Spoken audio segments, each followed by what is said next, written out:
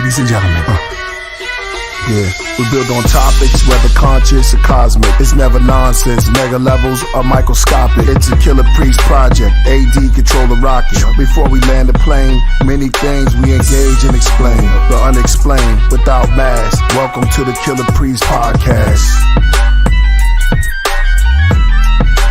Killer Priest podcast.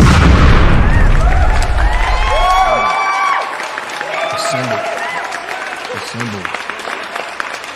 The origin, devotion, mental, mind, growth, development, power, respect, evolve, greatness, intelligence, beauty, life. Man, those are just words that we should use every day. Indeed. If we're not using words like that, we can't just rise in who we are. No elevation, no elevation. No elevation. That's a word to elevation. Next level, thinking. Welcome to another episode of Killer Priest Podcast. I'm your host, Killer Priest. Welcome y'all all back. We're about to go down today. Controlling the rocket is none other than AD, A Dizzle. What up, what up? Welcome back. It's gonna be a wild show. Let's go. Oh, it's gonna be on and popping. It's gonna be on and greatness. It's gonna be on and devotion, assignment. Yo, to my right, Men Capra. What's going on, y'all? Y'all know what it is. You know what I'm saying? Yeah. Oh, peace. on. Yeah. You know what I'm saying? I'm just zoned out. Yeah, you see me, I'm zoned. Yeah, Men Capra. To the far right. Rasulullah 7, here we are. Killer Priest Podcast. Falcon. Yeah. The Golden Falcon. Golden Falcon. Men Capra the Great. Melchizedek of hip hop. Yes, indeed. You know what I mean? No doubt. I'm the Pelican Falcon. I'm the guy that's gonna swoop down on you. The pelican. Yeah, that's the one that stay up in the air. Yeah, I'm just looking down. I'm protecting Men Capra and Melchizedek. Hey. I'm gonna come in. All right. Swoop down. Just when you thought you know what I mean? Y'all think y'all law, I just come in. Yeah, okay. All right. I want to shout out to real quick to the best Podcraft chat room. I'm gonna call it the craft room now. Yeah. Shout out to everybody that I see Aurora in the building. Shout out to the moderator. Coach Kandaka is in the building. She says she's so happy to have you on the rocket. Yeah, everybody coming into the rocket right now. Deadbeat Dayland, Deadbeat Void. Oh, 2 deadbeats in there. Glad for everybody that's coming in. I'm glad that y'all in. I said y'all grateful to be on board. Today is going to be very, very special. It's going to be another spiritual journey. Somebody said they stealth HFC 300. Man, peace to you. Everybody getting their tea ready. Today is going to be an extra special day, man. A lot of knowledge. Yeah, we're going to have a lot of knowledge. It's going to go to the expertise in this zone. A lot of knowledge. We got a guest today that's going to take us into the astrology heavens. Just spiritual guidance and all. That's why I'm just saying these things. And because I can feel a vibe. You know, when you start, before you start something, the whole vibe got to be right. The whole vibe. You'll just get in the car, get in the whip. Got to set the mood. Yeah. You got to fix your lights. Yeah. I mean, just your mirrors. Some cats just jump in the whip and they just want to pull off. Just gone. I done did it a few times. Yeah, man, Capra. But I strive though to stay on point. Yo, you ill with the car. You zipping and zooming, man. When we riding with you, I'll be like, oh, I gotta hold on to the seat sometimes. Yeah, I'm fast. Especially when it was in the Model 3, yo, that joint was like that was hard. That was my first time, and I gotta give him props. That was my first time actually driving in Tesla. Right. You know what I mean? Yeah. So that was pretty cool. That was pretty dope. Yep. That was how did the feeling? Thanks for the experience, bro. Yeah, the feeling was hard. Like it was gliding. Damn, I wanted you to put it in what do you call it? What? automatic, like you the Yeah. drive when it drives. Joint. Not while I'm in there though. yeah. I still deal Priest with like, human. nah, you know. Yeah. See, I man. like the electric cars because of the way that they move. Right. But at the same time, I still am better than the machine. There you go. You know the what I'm mind, saying? The mind. Right, is the first right, one. So I'm right. still better than the machine. Right. So we ain't gonna give them too much. Too much. Right. power. Yeah, You know what I'm yeah, saying? exactly. Indeed. You got to be behind your joint. Yeah. So, man, how was your weekend, A Dizzle? Good, man. It was productive. It was, it was fun.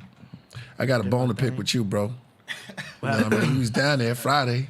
Yeah. We was ready. We was Oh, ready. man, to we set off almost had it. Yeah, we was ready to set off the podcast for Friday, and you stood us up, bro. I couldn't make it all the way down there. It's Yeah. just an hour away. I had to get to work by 7. And Is by that the what- time guys went live, it was 7:30 anyway. So I would have had to leave.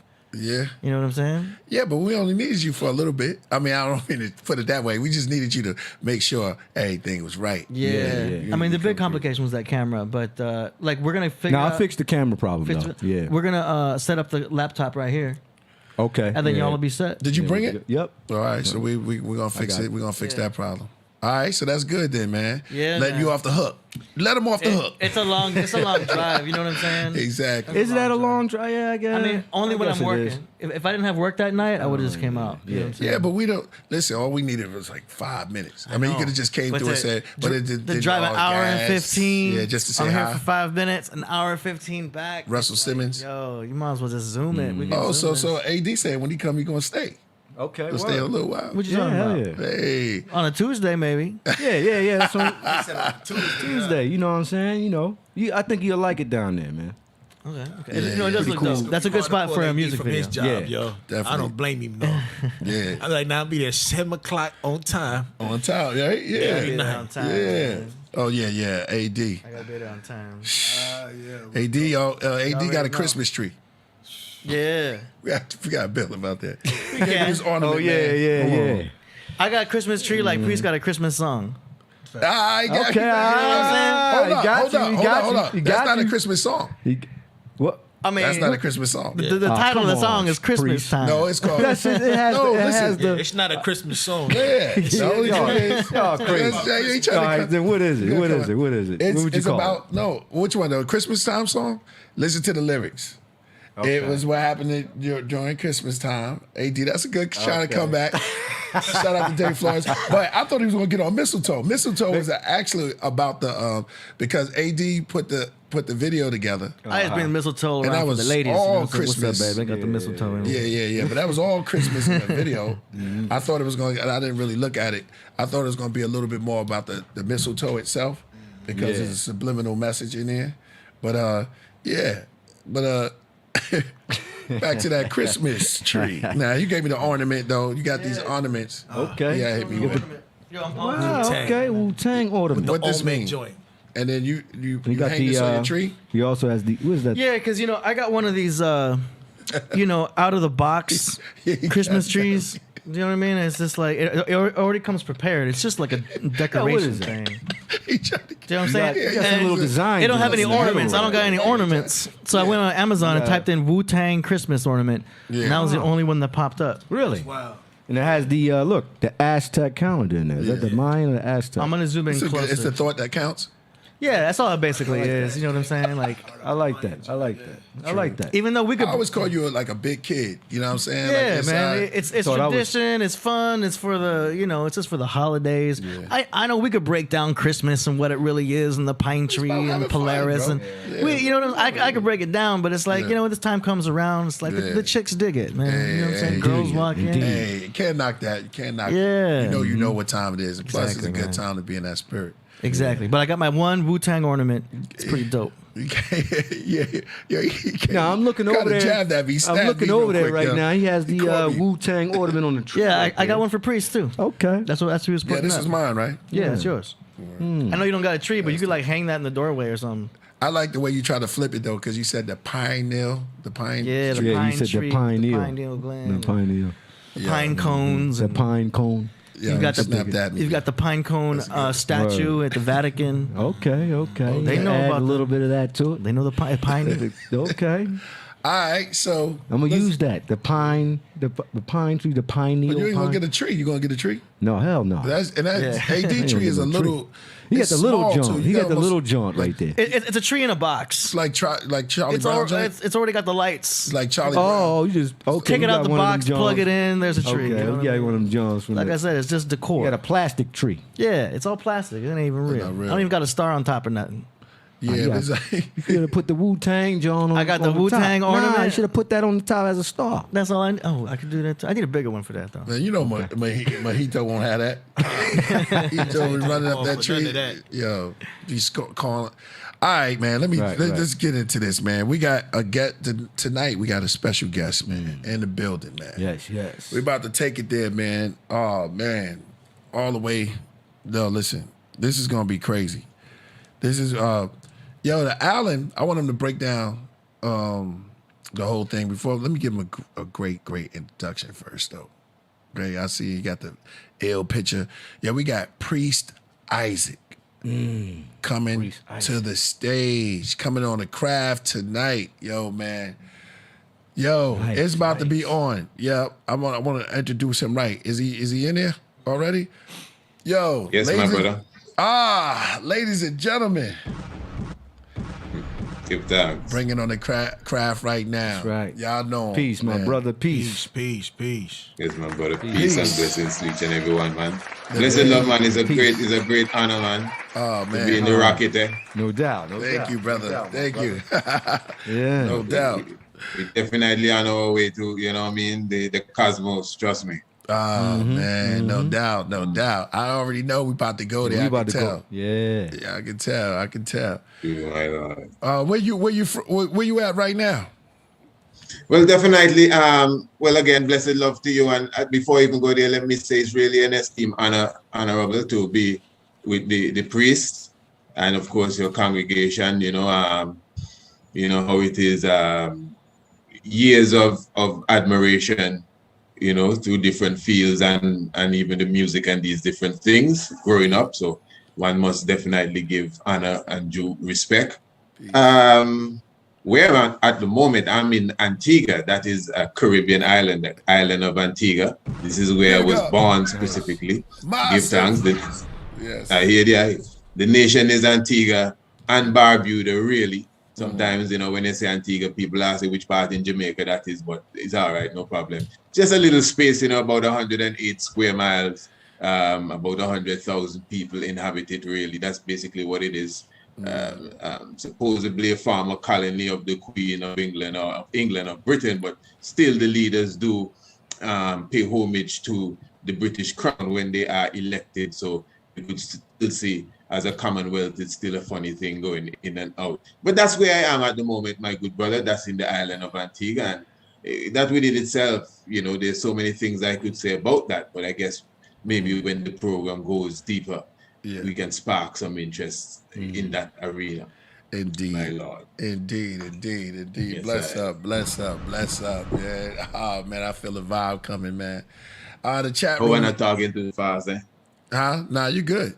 No, you're good. Okay. You're good. Yeah, we take it one step. I like to take things slow. Sometimes I'll be like, yo, let's slow it and walk this down slowly. So we can all get it. Man. Do that. Wagwan. You know what I mean? Right. It's about to set off, man. So I guess I'm gonna just, you know, set it off since we on the craft and how we just dive right into it. Right. So our build today, you know what I mean? We on a ill spiritual vibe and looking at everything that's going on spiritually. Where do you see where we at? Spiritually, okay. Yeah. Well, that's a very deep question, you know, and of course that's extremely broad and That's you what know we it's do. different avenues and different levels, you know. That's what we do. But you see what it is I'm going to present. I heard you did say astrology, and I wouldn't really fight that down, right? First of all. Right. But what I'll be getting into is more a level of what I would consider ancient astronomy. Oh. And Okay. in the sense that I'm not I like that. Ancient astronomy. totally negating the concept of astrology. I know many people will consider it pseudo and all of these different things. That's astrology I'm talking about. Yeah. But what it is with myself, well, I've always had a strong interest in the movements of the heavens. You understand? I always had a strong interest in the movement of the stars. And, approximately 23 or so years ago, I came across a book by the name of The Stars. And it was, it's a thick book, but it was simple. What it was really showing you is how to, read the heavens, how to cite the different constellations, how to identify them. Now, just for the, those who may not know, everybody's not on the same level. What a constellation really is a group of stars that give an appearance as if they are identifying something, whether it's a person, whether it's an animal, whether it's some sort of item, So herein where, many people say, oh, come on, that's just what you want to see. And that's what your mind imagine and these different things. Same thing like in clouds. I'm sure everyone have seen something in the cloud that they can say, hey, but look, that looks like a bunny rabbit or whatever they think they see. Now, but in reality, my brother and brothers, pardon me, and sisters and everyone that is listening really, what it is, we within our own self, we are a network of spirit. And that is why we always tend to rely somewhat on history. That's why we go for artifacts and so, and say, hey, your information wrong. I have the facts here. Because we tend to believe that those of an older time, especially the ancient times, would have had a heads up on certain things. So this is why we could go back to the Temple of Dendara and these different places and see the same Zodiac constellation already marked out in the heavens, although people speak of the Sumerians being the first astrologers and these different things. But even they themselves, as I said, Dendara in Kemet, that's the Egypt, well, they would know that, of course. You would see on the walls or on the roof, you see the constellations of the Zodiac belt already standing out. And we learn these things from some of our great scholars and give thanks. We talk about Ivan van Sertima, J.A. Rogers, even Dr. Charles Finch, someone that is not mentioned that much. And he's a man that goes a lot into the cosmos. Even surprisingly, he actually equates the coronation of Haile Selassie. This is Dr. Charles Finch now. And I know I'm not fibbing on him. He actually equates the coronation of Haile Selassie in 1930 with the coming in of the ushering of a new age and the new pole star and the constellation, which is known as Cephas. And, as we go through tonight, I'm sure I might even get a chance to show you that. So just quickly there, just to see that we even answering your question, why I was saying to balance off it, because I like how you brought even that on up. my, if you go on my YouTube channel, right, you would see I have a few videos every now and again, especially around the new moon and the full moon.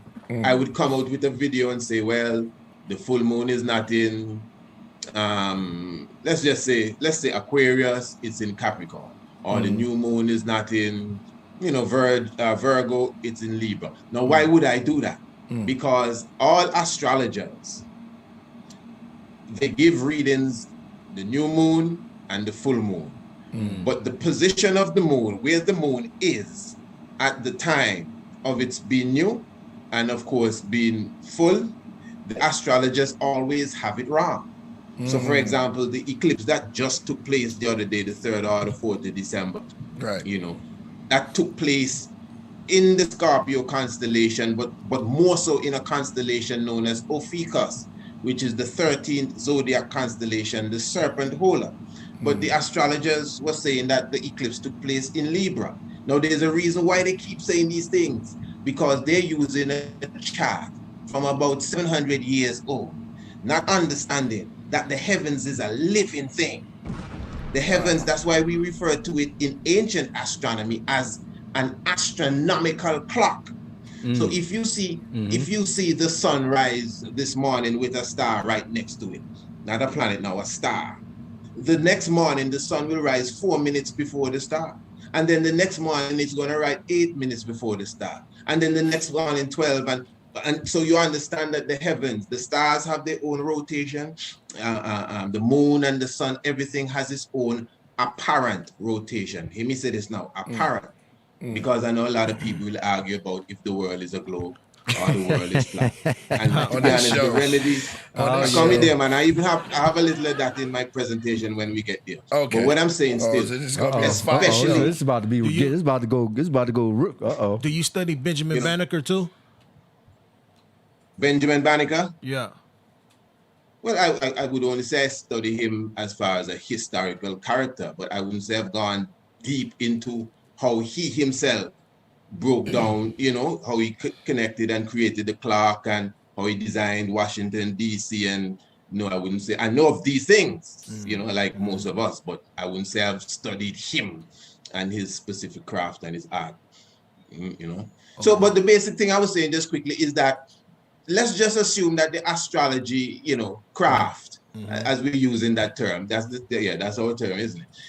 Let's say the astrology craft is correct. And let's say the astrologers will say, well, listen, man, the new moon is in the constellation of Libra. So that means, and I'm just kind of speaking off my head, I'm not no astrologer, and that means balance. That means you're getting flowers today. Now, that may be true, but let's just suppose the new moon is not in Libra, as you are saying. Because you see now, as I'm showing you, the heavens is a mechanic that is alive. In 700 years, it would have totally changed. Yeah. The sun moves 1 degree every 72 years. In its 2,160 year, for the precession of the equinox. In the study of astronomy, we more say the precession. We wouldn't say equinox, but the precession. But of course, in our conscious talk, we say precession of the equinox. Every age is 2,160 years, and it takes time from one age to the other age. Most people say we are in the age of Aquarius. We are not. I can prove it without a doubt. That we are not. We're on the cusp, right? Wouldn't you say we're on the cusp? Definitely. Hold on. We are. I thought you said we was in the age of Aquarius. Technically, we ended the age of Pisces, but we're on the cusp, though. We are still feeding off of at least 65% of the Pisces age. This is not something that changed overnight, it's all in 2012. Right. No, that cannot happen. No. So all of that's wrong. So we're living in the age of Aquarius, all that's wrong. No, it's right. No, we're on the cusp. Let me be clear here. I don't want nobody to get off. Okay. As I said, and we're going to get into it a bit more too. It's about to turn up. Okay, let's turn up. Yeah. I could even go for the chart right now, But as I said, is that we're still. Do you know how you judge an age? You judge an age, and this is the science. That's not me making this up. You judge an age depending on where the sun is located on the spring equinox.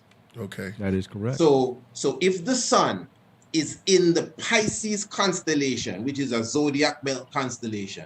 If on the 21st of March, you look to the east, now all of this may sound strange because you may say, I can't see no stars in the day when the sun is up. Well, whether you can see it or not, there are ways and means of knowing what is there.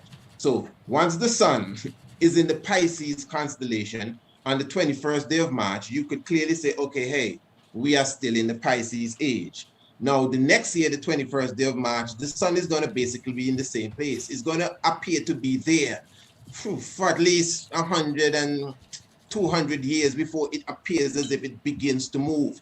Because now, remember, it's going to take 2,000 plus years to move to the next constellation, which is the constellation of Aquarius. So in the Aquarius age, when you are fully in the Aquarius age, on the 21st day of March, the sun will be rising in the constellation of Aquarius, or so it would appear. Remember, it all has to do with apparent movements and vibration. It's not as if the sun is rising and setting. It just appears to be rising and setting because of the rotation and the revolution of the earth. So we have to keep all of this in mind. Just like an eclipse, if you notice the eclipse now, it appears as if the moon and the sun is almost the same size. So the moon just passes in front of the sun and block out the sun.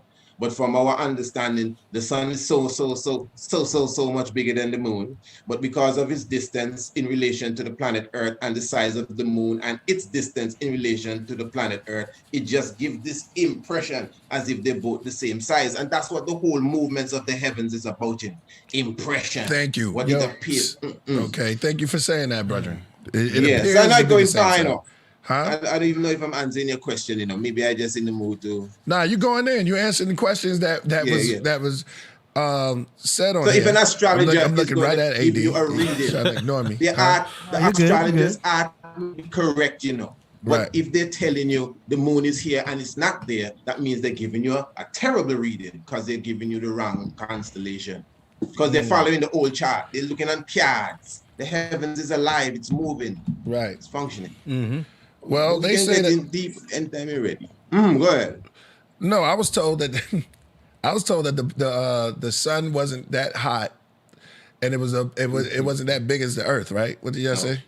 I don't know what you're talking about with the sun being not hot. Where'd you get that? Oh, yeah, that's what. No, you come on, said that Santos you said said it that was the like a sun is flashlight. smaller than the Earth, and the Earth is bigger than the sun, and that's completely Yeah, now- the sun and moon are the now- same size. They think that the sun and the moon. But look, that's a are the different- same that's a size, different model. and that's not true. We don't want to get sidetracked. Let's, Yeah, okay, let the let's, brother let's speak. Go let ahead. Priest Go ahead. Isaac speak. Yeah. And we'll talk about the other stuff another time. Yeah. We go. Okay, tell you what. What I'm going to He's do. telling the truth. No, go ahead. No, he's just telling the truth right now. Yeah.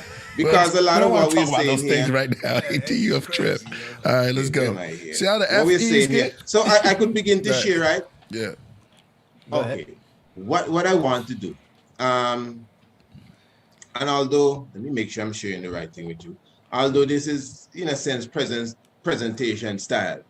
Oh, it's a tiger. Please. Yeah. Hard.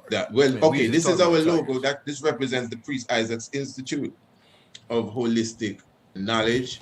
Of course, when we go a bit more, we'll get a bit more into that. All right. Before we go in, family, let me just, and of course, stop me anytime, and you can just continue to converse.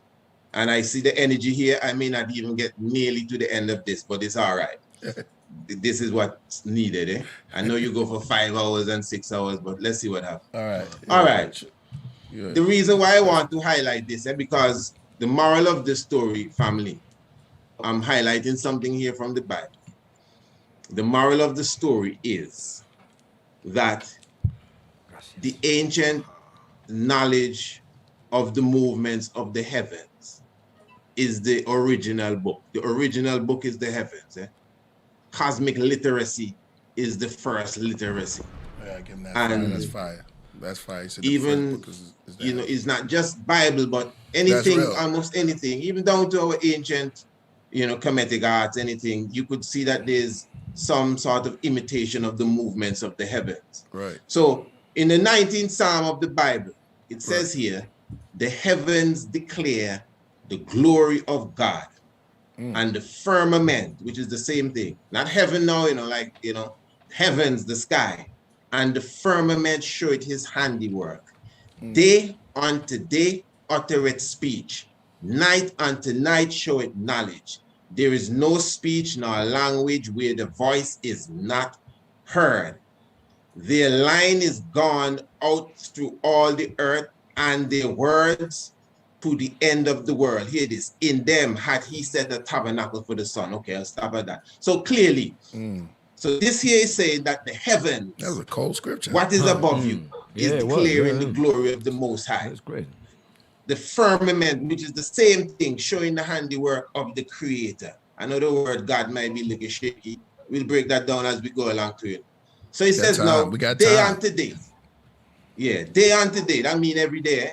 And night unto night show it knowledge. And there's a speech, language, a voice.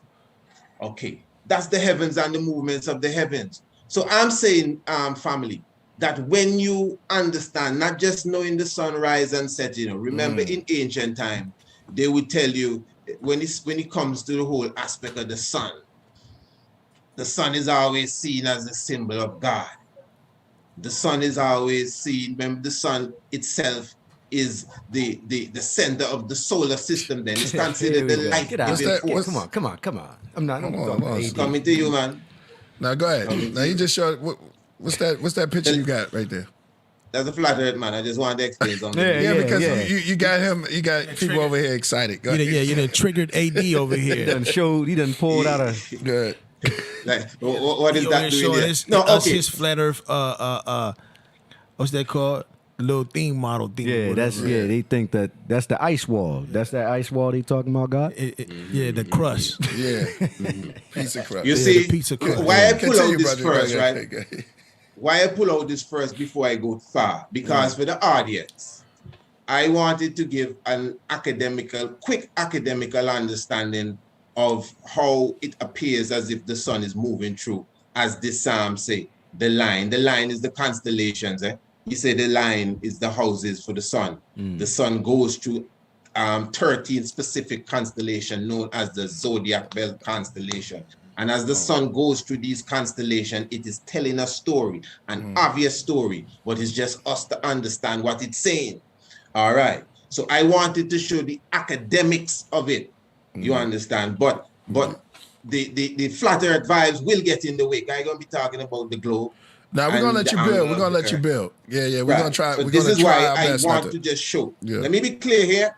I don't know. Everyone is free to have their own opinion. Yeah, indeed. Now, I'm not going to say I am a flat earth expert. I would never say that because it's not even a concept I hold on to. But I'm a student. You know, I'm a researcher. So obviously, I would have taken my time. Trust me, I've taken my time to at least, give it an open mind for years since it has been a big thing. Yeah, man has been in it, a lot of debating and all of these different things. Right. And I've never been held or convicted on it. I mean, if somebody can, it's just up to them. But I think I've heard, if not every aspect of the theory, most of it. Now, myself now, as an archaeoastronomer, I'm certified in the field. My certificate is from the University Politecnico de Milano, that is in Italy.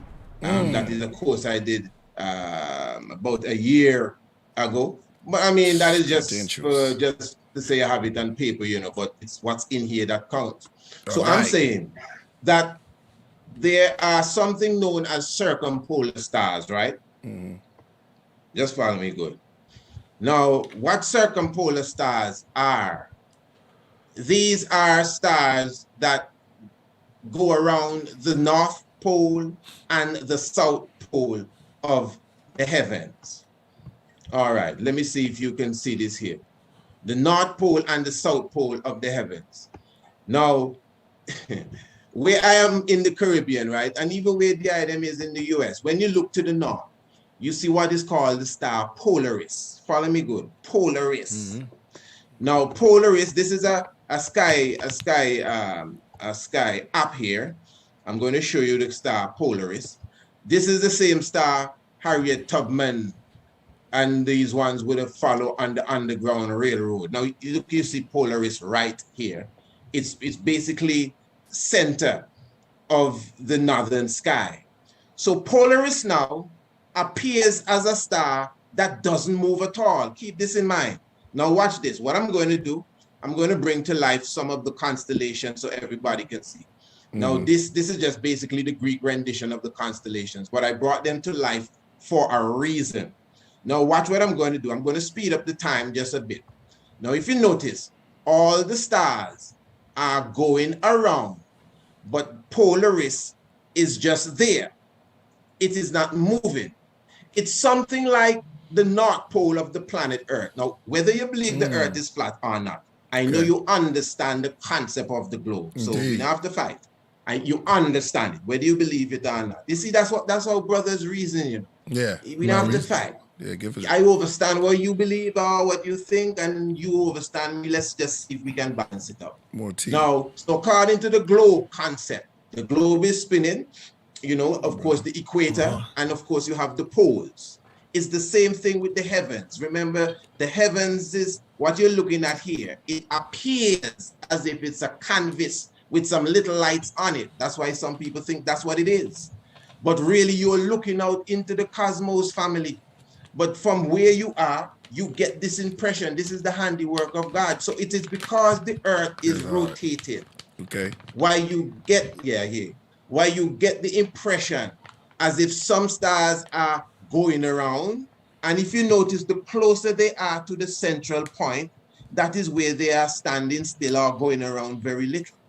So when it comes out, that is why stars on the equator, watch this, that is why stars on the equator like Orion and these stars and most of the Zodiac belt constellation rise directly in the east, pardon me, they rise in the east and they set in the west. I'm a little problem. Okay, good. They rise in the east and they set in the west. Now, because they are on the equator of the heavens, the same way that the earth has an equator, the heavens have a celestial equator. Now, this is not really in the sky like a line going through the sky. It's just the equator of the earth superimposed out on what appears to be the ceiling of the heavens. So when you draw that quote-unquote imaginary line, it will run through constellations like, for example, the belt of Orion. That's the same belt of Orion that aligns with the Pyramid of Giza. So obviously the builders of the Pyramid of Giza would have had to have that understanding that the belt of Orion runs right through the celestial equator of the heavens. Now, so Orion rises officially to the east and sets officially to the west, because Orion, half of the Orion constellation, also known as Sahu, which is its real name, half of it is on the north of the celestial equator, and the other half of it is on the south of the celestial equator. And it looks like a man standing with a shield in his hand and his sword lifted up. You understand? So it now that you see it here, this is Orion. Look at right here, Sahu, the constellation of Sahu. Now the Greek rendition make it look like a man with a club and a dead animal. That's Orion from the Orion story in Greek mythology. But the Sahu story in Kemet, ancient Kemet, is a man with a sword when you really see the real constellations. Because I'm only putting these figures up for those who may not, know the stars well. But I can make the figures disappear and I can still see Orion here. If you look good, you see his belt, see the three stars. You're talking about Asar, right? You're talking That's about his shield. Asar, well, Asar is Osiris, but Osiris, when he resurrected, became Sahu or Orion. Yeah. It's the same Asar. You are correct. You are correct. But I'm just looking at it in its order. Asar only became Sahu after he resurrected. Before he went through on the crucifixion and cut into 14 pieces and all of that. He wasn't Asar, he wasn't Sahu as yet, the resurrected Orion. So after he resurrected, he went up into the heavens and became Orion here. This line is the equator of the heavens. It passed right through Orion's belt. So the point I'm making now, just quickly, if we look here, this is the southern pole. Now, in the same way you have a northern celestial pole, and celestial means space. In the same way you have a northern celestial pole, you have a southern celestial pole. So like here in the Caribbean, we're very close to the equator. So we can see this constellation here. This is the Southern Cross, a very beautiful constellation, one of my more famous constellations. And you could just see it peeking over the southern horizon at a specific time of the year. So the more south you go, family, follow me because I'm going to seal this part up now. The more south you go, you'll be able to see the constellation in the southern sky. And you will notice that just like the North Pole star Polaris, everybody know Polaris. As I said, same thing Harriet Tubman them used to follow the drinking gourd. So everyone knows it is the North Star doesn't rise and set, but there are stars that rise and set. And in the south, you have stars again that don't rise and set, they just go around a point. So that is only possible on what is known as a global formation, because it is the globe that is giving the impression. Now, just to prove this now, let me go back to So you're saying it's the globe that's giving the impression.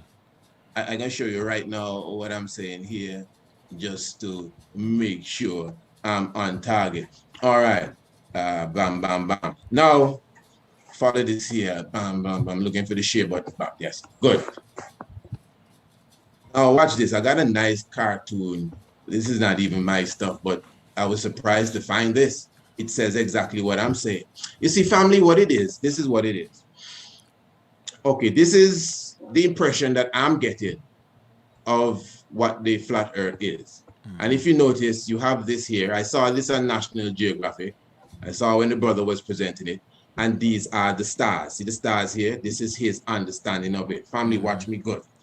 Now, what I just showed you, if I come out, like for example, Brother Kepra, you're in Peru, South America, down here. Yeah. Say you go down there. And then I go to Azania. And Priest, you go to Australia. Now, 12 o'clock in Peru, you're going to see the Southern Cross rising. 12 o'clock in Peru, midnight, you see the Southern Cross rising. So I get on the phone and I say, hey, Kepra, can you see the Southern Cross rising? Yes, okay. Now, I'm not supposed to be able to see it yet. But 12 o'clock my time in South Africa, I'm supposed to see the same thing. And 12 o'clock in Australia, specifically, you're supposed to see the same thing as well. And what you're seeing, is a circumpolar action, because in the south, that's why I picked southern countries. If you notice, everything here is below the equator. So you'll be able from South Africa to see the stars going around in a circle. You'll be able to see from Australia properly the stars going around in a circle. You'll be able to see from South America properly the stars going around in a circle. Look at this model here, family. Talk to me. Talk to me. How can you explain the southern circumpolar? You in South America, and you see it with your eyes. I know if we leave here and fly on a plane and go to South Africa, by the time midnight comes, we're going to see the same action, the cross rising and going in an arc. It's not possible when you have a foundation like this. The circumpolar, that is why this was drawn. The circumpolar, and I see they use my star too. I just found this, to be honest, but this is a concept that I already fathomed out as an astronomer. It's impossible. I'm telling you, there's no way you can get around it. It's impossible for the southern circumpolar action to take place on the flat earth theory as we know it. Maybe there's something else that has to be added, but as we know it, that cannot happen. I don't know if you understand what I'm saying. I know it's a lot. We overstand. Yeah, we overstand. Overstand. You're right. Thanks for the correction. You ever took like a can and just stepped on it? Huh? You ever took like a can and just stepped on it? And it crushed? Yeah. Yeah. That's what you just did to the whole flat earth theory. Okay. I hear you. Okay. I mean, well, it's just reasoning, You just stepped on it and crushed it. You know, because and I don't want to labor on it too much, because there's some other points about it that I don't want to go there. But I would like to continue with what I'm saying now. You could just use the basic fundamentals, like the force of gravity. Let him finish. You know what I mean? To explain the flat Earth. No, he's good. He can go. All right, go ahead. You know what I'm saying? Yeah. I mean, gravity can a lot of flat earthers argue about the force of gravity, and gravity just shuts that down. They call it atmospheric density. And the sun is holding all the planets in its formation. I mean, as it rotates, because without gravity, they wouldn't even be there. Right. I hear you. You know what I'm saying? So that right, you got to disprove the forces of gravity, which is really most scientists won't even argue about that. You know what I'm saying? It's like I'm not even going to waste no time. Now, a lot of flat earthers think that the force of gravity doesn't exist when, okay, well, where's your mathematical thesis on how it doesn't exist? Because they use math. They use density math and buoyancy. But let's let him build. All right. You can say that. He said just let him. Yeah, go ahead. But, go ahead, brother. Go on. Yeah, man, but I real good. I'm with you, and I free with the reasoning too. Yeah. But okay, so since we kind of got that, I wouldn't even say out the way. Since we put that to the side for the moment, because trust me, somebody's gonna inbox you later, say, man, please, you gotta bring him back. I have the real facts here, and I know there that. There you go. Gravity's a theory. Yeah. No, gravity is not a theory. Yeah. Gravity's been proven. I just like the fact that regardless of what model you look at, whether it's the heliocentric model, or the flat Earth model, the astrology is still as impactful, and it's still key. So like it becomes irrelevant what model you believe or follow. Okay, Is it exactly. astronomy? That was the point. Is this astronomy? That was the point I was Is it- making at the beginning, and I make that point all the time. That whether it's flat or round, right? It's why I what said we are gravity. observing. It doesn't change the mechanics of what we are seeing. Trust me, it doesn't change the position of where the sun appears to be at a specific time of the year. None of that changed. So flat or round, that doesn't change the ball game. You know, so you're correct. That's what I was really saying. You're correct. I was just looking That's for a nice way to bow gratefully. from the year. Okay, so can I show you this now? Yes. Okay, so basically now, this is the map or the model many people dread, and I don't want to say that you're teaching the people the wrong thing, but well, let's just deal with our understanding for the time. So, okay, so you have the sun. This is what really happens, family. So basically, you have outer space, and I'm using a software here called Solar System Scope. Right. We actually use this in our. We have a homeschool program, by the way. Could we get a Even mojito out the way? you gonna take a break? Nah. He got a crazy cat that just gets in Sorry, the way. my cat was in front of the other screen. Go ahead. Yeah, go ahead. Now you can break it down. No, I didn't see that. What's the name of the cat? Mojito. Mojito. Yeah, he's off the hook. I just call him my boss. Yeah. He listens to what you're saying. He gets upset. AD lets him go, and he goes up in front, stand in front of the chart. I forgot he was there. Smokes weed. The cat smokes weed. Yeah, does catnip. Yeah, It's a that's very cat bad nap. habit. You don't like nobody. Yeah. Not even the owner. Yeah, yeah. Yeah, Mojito. Okay, Mojito, listen to this, Mojito. I'm going to be talking about some fish. Right. You eat fish, Mojito? Maybe he sensed that. Eh?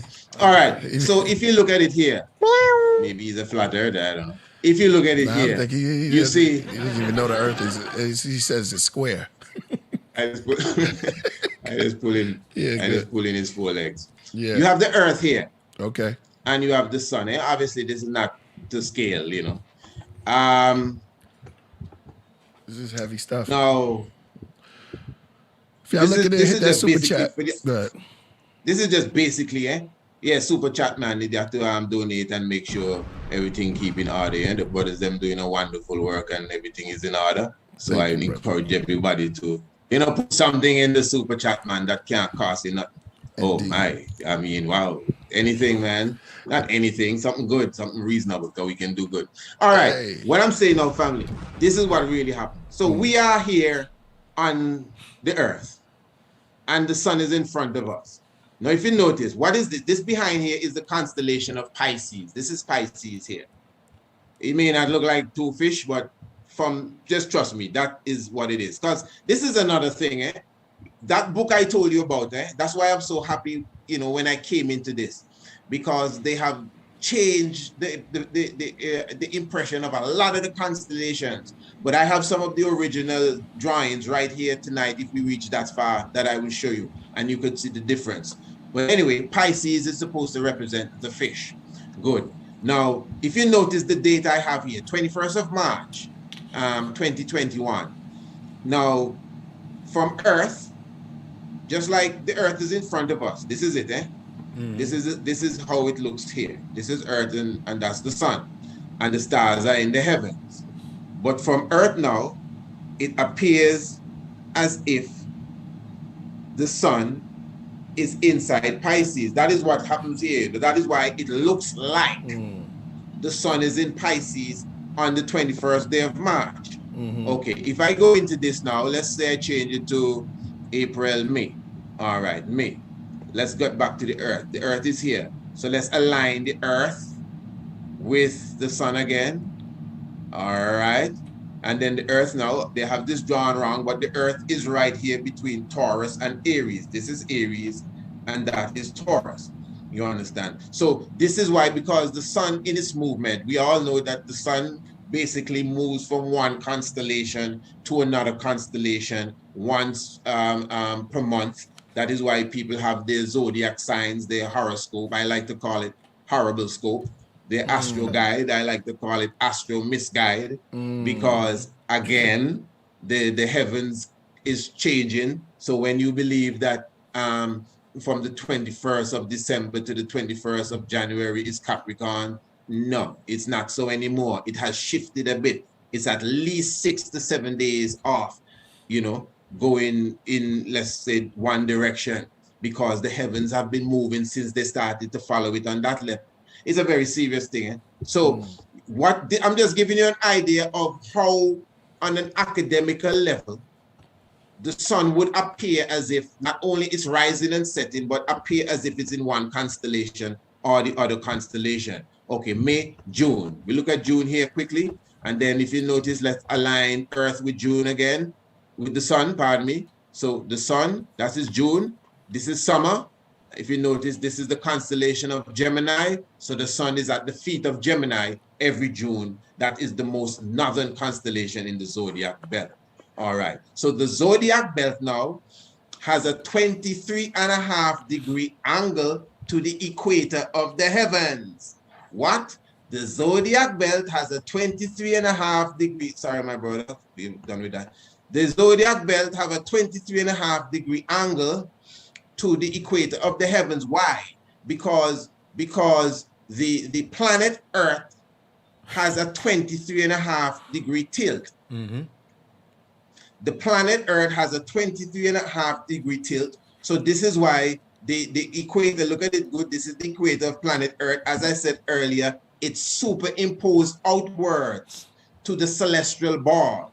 So you have to imagine as if planet Earth is a ball inside of a celestial ball, like a tennis ball inside of a beach ball. But remember, this is just an apparent thing. It's not inside of no ball. It just appears so. So that is why the planets and the stars and the sun and the moon move on the arc of the heavens, because you're looking at quote unquote half of the ball from horizon to horizon.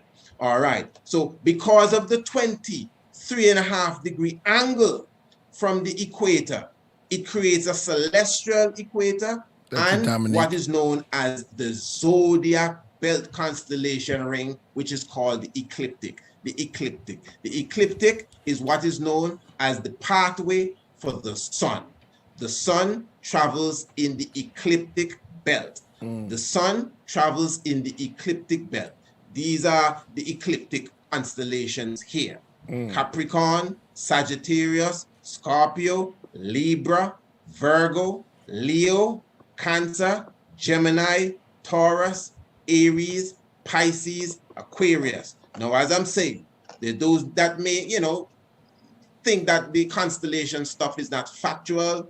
Everyone is free. As I said, most of us would have, come across the knowledge, that the zodiac belt specifically was cited even in the Temple of Dendara. Here you have the Pisces constellation already standing out. You see two fish, because it's really two fish. Really, this is just the Sumerians, as well as those, some people were saying they are the father of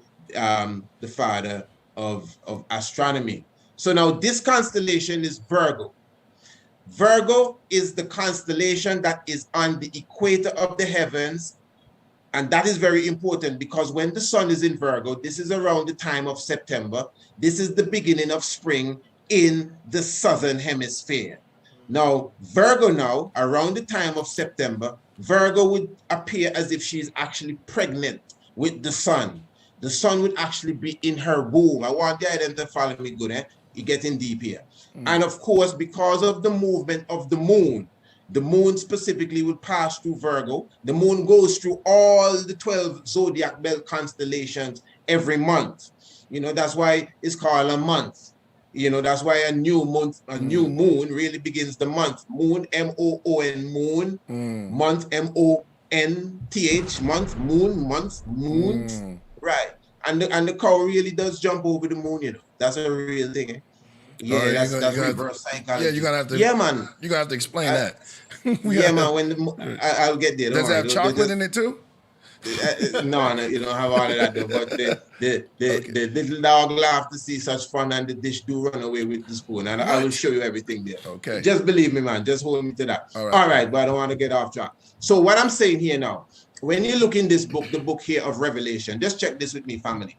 Revelation chapter 12. And there appeared a great wonder in heaven, a woman clothed with the sun, and the moon under her feet, and upon her head a crown of 12 stars. And she, being with child, hold on, cried, I gotta give you props for this. This is hard, Dred. You gotta get. You're getting the astrotheology right now. Killing bro. this one, yeah, you Well, killing that's it. what it All right, is. go ahead. That's astronomy. Yeah. She being with child, cried, travailing in birth and pain to be delivered. And there appeared another wonder in heaven. And behold, a great red dragon having 7 heads and 10 horns and 7 crowns upon his head. And his tail drew a third part of the stars of heaven and did cast them to the earth. And the dragon stood before the woman, which was ready to be delivered to devour her man-child as soon as it was born. And she brought forth the man-child who was to rule all nations with a rod of iron, and her child was caught up unto God and his throne. Okay, now what I'm saying here, as I said, the heavens declare the glory. That's how we began. It is a story being written. When you observe the movements of the sun, that's why I went as far as to show the importance of the ancients when it comes to the sun. That's why the sun has always been the central figure when it comes to God, even in ancient, Kemet and the Ra figure and all of that. You see the sun, even the term the son of God, S-U-N-S-O-N, is basically the same thing. Of course, the bird and the snake concept, like when you see Tutankhamun with the feather snake, the bird and the snake, it represents the cycle of the sun. The same Aztecs and Mayans that you all were speaking of earlier, the Quetzalcoatl, which is the same feathered snake, is considered to be the literal cycle of the sun. And that's some deep stuff, really, So the sun is very important, because it's the life giver. It's not as if the sun is like the creator of all things. We know that. We understand that. It's the son of God. Right, but we right. So we use it as a symbol of what we're trying to say. That's all. And here, the son is born of a virgin. Oh, beautiful. What? Yeah, 6 runs, man. You don't play cricket, huh? You would say home run. You play cricket, 6 runs. Caught that one. All right. Slid that one in there. That was a good one. The sun is born of a Virgo. Yeah. That's beautiful. Yeah, exactly. So basically, you would see that, and I'm going to show you on the moving chart. You would see the sun literally coming out of Virgo, as you see her lying here, because she's actually laying down there. And I just want the family to know these constellations, I know them. When I say know them, I've been studying them for at least 2 decades. So I'm only using this because we're here. We have tours that we have here in Antigua where I do, we go and we watch the heavens, etc., on Greencastle Hill, which is a megalithic hill right here in Antigua, which actually has stones that align with the hieroglyphy of the heavens, which is the alignments of the sun and the moon. I mean, some mind-blowing stuff, and I'm telling you.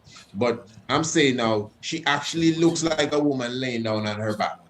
Yeah. This would be her head, her legs actually open, and her arms up in the air. And you would actually see the sun coming out of her.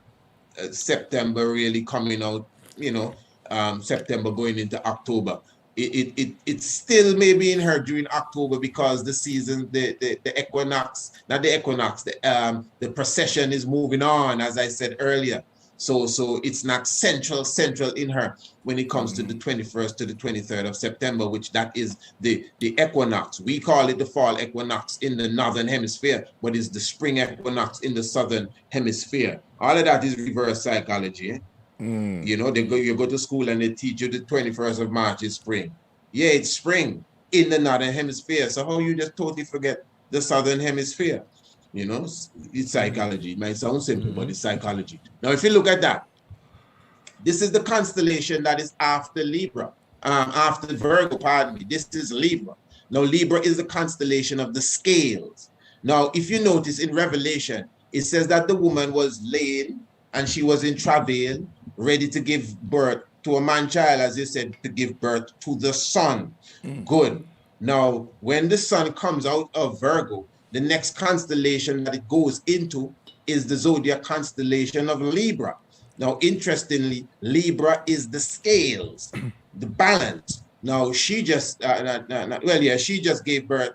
Well, she was supposed to give birth, according to the story, to the man-child that was supposed to rule. Now, of course, the scale is the symbol of rulership, the balanced ruler. So this is why throughout ancient theology, you would see different, different individuals, like, for example, Anpu, nice red, black, and green. You'd see Anpu Anubis. This is Marcus Garvey, but let me not go there. That's right. That's build on it. Build on it.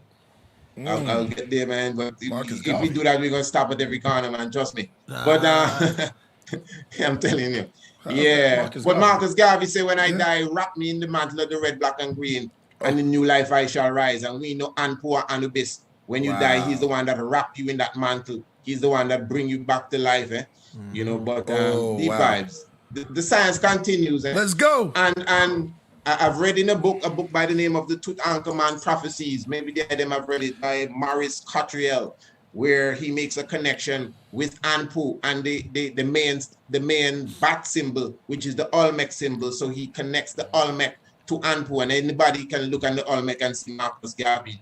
You know what I mean? You don't need too much of no scholarship to see that. You look at the Olmec picture. Maybe I have to pull it up somewhere. And you look at Marcus Garvey. Priest Isaac, come on. Oh, man, keep going, brother. Keep going. You're telling me there, man. You have me there. You don't understand. You're telling me there. Hey, great. Come on, brother. don't do that. I love it. You ain't Keep on playing. going, But man. anyway, Keep going. We'll get back to that. But anyway, the scale. As you see, the scale is obviously, the symbol of divine rulership. If you notice, even this this fella here, Michael, even Michael always has his scale. That's right. Because this is the craft, as you say, symbolism. So these characters of rulership would always have the scale, and the scale is the symbol of the ruler. So when the scripture says, when Revelation 12 says that she was to give birth to a ruler, because remember, the author of Revelation said he looked up in the heavens. That's what he didn't say somebody tell him this. He didn't say a voice spoke unto him. He said he was looking up in the heavens. That's what he said. We just read it, Revelation 12. And he saw a woman clothed with the sun. So that means he is an ancient astronomer. It may be written like a story, and now I look up in the sky and there was this woman as if he having a dream. Well, Daniel was too, right? Not to cut your wisdom, but Daniel also studied the heavens. Yeah, of course. I think anyone of that time, would have that we consider renowned, would have definitely all of these, because the Bible itself, holy alone means solar. And book, solar book is really a holy book. It's the solar book. Basically, like holy Helios means the sun. Helios means the sun. Right. And Biblos is the little book. So it's really the holy sun little book. The Bible would mean sun the book. sun book. That's the sun book. That's why they say it's Right. astrology. It's based off astrology. And sun with the son of God. Yeah. But no A lot offense of to no one. Freemasons say that the Bible was based all off astrology. They'll tell you that's one of the secrets. But you just confirmed that though. Yeah, you Right. going But in. You without going in. no disrespect to no Helios, one. Biblos. Yeah, but even like things like, okay, the sun shall, like the sun dies and rise. Yeah. And Yeah, we got comes in AD the for cloud that. of the heavens. He told, yeah. And all I shall see him. So that's obvious. But them is Yeah. kindergarten levels. So why showing you here? No, oh man, maybe I Right. should make it sound so. Indeed. I thought I had a picture of the Scorpio. Okay, hold on there. Just give me a second. Let me just go So to after something here. Libra, and then it's No. Scorpio. This is, that's what I'm looking. Now, this is a book I actually wrote here. This is my book some other specifically. Scorpios. The Heavens Declare the Glory, Rastafari, and the Cosmos. I didn't have the picture of the Scorpio there. So this is the Scorpio constellation here. Now, if you look at it good, let me just pump up the volume there for you a bit. Like a man with a come sword on. and a shield. Yeah. That's Sagittarius, though, ain't it? No, Now, coming to that now. That's not Sagittarius. So you can see the Scorpio. This is the Scorpio here. You see it? That's the Scorpion. That's a Scorpio? Yeah. Yeah, look at here. You see the tail? That's the tail, and that's the mouth open. This is actually the constellation after. Okay, I'm with you, but I know, man. I know Are you with sure me, we man. looking at the same? Is that look like a man that's holding trying to have a bow? A bow. It does look like that. Bow or Oh, shield. you're correct. You're so beautiful. Yes. You are correct. You are correct. You are. It Well, I should knew I wasn't are- deceiving it myself. should I be was in the like, shape of a J, I know I ain't Yeah, tripping. you are. like You are Judas. correct. Bam. You are correct. You are correct. No, I ain't Thank tripping. you. Yeah. That's what. Yeah. So many things. But you're Yeah. right. That was the Sagittarius. But this is the one before Sagittarius. This is the Scorpion. Okay. You see it here. I This see. is the head where the mouth is open, Got you. and that is the tail. But it's just called the Scorpion. But it has a more like a serpent sort of look. But this is one of the easiest constellations to see. Trust me, it's very large, and it looks real. And this is the thing. I can vouch. I would agree. There's certain constellations. Okay, there are 88 constellations in the heavens, and some of them it's tough to see them unless you really know them. And sometimes they could be there or something else. They could say, look like something else. But I'm telling you, there are several constellations. Nobody on earth could tell me that that's not what they were meant to be according to the mystics and the spirit and the intelligence of nature. Nature has its own intelligence. Nature forms thing. It doesn't have to be no man in the cloud doing it. It's just nature knows how to express itself. Orion looks like a man standing up with a sword and a shield. The constellation of Leo looks just like a lion, and these are bright constellations, so they don't look fuzzy. Even moonlight don't take them out. The same one you were looking at a moment ago, Sagittarius. Clearly, you could see the man with the arrow pointing. Yeah. I'm telling you. Yeah. This same one here, Scorpio, very, very clear constellation. Several clear. Gemini, you could see that it's not as bright as the others I just mentioned, but when you can see Gemini Shout out properly on a Geminis. very dark night, So Gemini's wasn't that bright. Go ahead.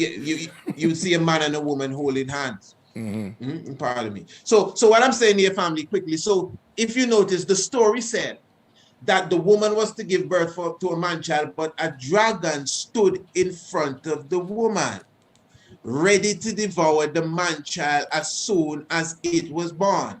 Let us go back to the heavens here. Let me just make sure you can see this here properly. You see in the sky chart? Yeah. All right. In the sky chart now, what I'm going to do, I'm going to put on some training wheels here so everyone can see. Bam. And so you could see the heavens. Now, the woman giving birth to the sun. As I said, the sun is the sun, but she gave birth to the scales. The scale represents the balanced ruler. And then after that, in front of the scales, you see the constellation that is known as Scorpio. So see her here? This is the woman. That's how they draw the woman here. That's the same Virgo here. If you notice, that's the scale here. And then you see the scorpion right here. Like just one arm after the other. So when the sun comes out of her, let me put that in pause. When the sun comes out of her, the sun goes into the scale, the sun goes into the scorpion, and the sun goes into Sagittarius here. Now, if you notice, Sagittarius, let me get these lines out of it. Sagittarius, or the archer, has his arrow pointed at the scorpion, ready to destroy the scorpion. Hey, listen, I wanted to follow this good. This is serious. So if you notice, the scorpion here, again, in front of the scale, ready to devour the scale, and the scale coming out of the woman. Now, why did we start at her? Because she's a woman. If you check it, she is at the beginning of spring. So she is at the crown of this. The Revelation says that the woman that was clothed with the sun, the woman that had the moon under her feet, she specifically had a crown on her head of 12 stars. So that means the crown on her head of 12 stars represented the 12 constellations that go in the circle that they call the Zodiac belt constellations. But she was at the head of them, if you understand the science. Look at the sun. I'm going to make the sun move backward as such. Now, if you notice the sun, I'm moving the days. The sun, you see Mercury, all of them moving. That's how the heavens move. All right, good. So this here, this is the 10th, the 6th day of October. So as I said, this is where the sun is around the time of September. This is September, the sun is in Virgo. Look it right there. Moving in now, October, look at it good. You see the sun, it coming out of Virgo. And then it goes into, by November, it finds itself in Libra. And then it comes out of Libra, the scale, and then the sun is in Scorpio. That's how the sun moves by December. And then in late December, around the time of the solstice, the sun is in the constellation of Sagittarius. And all of this is telling a story. The same story that John, the divine, says in Revelation that he saw when he looked up in the sky.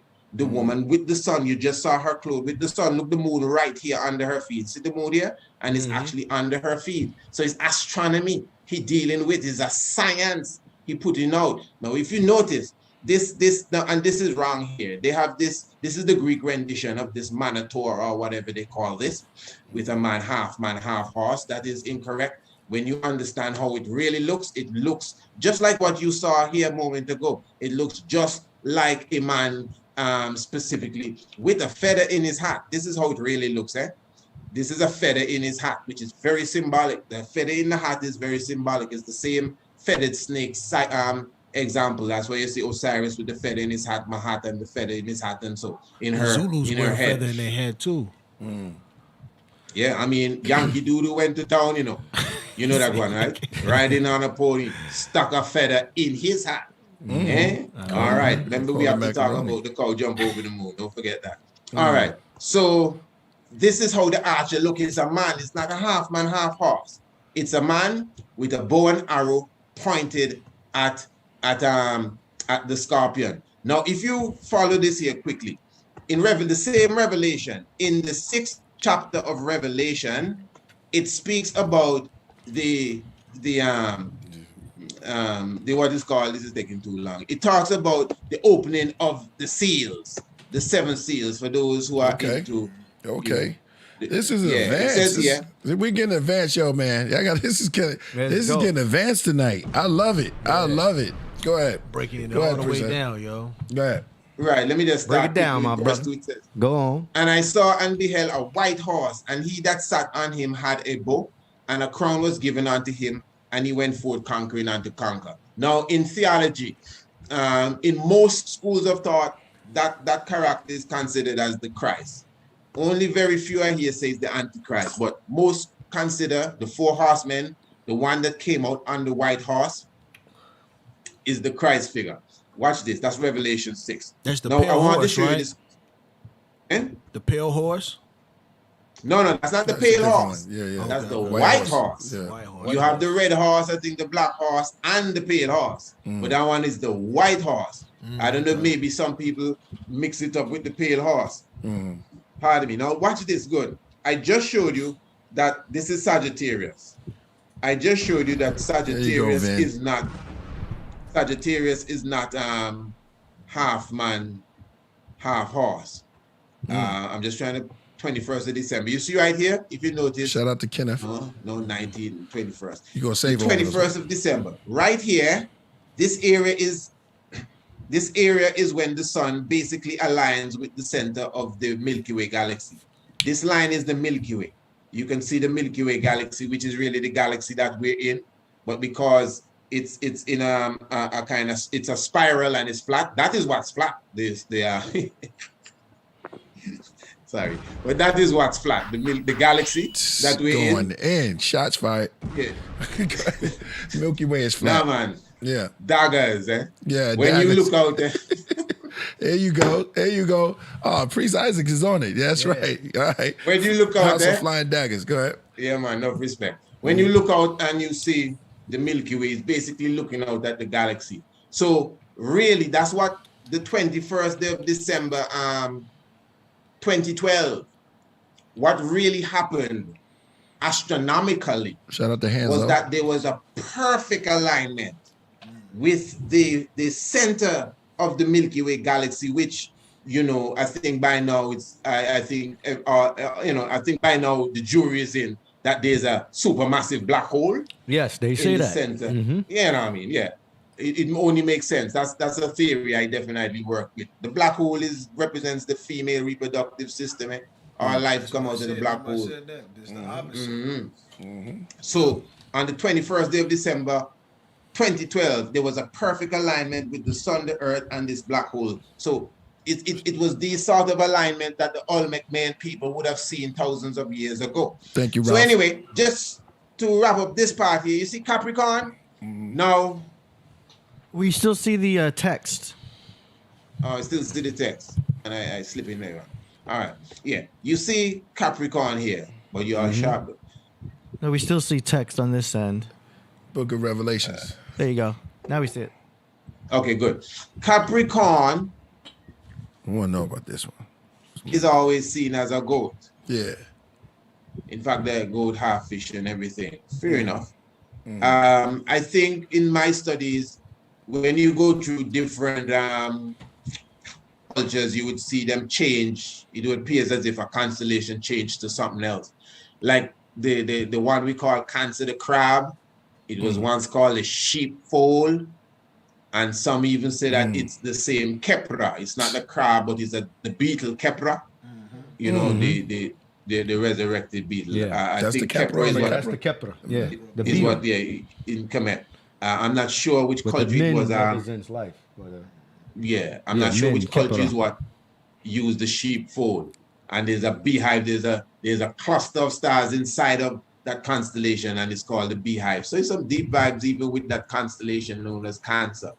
So, but the constellation that they call Capricorn, it doesn't really look like a wow. goat. yeah, you see a Capricorn. Let me give you Kepler. another bomb right Yeah, there. that was dope. Because you're linking it. Shout out to Khalil Luz.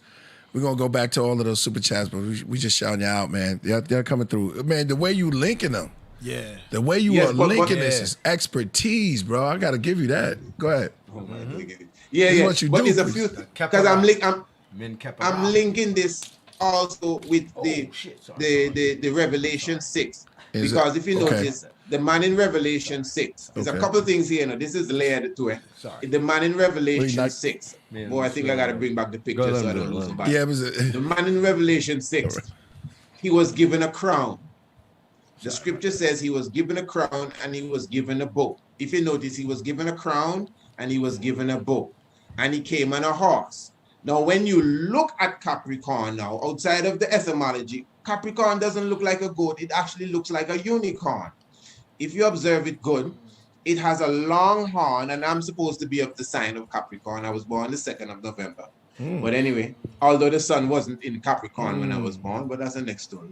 But But if you you would be a notice, Scorpio then. no, the sun was actually right touching the head. But traditionally, No, traditionally, it would be closer to, well, as I said, I was born the 2nd, so I'm not too far from the 21st. I would be on the brink. oh, Because as I 22nd. said, no, the brink, when I say the brink, right, the days are changing from the time that they established those days as far as the season of the Zodiac constellations. Okay. Every month it would be off a bit because of how the heavens is moving. In the Remember, the sun northern, moves 1 degree every 72 years, you know. So Okay. if you're 72 years old, the sun has moved 1 degree in its 30-degree movement of 2,160 years. So in 2,000 plus years, the sun has to move 30 degrees to get to the new age.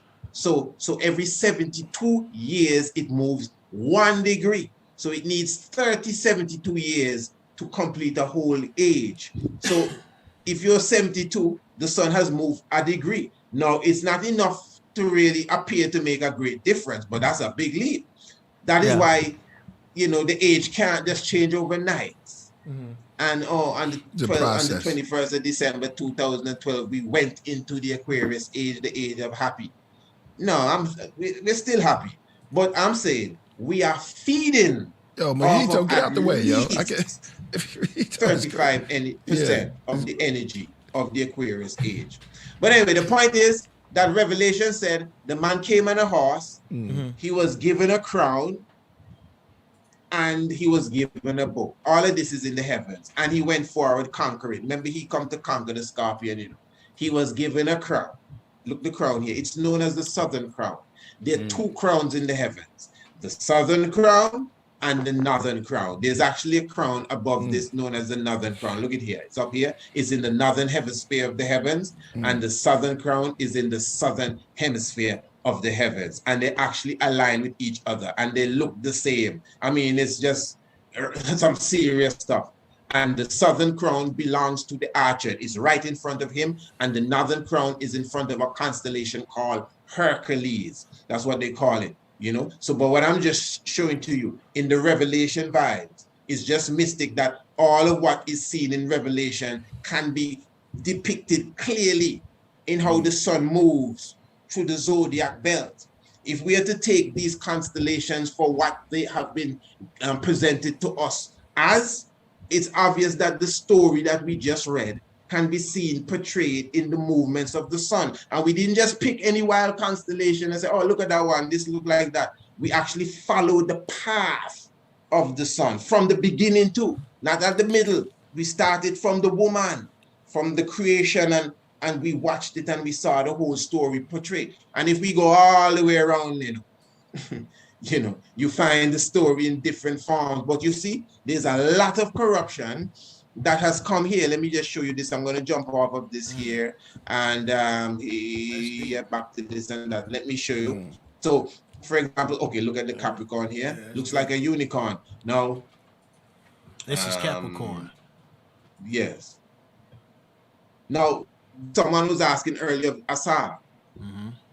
You know, him in the red, black, and green too. But that's right. In Ramesses, not Ramesses II temple, his wife temple. What Ramesses II's wife? I think. What's her name again?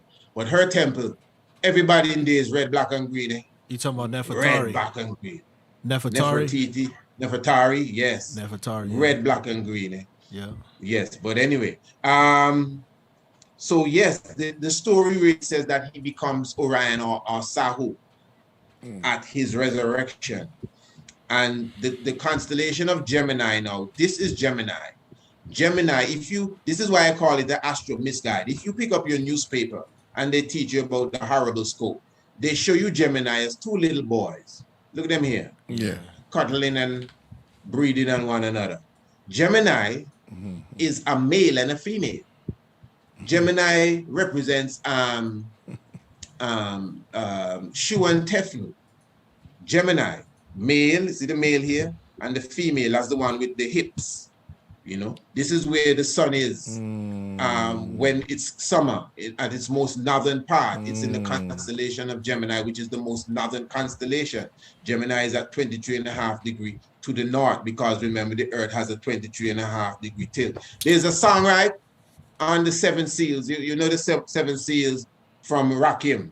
There's a song Rakim have called Satisfaction Guaranteed. And in the song, he's kind of making an analogy with narcotics and I guess his lyrical skills. And at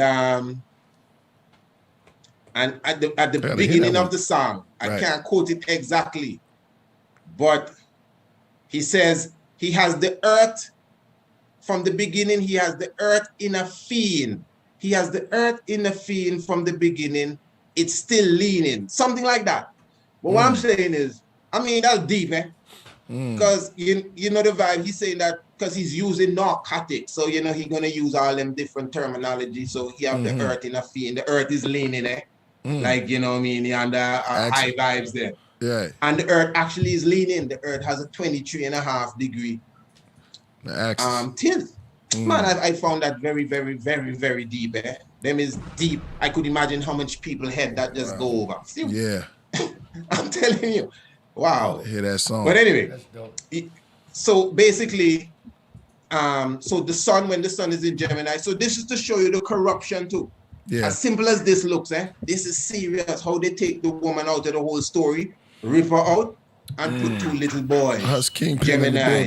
Peace. Yeah, Cupid's brother and sister. Yeah. You know, together. But let me take a little pause here now and hear what the item's saying. I mean, I have more to say, you know, but let me take a pause and make you take a breath, and if you want me to continue, well, I know what to do next. All right, we're going to read some of the super chats real quick for you. Yes, do that, man. Give thanks. Shout I'm out to gonna Hus stop the Kingpin shit, in the right? building. He put 20 on it. Yeah, exactly. Shout out to Hus Kingpin, a dope MC, also in the building. Yo, let's read some of the super chats that came through. Man, yo, this is I didn't know we was going to advanced class. Yeah, this he's is breaking good. it down. Yo, AD, I know you have. We have AD. He's our astrologist here. Yeah, I love it. So AD, how do you feel about a lot Talk of to me, information? Huh? But AD, let me ask you a question first, Yeah. AD. It's Yeah. about to go down. What do you think about what I say? With every new moon, okay, for example, Yeah. that last eclipse, astrologers were saying that it was in Libra. And I actually came across an article, but it was an astronomy article. And they mentioned it being in the left, touching the left leg of Ophiuchus, which is the serpent holder, which is the constellation that appears to be standing on Scorpio. So that means basically it was in Scorpio. But they're not astrologers. But all the astrologers were saying that every new moon and full moon, I can tell you, the astrologers have the constellation off. Sometimes they're off by even 2 constellations. What do you think about that? I agree with all of it. That's awesome interrogation, because I see. I mean, don't forget these constellations were just basically markers in the sky so that we were able to pinpoint the energies of that point in season. Do you know what I mean? I agree. So I know Yes, those definitely. constellations have moved, but whether it changes the characteristics of what the sun is doing to you or what the universe is doing to you at that time is another question. Because, like I said, I mean, we're not getting any kind of energy directly from those stars specifically. Those are just markers in the sky, to keep track of that energy, like springtime. Astrology is basically just the study of the seasons. You got the 4 horsemen, you got the 4 seasons, you've got all of that happening. And, of course, the farmers would use all of that stuff. So, absolutely, I know the constellations have changed. But I know we're on the Gregorian calendar, even though we should be on the astrological calendar where, the beginning of the year is March 23rd or something like that. We're using that Gregorian calendar from Julius Caesar. So, we're still basically, calling November 2nd or November 5th. To be what, Scorpio, when technically, like you just said, it's a whole actual different constellation. But is that person or are the characteristics of that date still Scorpio? And I think that's what the question would be, Yes. Well, you there's some good points you made. Yeah, but I agree with you 100%. And I love about you. I love the astrotheology you're throwing in there too, because I understand the stories of the heavens and how it relates to the Bible, and that's what really got me hardcore was learning how the Bible's talking about all these things, about the sun walking on water, about the son being born of a virgin. But it's before the Greek. Yeah, before the Greek. This is before the science he's dropping is the astronomy. This is the heavens. This is the heavens. And This is that's the heavens. part I'm learning from you also is the connection to Kemet. And I'm learning how this is connected to Egypt because I've learned. You already knew that. No, I learned how it came from there, but he's really breaking down the hieroglyphs of showing the sun and Sumer. Sumer? Yeah. Okay. You didn't hear when he said Sumer? No, I just know it's of Egypt. I mentioned Sumer, but I wasn't given. I'm one of those that believe Sumer or Kemet is still us. I think it's still a branch from us. But I still believe I'm not no super archaeologist or anything, but I still would give Kemet the edge over Sumer, Right. But, I'm just letting you know I'm paying attention. Yeah. I heard. Yeah, I was hearing everything you were saying from the beginning. Yeah, 'cause I like hearing about how it's connected to Egypt because I don't know enough about Egypt and its connection into astrology. I know about astrology and the Greeks. You've been on this show how long? But we haven't talked this deep. We haven't talked this deep. Yeah. And seeing the hieroglyphs of the Libra scales and seeing the hieroglyphs that he showed earlier, it's interesting. Right. The way that you wheeling it together with the scriptures, though, Yes. is incredible, yo. That's where But see, when we talk, when we start building, and we building before, I always said that the Greek version is like a watered down version of where it really come from. If you deal with the heavens, and that's where the good part is about today's astrologers. They don't get that part. They don't get that part. They just take on. They don't go to like the beginning where you going from. They just take on the whole aspect of what they said, and everything's changed. The Gregorian calendars and everything's changed. What he's bringing back is he's pulling that layer off Like you said, and we're dealing with directly with the universe Exactly. as ancient Kemet seen it, as ancient Sumer seen it. You know what I mean? Right. Babylon back in the days. Exactly. Exactly. I mean, you broke it down according to the scriptures, and that's really a jewel. A lot of people don't. A lot of Christians, and Jew Israelites, they don't look at it like that. They don't look at they don't see the astronomical works in the Bible, which is really which is really an actual jewel. But that's obvious. Yeah. Yeah, they religious. They get religious behind Exactly. it. They don't see the astrological feel behind it. Yeah. Because you can The actual science behind it. I want to see the hieroglyphs. I want to learn more about that. What they got was referred to as the Dendera. See, the Zodiac is based off the Dendera. Okay. I mean, I'm not a hieroglyph reader. So Right. That's just I must say, my young daughter, she doesn't sleep in her not sleeping, resting. right. Sleep is the brother of death. But she, oh my, like I wake up when I say that. She definitely dabbles in some African languages. If you follow me, you'd always hear. She's very good at Kiswahili. Self-taught, I'm telling you.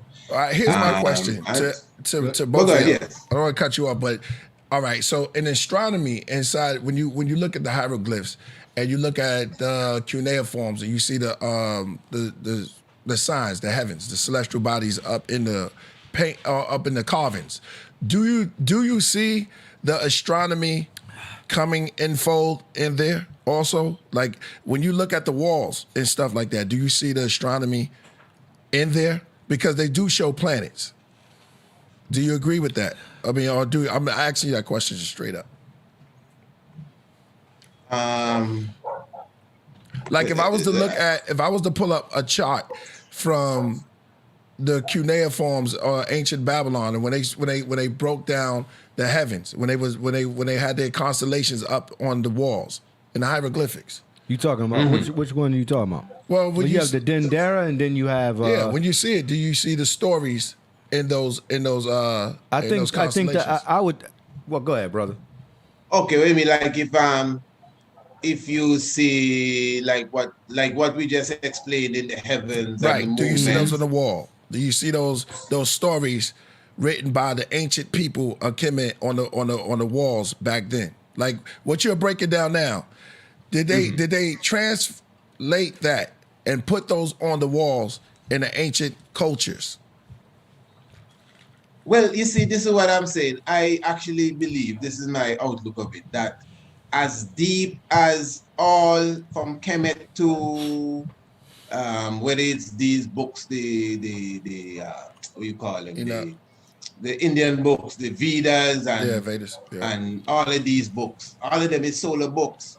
So I'm saying that even within their stories, okay, let me see if I can get something. Yeah. Where are these stories coming from? Like where are these stories? I'm trying to pull something so you could clearly get. Okay, it's all solar science from my perspective, man. I was pulling up something here for you, and it's like I have to pull up something else. I'm gonna get to it, but let me just show you this first, and then I have something else to show you either. Right. Yeah. Don't worry, I'm gonna answer that question here. Bam, bam, bam. First football players. Buttons to press. Okay. So.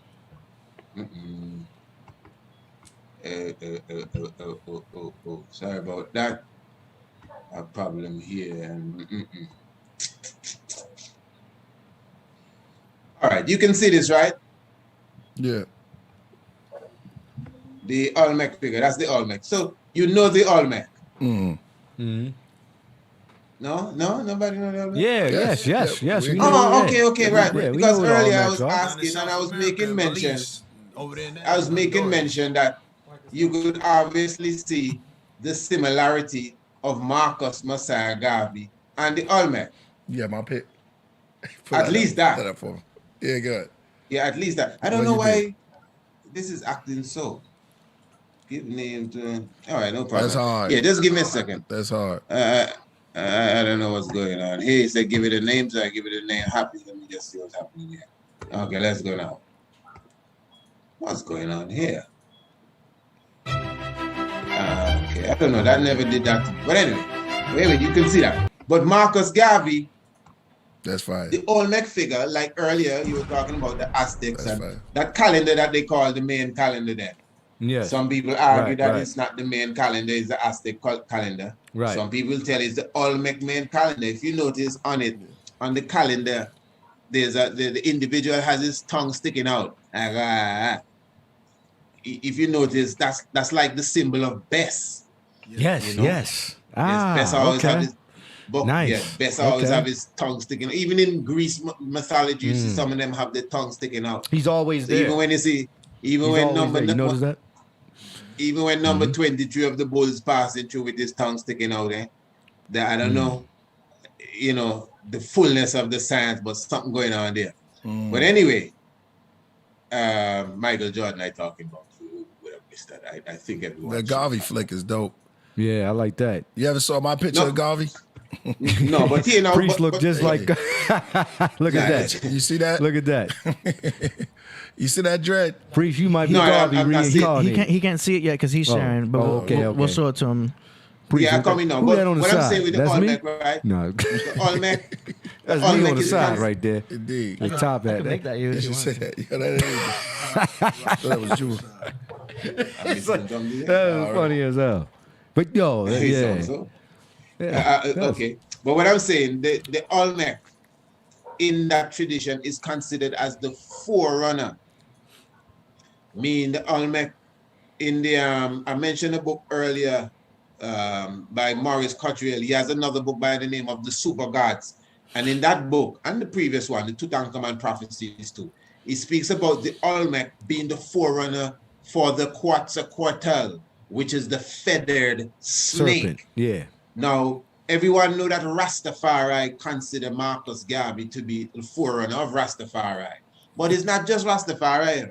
Marcus Messiah Garvey in general has a forerunner sort of spirit where most of the conscious activity that takes place today would have their roots. Even some of the leaders that we, you know, admire from the honorables and the prophets and these ones, some of them were either members of Marcus Messiah Garvey's organization or their parents or something of the sort. So we know that Marcus Messiah Garvey is the individual that came and really woke us up. We're not saying that he was the first to come, but I don't think nobody came like him.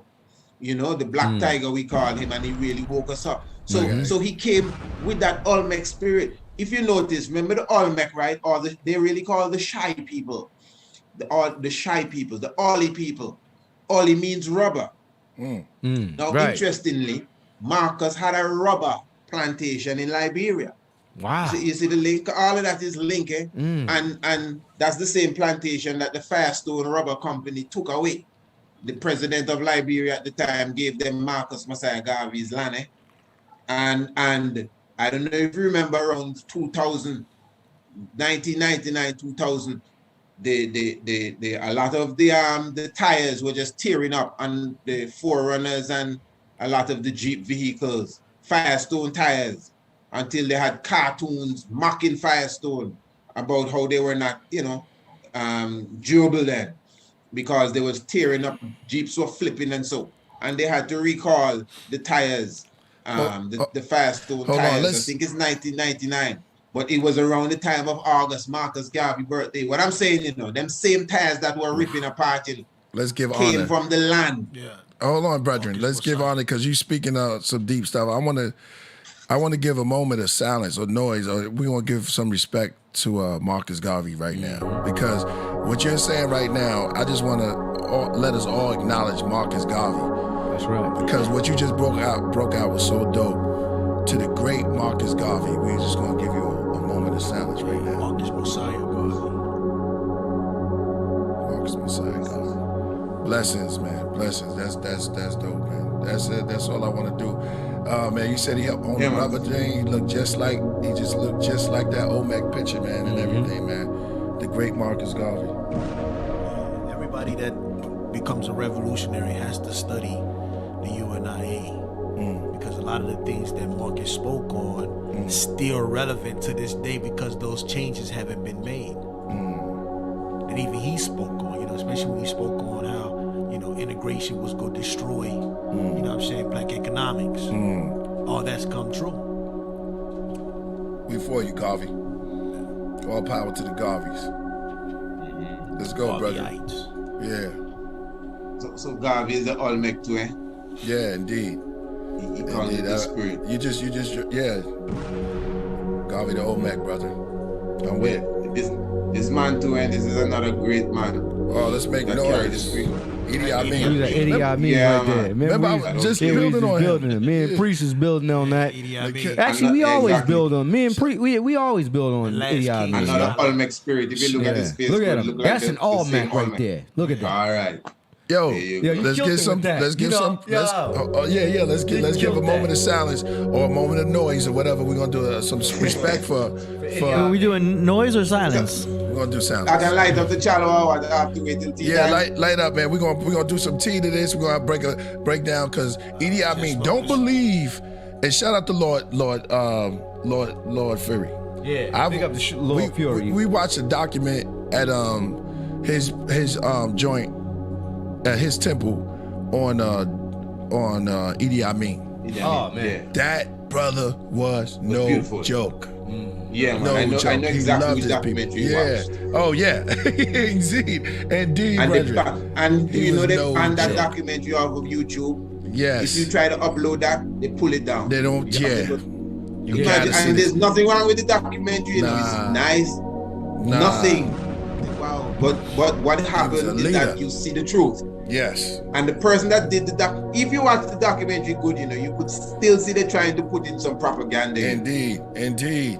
And even the fella that did the documentary, the French guy. Yeah. Because even before the days of YouTube, we used to have that on DVD, and there's a part 2 with it when he's speaking as a more elder man. I He seen said them he both. went to the Uganda Yes. to do a propaganda documentary, and he said when he met the man, he couldn't believe that this is the man they were talking about. Exactly. How beautiful man. Idi Amin was and how he loved his people. Loved his people, yo. He was the biggest one of his own army. Yeah. He was training. Yeah. Yo, you see that part? He was training with the army, yo. Yeah. His whole was army like- was little. yeah. He was the biggest one. Yeah. He wanted to go before them. He made them feel like they was invincible. Yeah. They had a chance. And, Yo, just give him a little bit. Yeah. And he didn't eat people. He laughed at that. When they said that yeah. rumor that they put out talking about Idi Amin was eating people, that he laughed at that. He said, yo, he saw it. He saw all the articles. He read them. I mean, he loved Muhammad Ali, right? Yeah, He was yeah. talking about, Yep. he loved, he He's was a like, Muslim, eh? Yeah, he was Muslim. Straight Muslim. up. Yeah. Straight up. And he was like, he laughed at that. When they said he ate people, he straight up laughed and said, no, man. But the part that was cold when he said about how he knew he was gonna go. The way he said that, when he said that he had the dream, that was the coldest thing I ever heard in my life. He said, Hear this now. Go ahead, brethren. Go ahead. Good. You're gonna get colder than that. Sound Marcus off. Garvey says, right? Yeah, Marcus Garvey says, right, when Marcus Garvey dies, right. Marcus Garvey lives. That's I'm hard. sure you've heard that Wow. speech there. That's hard. Wow. That's But hard. Marcus Garvey talk about like death that. a lot, you know. That's you know, when I hard. die, wrap me in the mantle of the red, black, and green. In the new life, I shall rise up first, and all of that. Right. Now, Idi Amin, according to the reports, he passed in 2003. He died on the 16th of August. That's when Idi Amin Dada died. Eh? On my birthday? 16th. Say it again. On the 6th. Your birthday. You see, you could look on you and see you are Oh, old my- Mac too. Oh, You my could see you birthday. are old Mac. Wow. And just like Idi Amin Dada, you're a killer. Idi Amin Dada is a killer now. Nothing wrong with being a killer, you know. Oh man. Oh man. Which country you gonna run in this time and not be a killer? Yo. Come on. Listen, Wow. but anyway, Idi Amin Dada, according to them, died on the 16th of August, and they buried him on the 17th. So in a sense, they buried him on Marcus Garvey's birthday, right? Wow. And Marcus Garvey says, when Marcus Garvey dies, Marcus Garvey live. And I'm showing you that they have the same spirit, the same Olmec spirit. Hold on. What's Marcus Garvey speak born day? the 17th of August. The 17th. And they said he buried him on it. Oh, that's No, hard. It's hard. Idi Amin Dada was buried Your birthday, on when's your Marcus birthday, Garvey. Priest? It's going down. Mine's is August 16th. Ah, But man, okay. it's the same spirit. Okay. And if you were born Oh, in so the you night, like in the same vein, yeah. I did the image of That's and, it. crazy, if, yo. and if you were born, That's in the kinda night, Oh, if you were born in the night, you could You technically kind of say you were like born Priest. in You got 70. like a kind of like a. I ain't gonna lie to you. You kind of look like, yo, Priest Isaac. He kind of looks like. Which priest? He looks like. You He talking looks, about, we both priests. Yeah. I know. It's like Isaac. you kind of look. You kind of do look like. I took Marcus the picture Garvey, of Marcus yo. Garvey. I took the picture. Who, me? No, Priest. Well, Oh, You got yeah, some man. Selassie. Definitely. You got some Selassie type of vibe going up there. Yeah, you kind of got a little Remind me of Sizzler. Sizzler. Yeah, That's what I thought when I first seen you. I thought, I said, yo, this brother look like Sizzler right here. Yo, it's going down right now, yo. We was going down on One the blood. Podcraft. We are all up in the air right now, yo. I just learned that he passed away. Yo, you linked them two. They do remind me of each other. Yeah. Idi Amin. Yeah. And, if you ever get a chance, Marcus Garvey. yeah. Yeah, real Chat- fiery. Yeah. Chat room. If you ever get a chance, I'm talking to the craft room. Go see that documentary. What was the name of that documentary of Idi Amin? Let me tell you where you can see it. Oh my, it's on another alternative site, but honestly, my young princess know that well, but she rested. Indeed. Man, I wish I could tell you something true. But the Yeah, they were documentary sold is on an YouTube, auto, a portrait, an auto portrait, something of that of Idi Amin, something portrait of Idi Amin, or Portrait of auto Idi portrait Amin. of Idi Amin. Wow. Yes, but it's not on YouTube. No way. Not on I YouTube. don't know why. man. They just I know why. Yeah. I know exactly why. When they try You to. know, that's one of our real heroes. You see, remember these people choose our heroes for us, eh? Yeah. Yeah. You know what I mean? Right. How Nelson Mandela is a hero. And they Winnie fade them out. Even the Madikizela. ones that they choose before, they fading them out and trying to replace them. Well, And yeah. Winnie Madikizela is not a hero. And Nelson Mandela is a hero. It's choose. And I mean, I ain't vexed with Nelson Mandela. You know, I ain't upset with nobody, you know, but Yeah. how he become, because they choose him. You know what I mean? Yeah. Who they choose? They choose even- Winnie, right? They choose Winnie. Man, they just, she is our hero. Eh? I love her to the fullest. I'm No, they so chose sorry Nelson. I never got People to hold chose her hand Winnie. before she But moved he on. did the time. Yeah.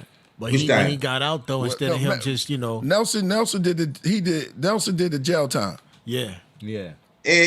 Winnie Mandela say she lost count of how many times she has been to prison.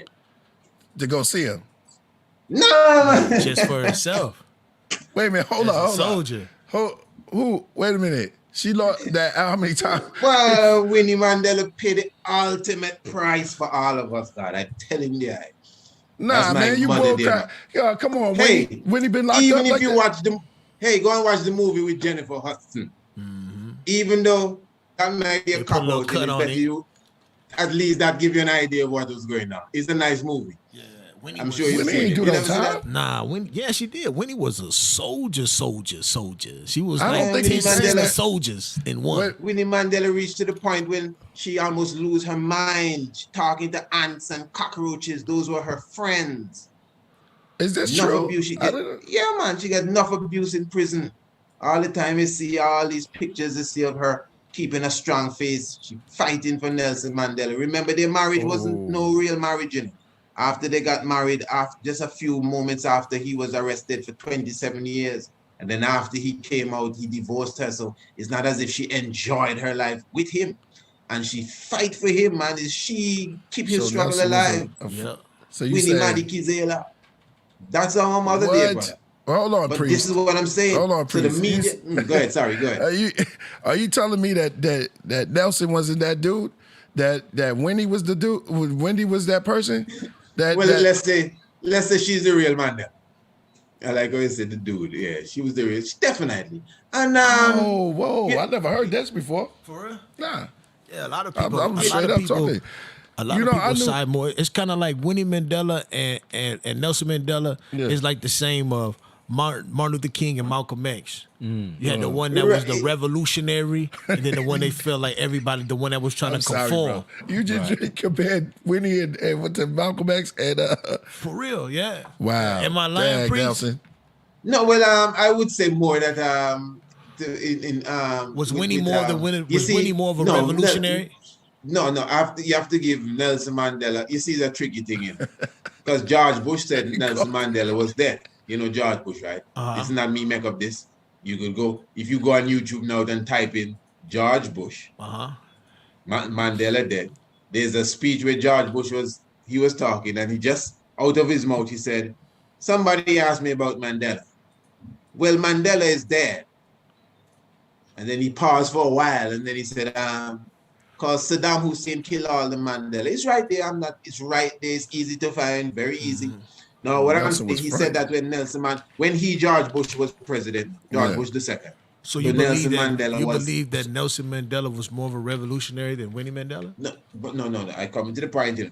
Wow. Answering the first question you asked. Hear me good. All right. The point I was making is that George Bush II hinted to a theory that was out there, that the man that came out of the prison was not the exact man that went in. Right, that's the point I was getting at. And I mean, we know George Bush is Mr. Blunder, but that was a serious blunder. Go and check the video. Sometimes you have to see things for yourself, eh? Yeah. I mean, I could pull it up too, you know. Well, sometimes you think okay. But okay, before I say that, but my point is right. The Mandela that went into prison was a real revolutionary. He was a real. I don't know who came out, but the one that went in was the real respect. Yeah. You know. Now, some of us would even look down on him, and maybe it's not even him that came out, and then we don't give the ancestors his real. And even if it's him that came out, I respect my elder. But Winnie Mandela is who stand up and brought freedom to South Africa. That's wow. They were fronting all that time. You see what I mean? Yeah. Well, some people shout out to Winnie. Some people say that Mandela. They try to say he sold out. A lot of people say that. You know, I don't know. I mean, South Africa remains the same in all the lands. Exactly. It's kill people, I never agree with anybody who said that about him. I think he's a victim of circumstances. You know. Okay, look how Robert Mugabe became a demon just for doing that. Who? Yeah. Yep. Mugabe. Yeah. Robert Mugabe, Gabriel. That's my dude right there, man. The Zuma. Right. Yeah. He became a devil overnight just because he said, well, I think we need to get back some of this land. Yeah, this is our farmland and we're going to keep it ourselves. He just turned Satan. Yeah, they was turned straight into Satan. You know? Yeah. I mean, all you have to do is stand up for your rights, you know, and that's it for you. Yeah. That's what happened to Idi Amin. That I remember Idi Amin actually expelled the Jews out of Uganda. How are you going to expel Jews out of Uganda? Who you crazy, man? You gonna kick Jews out of Uganda? Yeah.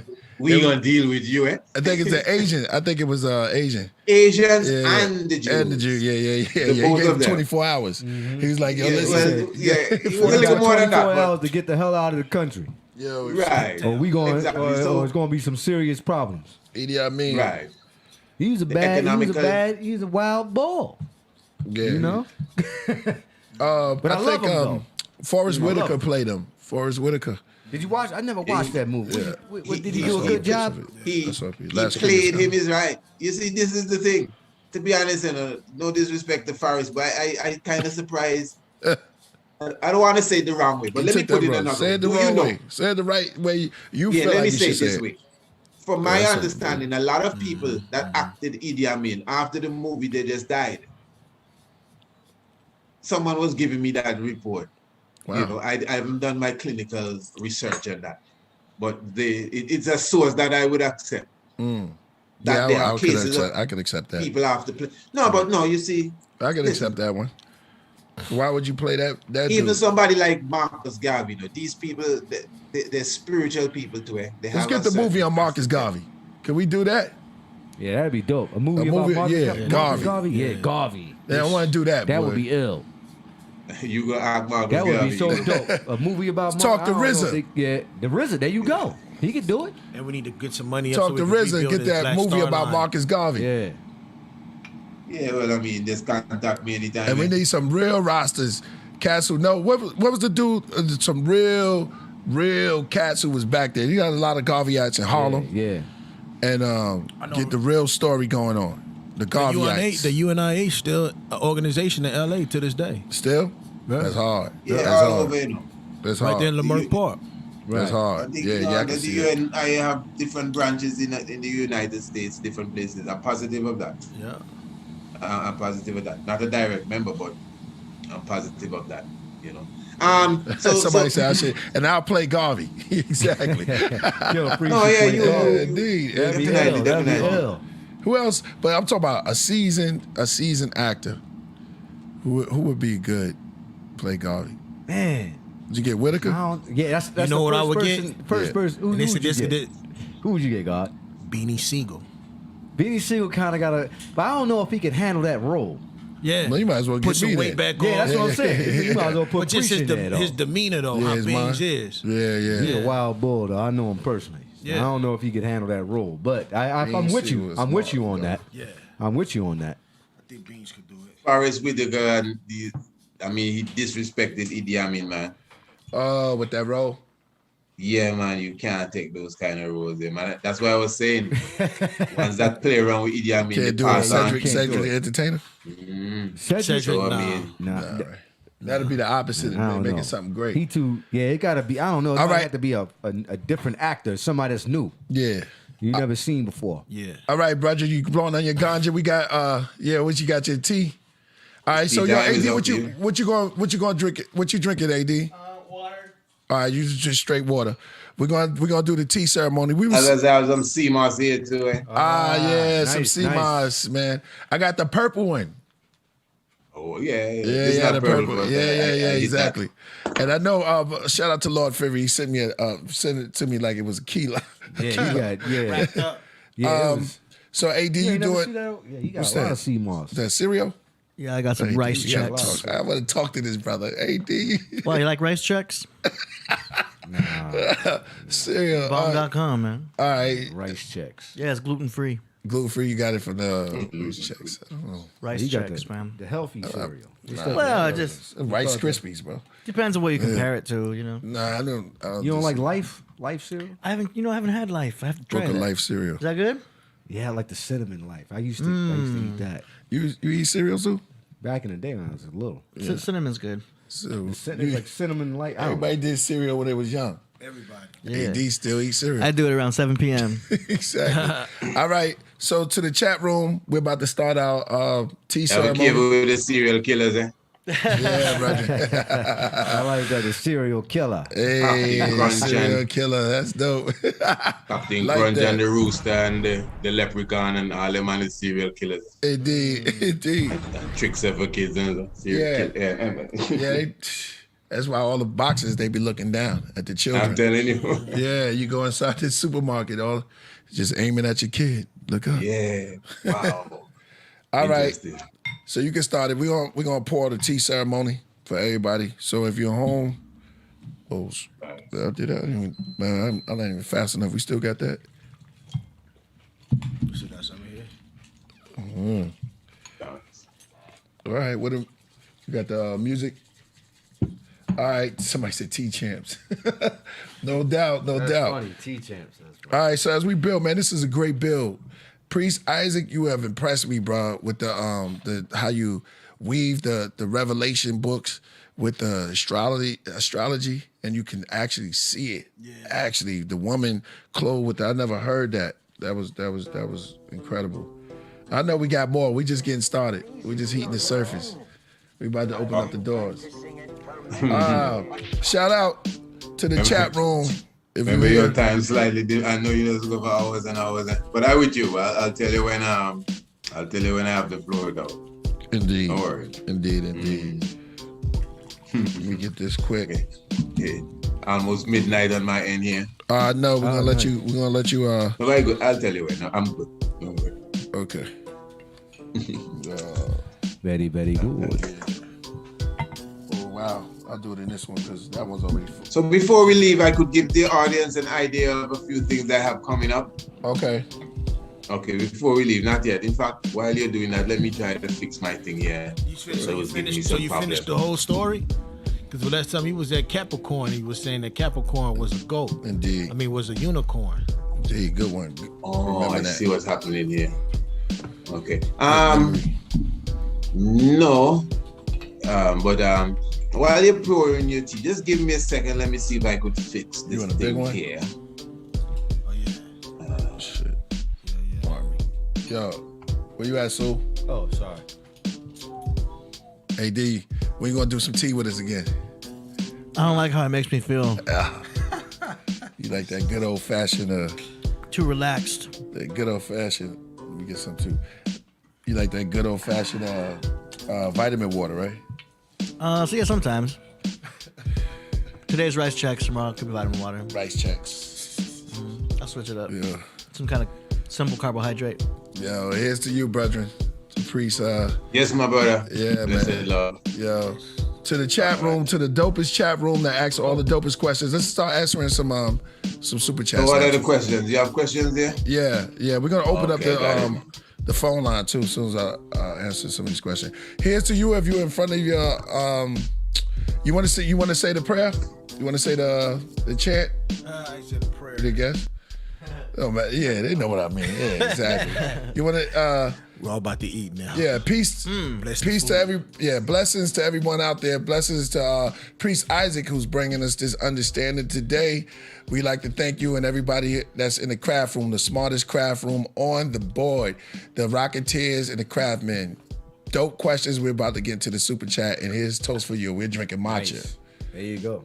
See Mars. And the ganja tea. Yeah, ganja tea, brethren. Oh, you got the ganja tea. That's nice. Imagine. Wow. I was like this. Symbolically speaking, the cup. Because this is a cup. Yeah, This is a story all by itself. indeed. We got these clay jars. You know, I think sometimes when you drinking out of the clay, it just gives it a good aura. Yeah, it and you does. can taste some of the I feel more ancient. Minerals. You know what I mean? minerals. Ancient way of- There you go. Oh, you're drinking a brother. mug Bless of it. tea. This is like, you know, Tea is good for you, man. hell yeah. Yeah, somebody said yerba mate. Those are calabash. Different than when you do those regular plate. Yeah. Calibash. It looks like it disciplines you. Like you just eat enough just to feel good. Yeah. You have big and small. Indeed. Bamboo cup. You can drink out your bamboo cup too. That's what I'm talking about. See, that's the Rastafari indigenous. is nature. Yeah, Facts. man. Yes. Man, this is a beautiful. I time. have a question to ahead. ask. Yeah, man, I already know. Even the chat and the phone call. Yeah, what do you- we're going to the because, chat. We're going to the chat. And where's Coach Kadaka to open up the phone lines? You have a you got a great perspective on astronomy and how you put it together with astrology. So what do you think about how the universe, as far as the stars moving away from us, and maybe that correlates with how the positions of the stars, that what we see, you think that in the future, as we go along, you know what I mean, do you believe that the astronomers are saying that years from now, that because the stars are moving away from us and the universe is expanding, eventually we won't even be able to see any stars in the sky? So what's your question? That what do you think about that I concept? think I get this question. I could at least build on it. What do you think about the astronomers, you know, and how they predict where the universe is going to be in the next couple of million years or just thousands of years from now? Right. A lot of that, as it says, These going theory. quick, but these are strong and potent. To say the stars are Potent, going to Lord. move away until you can't see them at all Come on, Lord. is a little bit off You feeling dizzy? to me. You see, the thing is, Enjoy. I never actually heard it on that level, to be honest. Say it Like again? as deep as you put Say it, again? like Okay. I've never heard it that deep, that they move in a way to the point that in the next couple thousand years, if you're here on this planet, million years. They're saying a lot of Couple million astronomers. years. They're saying Right. that the universe expanding out, and then eventually that is going to be just a universe of black holes, and that the stars are okay. going to eventually burn out. go suck away. Okay, right. No, well, that sounds like something that billions upon billions upon billions of years for something like that. If that's the theory they're coming with. Because, okay, what I'm saying is that astronomy and all the sciences have some theories. It's not because you may dabble in it mean that you go along with everything. Like, for example, see, like we're talking about the flat earth. Right. Now, a person would come to me and tell me something like, my brother, you can't believe these people, you know. They never went to the moon. No. And I like to be as realistic as I can. Now you see that first moon launch, the first one, from my little investigation, that was a hoax. The first one was? The rest, I doubt it, but I can't prove it. As far as Maybe I haven't researched it strong enough. The universe But I doubt expanding it. out, expanding. But now I come into the expansion, it's the expansion I'm trying to show you, but I'm getting to it. I'm just showing you that so the person that would say, I believe, don't believe they went to the moon, they're using that because they think that the reason I think that maybe the earth is not flat is because I'm just accepting what science is saying. I use that point to come back to the point now that in the astronomical field, for example, they're saying that the universe is expanding then. That's really the term. The universe is expanding. From the Big Bang, the universe is getting bigger. They give the universe a shape and so many different things. I'm sure you've heard the term multi-universe. I don't even agree with that. Multiverse. Yes, which multiverse is the better thing. It cannot be multi or multi-universes because uni means one. This universe came from another universe. Universe is everything. Right. So the concept of the edge of the universe business, what can be the edge? What is the edge of the universe? So what's beyond when we reach the edge? What's over there? Exactly. But that's how astronomical science talk. I don't really go for too much of that. Yeah, me too. So the thing with like is the whole all black holes will engulf everything. I don't see. No, I cannot see that understanding. No way on earth. Yeah, I agree with you. There. I agree with you. Some of those scientists, they be just saying stuff and throwing stuff out there. That's the thing. Yeah, I think they be like, they say things. Yeah. A black hole, wouldn't it be the opposite of the sun? Meaning that one gives off energy and one brings it in? Yeah, because of the gravity. No, a black hole does both. Yeah, because the gravity is so strong in a black hole, it pulls everything in. And it spits it out too. Yeah, and it spits it out, they say. Right, eventually. The black hole is so strong, it bends light. It can bend light, eh? Yeah. We talk about light But there's some scientists that talk about repulsive gravity. That maybe the universe is expanding from what they say is the Big Bang or a multiple of bangs, and maybe the universe expands out and eventually it pulls back in, and then another it's all theory. Expansion. I think. I'm just gonna say my part. It's all theory. These cats, they die at 82 years old. They've been on the earth for 82 years old. The earth been around. They doing studies and having theories. Yeah. You know what I'm saying? When you never controlled anything, or like a farmer could study the heavens and understand that. The seasons and how he have to plant during a certain time. Yeah. If you're not a farmer who have to really do that in your life and observe the heavens and put that to what you're doing, then everything else is just a theory. They're going into a world that they don't even understand, that they don't even deal with. Yeah. You can't go into school to learn about these things. These things have to be acknowledged and by real people that did this thing. So a lot of them, they be saying... Who would be the real people, though? Because sometimes, Well, the universe. Yeah, well, observing the universe itself. And telling people... All right, let me finish. Go ahead. I think observing... Like I said, farmers, they observe the seasons. No one told them. They had to look at the seasons to know when to plant.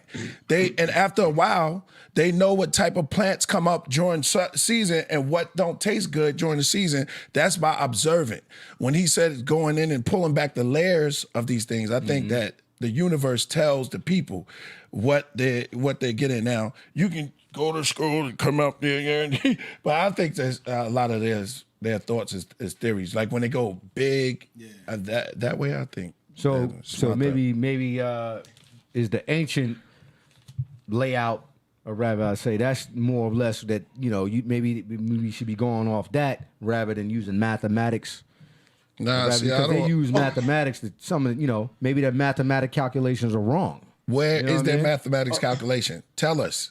Well, I mean, they just use it off of theory, like Einstein's theories and Einstein's theories have been proven. Gravitational rays. It wouldn't be a theory. No, it's not a theory. No, it's not a theory anymore. Right, so scientists don't can't even look say his theories. A lot of his theorems and his theories, they can consider them as they've been proven through And math. then that's You not a gotta theory. get- Okay. It's not a What's theory. What's proven is proven. Yeah, And exactly. what's proven is facts, Right. Exactly. not a theory. So a lot of stuff, if we're not at the billion year point, like a lot of stuff that they're saying, we're not there. It's not proven yet. So they're just theories. They're just things that they have up in the air. I'm just helping out that answer sometimes, just to, keep moving. I'm just saying, I'm just building, But brother. I'm if, just here. if I can jump in Yeah. there, please. Yeah.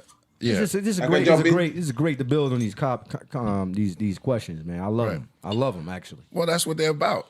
Is us taking back our power of knowing that they lied for so many years. He's just talking about the way that they corrupt some of the astrology.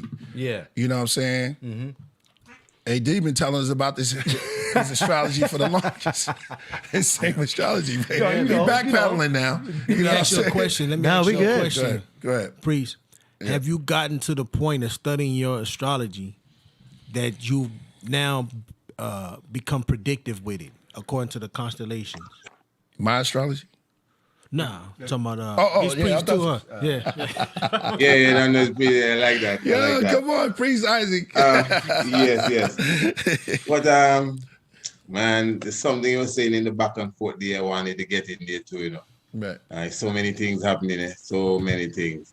right. With that whole black hole thing. I'm coming to what you asked me, but that black hole, and the theory. Oh, what I was asking the brother, what I wanted to ask before I get to the predictive part, Right. is, okay, the sun. Okay, you have theory, and I mean, there's certain things that common sense tell you, like, okay, yeah, that makes sense. The sun itself is said to have, I think, about 4 billion more years left before it either dies out or explodes. Now, like, for example, the star known as Betelgeuse or Betelgeuse, you could see it in Orion. Up to last night, I was watching it, and it some scientists believe that it has already exploded, but because it's like a couple of hundred light years away, the light hasn't reached us yet for us to see it. But when Betelgeuse explodes, it's going to look like a next sun in the sky. What I'm saying, stars have a life. Now, the stars die out and burn out and blow up, etc. And the sun is considered a star. So the idea that the sun will not always be there is not a strange thought. Even if it's in the next 4 billion years. Yeah, you may say, well, yeah, man, that's a long time from now. Yeah. But you can't just give up. So what's going to be going on planet Earth in the next 4 billion years? No, realistically. Right. If the sun is, because the sun now, according to science, the sun will swell before it dies out, And just the sun beginning to swell alone is problems. So, and this is just reality. No, this is real. There's nothing spooky here to think that a star will one day die out or the star will one day burn away. Even if it's billions of years away, but it will happen. So when will all this cease? What's the end of this? Outside of the Jesus returning and who go heaven and hell, let's just say that doesn't take place and things go on as natural. What will be the end of it all? Because the sun will soon be no more because it's a star and all stars eventually die, even if it's the next 4 billion years. So even the time frame the brother was talking about with all the stars disappearing and we ain't gonna see them, we won't, from my understanding, there won't be a we around here. Right. Right.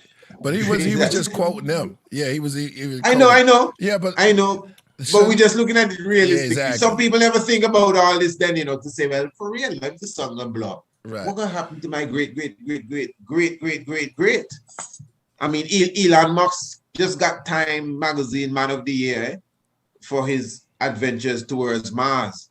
So maybe that is what people need to look for. And then you have to consider now, this is another thing. How many different worlds are out there with intelligent life forms similar to what we have here? You have to see. You see. Oh, you talking deep. All right. We got some super chats. You ready? Yeah, AD uncomfortable right now. No, I'm good. Right. I'm getting on AD today. Okay, so Dominic Green says, I'm just starting looking into sound and frequency and how sound vibrates to create frequency, causing magnetic electricity. Meanwhile, mainstream says the universe is electromagnetic, completely backwards. That's from Dominic Green. Kenneth Miller Deep says... vibes. Deep vibes. Kenneth Miller says, dope build. Hanzo says, loving this. Keep it going. Peace and love, everyone. Thanks. Ralph says, peace to the Podcraft. Shout out to Ralph. Callie Laws says, tell Radial I said, what's up, DGK? Oh shit! Hold up. Yeah, Rasul, you mean? Oh, Yeah, that's my man Kai. Kai in the building. Kai Laws. Big up to Kai Laws, man. That's my brother. Nice. Coming in. All right. Huss Kingpin Huss says, Kingpin. What up, Huss? Big city priest. Hush King Firework Brethren, let's hear some Aries vibes, Dread. Hey. You want to go into that Aries dread. Yeah. Well, I'm not an astrologer, you know, so I don't read signs like that. Right. I stay in my lane. Eh? No doubt. No doubt. You heard what somebody just said on the joint? The spirit box. We're going to get to that one. I'm trying to go in order. Okay. Rigo says, evolution of a revolutionary peace, love. Indeed. Seven Sun says, hi, y'all. What's up with the bully? What bully are you talking about? Dominic Green says, if the heavens is telling a story and whoever can perceive it can tell a story, who do you think there's many ways to God and heaven? Oh, no. Well, do you think there's many ways to God and heaven? Nah, I don't think the brother. Yeah. That was. I would just give an answer like, the answer is within. God is within. Heaven is in the head, in the mind. We're with that for now. You know? Yeah, okay. I'm going to write down that question. Yeah. Nyasha Champ says, can the brethren share what he thinks about the effects of the retrograde? Okay. Is it really relevant? I believe in working on your own personal change during these times. What are opinions respect? I'm jotting them down so at least I don't stop your flow. Okay. I see you. Yeah, so that's Nyasha Champ. So she's asking about the retrogrades. And then we've got just one or two more here. Let me check. I have to refresh. 1 second. Okay. Oh, yeah, last one here. There's a YouTube channel dealing with a spirit box and people really buying into them, talking to spirits. You got to have these people on the show and put an end to it. That is not happening. We're not talking to no spirits in my house. I'll tell you that right now. We can have them on Zoom. What, are you scared? Yeah, because then I have to sage again. I already have to sage. So that means you believe in it, huh? Yeah, man. I mean, I don't want no Ouija boards. Like to play that, huh? I don't want no Ouija boards in my house. Let's just say that. They're doing murder victims on our people. Yeah, I don't want no Ouija boards in my house. I don't want. They gonna play no Ouija. It's too much woo woo around here. Yeah. And then there's one more in here that was just recently posted. It says, "Why do you think the sun rays is directed straight to the Earth alone?" Wow, that's a good question. Yeah, see, It's a great question. It is Very good, man, Kepra. Yeah. That's deep. And that's it. Who said that was good? Very good, Kepra. That's Who just said that? I said That's good. I don't know that it Very good, is. man, Kepra. Yeah, I don't think that is. No way that it is. Like the sun, because the planets are close. Certain planets are close to the sun, and then you have, Jupiter, and we have Venus, and that's not close to the sun. So they get a certain amount of heat, but not as much heat as the Earth, Mercury. See, that's just like when you go back to the so-called flat Earth theory, right? When they be like, the moon and the sun are all, they're the same size and they're rotating around the same sphere. Well, what happens when you get an eclipse? Being that they're in the same sphere, witness the power of the sun Very good. blow the moon up? Or does the moon just the flat Earth killer? Yeah. So look, just think about the model. We're moving around like this over the face of the Earth, right? And then all of a sudden, the moon and the sun are one that must be higher than the other one there in order for the eclipse to happen. Right. That's what happens. Well, light doesn't light. But another time. It doesn't light. Doesn't it reflect? Doesn't it bounce off the moon that gives the moon its light? But if they was at the same moon is trajectory, the same, non-luminous. and if they was at The according to moon Florida, gets its light from the sun. if they're like this, Right. and they're in the same spirit of each other, Right. how could there be an eclipse? I don't know. Let's ask AD. AD, what you think? okay. So Big your question, DJ. your question is how can there be an eclipse? Yeah. They just overlap each other. Just like you said. I thought you was gonna say the moon. So was one cold. goes on. So what about when it's a solar eclipse and a lunar eclipse? Oh, you're talking about when the moon is opposite, completely opposite. Then then you have a full eclipse. Then, boom, you're actually it doesn't become completely black. It's kind of a red moon, if you notice that. But that's because the sun's shooting right through the center of the Earth, which is like the North Pole is magnetic. So when you shine light through magnetism, So you have a lunar eclipse. So that would mean that the sun is higher than the moon, right? yeah, and then the eclipse where it's I have a But you video. said they're only 5,000 miles up to in the sky. Yeah, they're both the same size, and then they just overlap. Yeah, that let's hear from Yeah, Chris listen. Isaac. Yeah, you heard. Well, they said that the Earth is 5,000 miles away from the sun. Yeah, it's not that far away. Yeah, It's definitely not 9.1 million miles. But the sun is not hot enough that when they become in eclipse with each other, because that would make the trajectory of both of them a lot smaller, right? So how if the sun is 5,000 miles in the sky, how far is the moon up? It's only 3. Something like that. We Like don't have the exact Who told number. you it's 5,000 miles? That's just the theory that's been going around for the flat Earth. Yeah, I just made that up. conspiracy. There it goes. So gotta okay, we use go math break to it do down that. like that. The sun is 5,000 miles and the moon is only 3,000 miles. So the sun is overlapping over the moon. So when the sun gets over the top of the moon, it don't burn it up. AD? It doesn't black out the entire planet. That's for sure. Right, You'll notice it only blacks out a little part of it. But wouldn't the power from the sun destroy the moon? Nah, that's my guess as good as yours. I don't know. It's a good question though. Listen, without the sun, the moon wouldn't be able to be. The moon is non-illuminous. Let's hear more from the moon gets its light from the sun, I just mean, like the Earth. Priest Isaac. Let's let Priest Okay? Isaac go in. Go on, brother. Well, no. Well, if it's on that subject there, that's tricky there. You see, with the pyramid, although I don't have all the pyramid of Giza, them same pyramids you have behind you, the specific pyramid of Khufu, as it's called.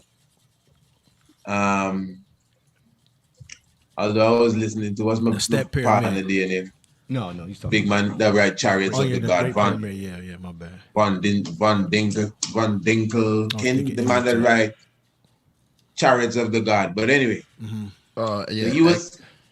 he was talking about the pyramid is much older than Khufu, etc., etc. I'm sure we all come across that. But the pyramid itself, from my studying of the pyramid, I don't see that there is another monument that has been built, or even a book that has been written that I would compare to that pyramid. Only maybe the heavens alone supersede the pyramid. And within the mathematics of that pyramid, if I'm not mistaken, it is the length of the base times the height. If I'm off, well, forgive me, but I know that there's some maths there. Something I could just go and check my stats.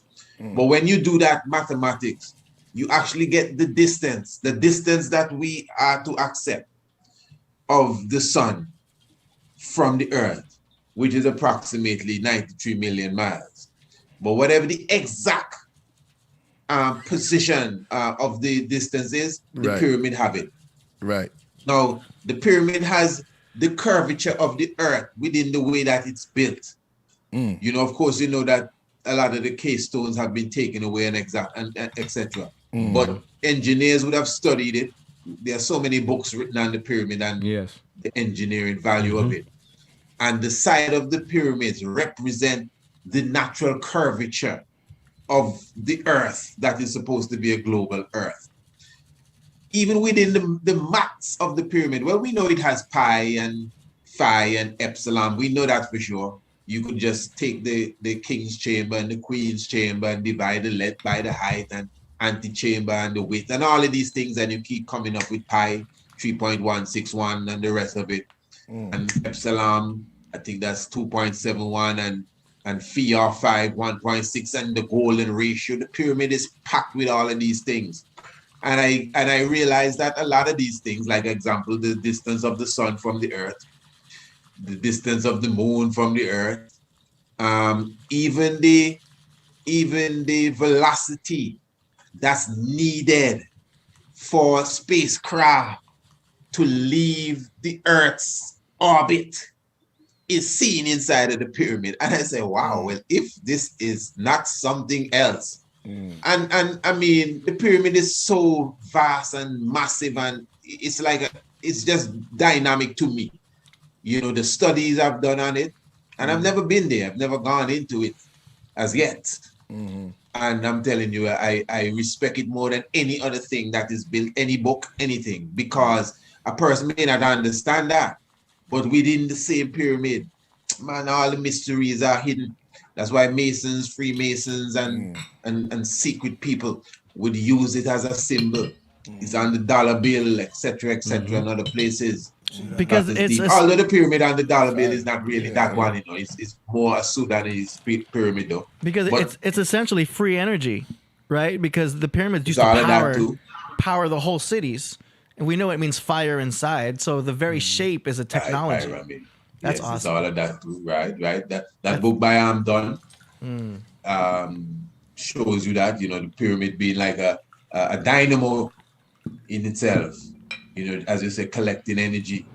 The pyramid naturally makes the humming sound too, you know, the pyramid has its own sound. Really called Per Netter.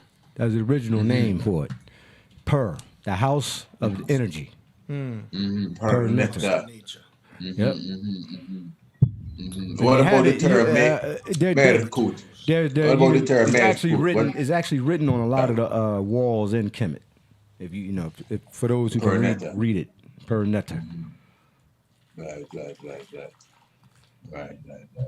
So I'm just saying that even the pyramid I use, even with the understanding of the earth and its shape and its cycle, because a lot of what is attributed to a spheral oblate earth, not necessarily a globe, is seen in the mathematics of the pyramid. That's you know, that's what I was saying in general. You have a chi generator right there next to you, Priest, that pyramid. Oh yeah. Oh indeed. Yeah. Right we used to have this at the beginning. Yeah. And look on the bottom, there's copper. Yeah. Yeah. You can see it's turning like you can see. We used to have this in the beginning. Yeah. Like a solo panel a little bit. Yeah. But this one has a inside there's more pyramids, and then inside those there's more pyramids. I see. Wow. But it's supposed to be the angular shape of the Great Pyramid. I see. So they say when you sleep under the pyramid, not the pyramid in Giza, but a structure like the pyramid, especially if it's made from specific wires, and you put fruit. I've seen these experiments done where you put certain fruit under a pyramid sort of structure, and the fruit remains for a longer time than if you didn't put it. So obviously, as the brother was saying, just the shape alone, whether it was built in Giza or wherever, the shape alone has its own energy and, you know, life-giving power.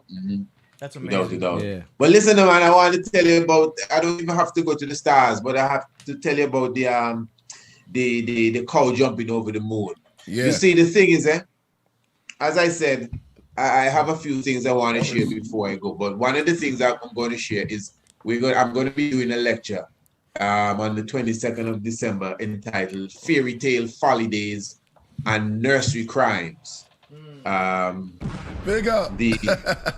I like that. Nursery yes. crimes. Yeah, and days, Folly Days is spelled D-A-Z-E-2. Z-E-S. Okay, and Nursery Crimes. You know, what it's about, it's talking about the subliminal messages that are in all these cartoons and all of these funny vibes. We always, it's years I've been doing that lecture, you know, but I always expand on it to the point it gets very deep. Right. Deep. I mean, deep. You know, we always begin with, why does Winnie the Pooh wear a shirt and he doesn't wear pants? And the person might say, what? You know, you never really sat and thought about that. But, you know, because, no, it ain't no joke, eh? Yeah, because really, you may say, well, bears don't wear clothes. I agree. So why put him in a shirt and leave off the pants? The pink panther, that alone is like an oxymoron. A panther is a black cat, you know. So with this pink panther coming with his little bow tie, and that's all he have on. He ain't got on nothing but his bow tie. So as innocent as it seems, there are a lot of subliminal messages being passed out. I'm sure you remember the year when the when the gay rights community. I can say them words on this show because every time I mention them things on my program, they pull down the video. Let's call it gender. Yeah, no, I understand because I don't know anything I say. They pull down my videos. Yeah. Even if I whisper it. Yeah. But anyway, you know who I'm talking. They marched around the Sesame Street studios, demanding that Ernie and Bert get married. So what would have been in their minds that they would have thought that? Remember Big Bird too, eh? When I was young watching Sesame Street, eh? You have to talk soft. Let me pull on a video. Right. When I was young watching Sesame Street, Snuffleupagus. Anytime people would come, when Snuffleupagus visited Big Bird, when anybody came to visit Bird, Snuffleupagus would run out the back door. You know, look at Snuffleupagus good, you know, an elephant with them long eyelashes, him and Bird in the room, in the back room, and Big Bird is supposed to be a male bird, but he lives in a nest. All of them things is psychological vibes. Don't take it simple. That's why it's called subliminal messages. You know, it's the message of the sublime. It's things that have been studied out of the Kabbalah, you know, that has been retrieved by the 9 monks that they took from Isaac the Blind. We can go all the way back to the Knights of the Templars and show you where the science is. Let me show you something important. You know the cartoon characters Chip and Dale, eh? Chip and Dale. Now, there's an individual known as Thomas Chippendale. He was born in England, in Otley, in 1810. Thomas Chippendale is a renowned Mason. What is Thomas Chippendale renowned for? And I'm going to get to the pineal gland I was talking about earlier. Thomas Chippendale expresses the Gothic art of masonry, but he does it by creating furniture. Up to today, the Chippendales are, you know, that's high quality furniture. You have a Chippendale, you crazy, you know? But it began with Thomas Chippendale. Now, what they did, the cartoon characters Chip and Dale, right? What they did, they deified, they kept Mr. Thomas Chippendale alive. That's what they do. They keep their people alive in cartoon characters, stories, etc., because he was renowned as an individual that expressed the Gothic art, but not in stone, but in wood. So he was a woodsman, like Pinocchio's father, Geppetto, which means Joseph Christ's father. They were carpenters, yeah. woodman, all of them things. Craft we dealing with, family. We mashing up the craft now. We dissecting it. So Thomas Chippendale, if you notice, the term Thomas means twins. Thomas means twins. Even the Bible, the biblical Thomas, Didymus, he means twins. So Chip and Dale, the chipmunks, if you notice, they're twins. They live in trees. Thomas Chippendale would take trees to express the Gothic art. That's why he was a woodsman. He's a furniture maker. The acorn and the pine cone, them two symbols are the symbols of the pineal gland. This is why you would notice the acorn. If you take your time, you see acorn outside of certain governmental businesses. Well, I don't know about in the States. In a lot of the flags in the US, a lot of those state flags have the acorn. Just do your own research. You know, they have the acorn in them because the acorn is a high symbol, Freemasonic symbol. Chip and Dale, they're always eating acorns. Yeah. And Thomas Chippendale, he would have created furniture. Just do the research, and you see he have the little acorn like on the bedpost. He carved the acorn like in the, you know, in the cabinet. Yeah. So what they did, what Walt Disney did, which is another character by himself, he deified Thomas Chippendale by using the cartoon characters Chip and Dale. And you can go through different cartoon characters and cipher out these little things. So our children grow up on these things, Yeah, man. And be talking about remember the Alamo, and that's why we get hooked on Thanksgiving and Hagmas, and that's Christmas and these things, and Santa Claus with coming down chimney looking for cookies and milk. Man, there's so much subliminal messages in that. So anyway, hey diddle diddle, the cat and the fiddle, because that's a nursery crime now. The nursery crimes are loaded. I don't know if you sing this in America, but we had a nursery rhyme. Goosey, goosey, gander. Where shall I wander? Goosey, goosey, gander. Now a goose and a gander are two genders of the same animal. But there's one individual that has the name Goosey, goosey, gander. And the question he's asking is, where shall I wander? Upstairs or downstairs in a lady's chamber? As I said, I don't know if you're familiar with that one. But then they have other ones like Rockabye Baby on a treetop. When the wind blows, the cradle will rock.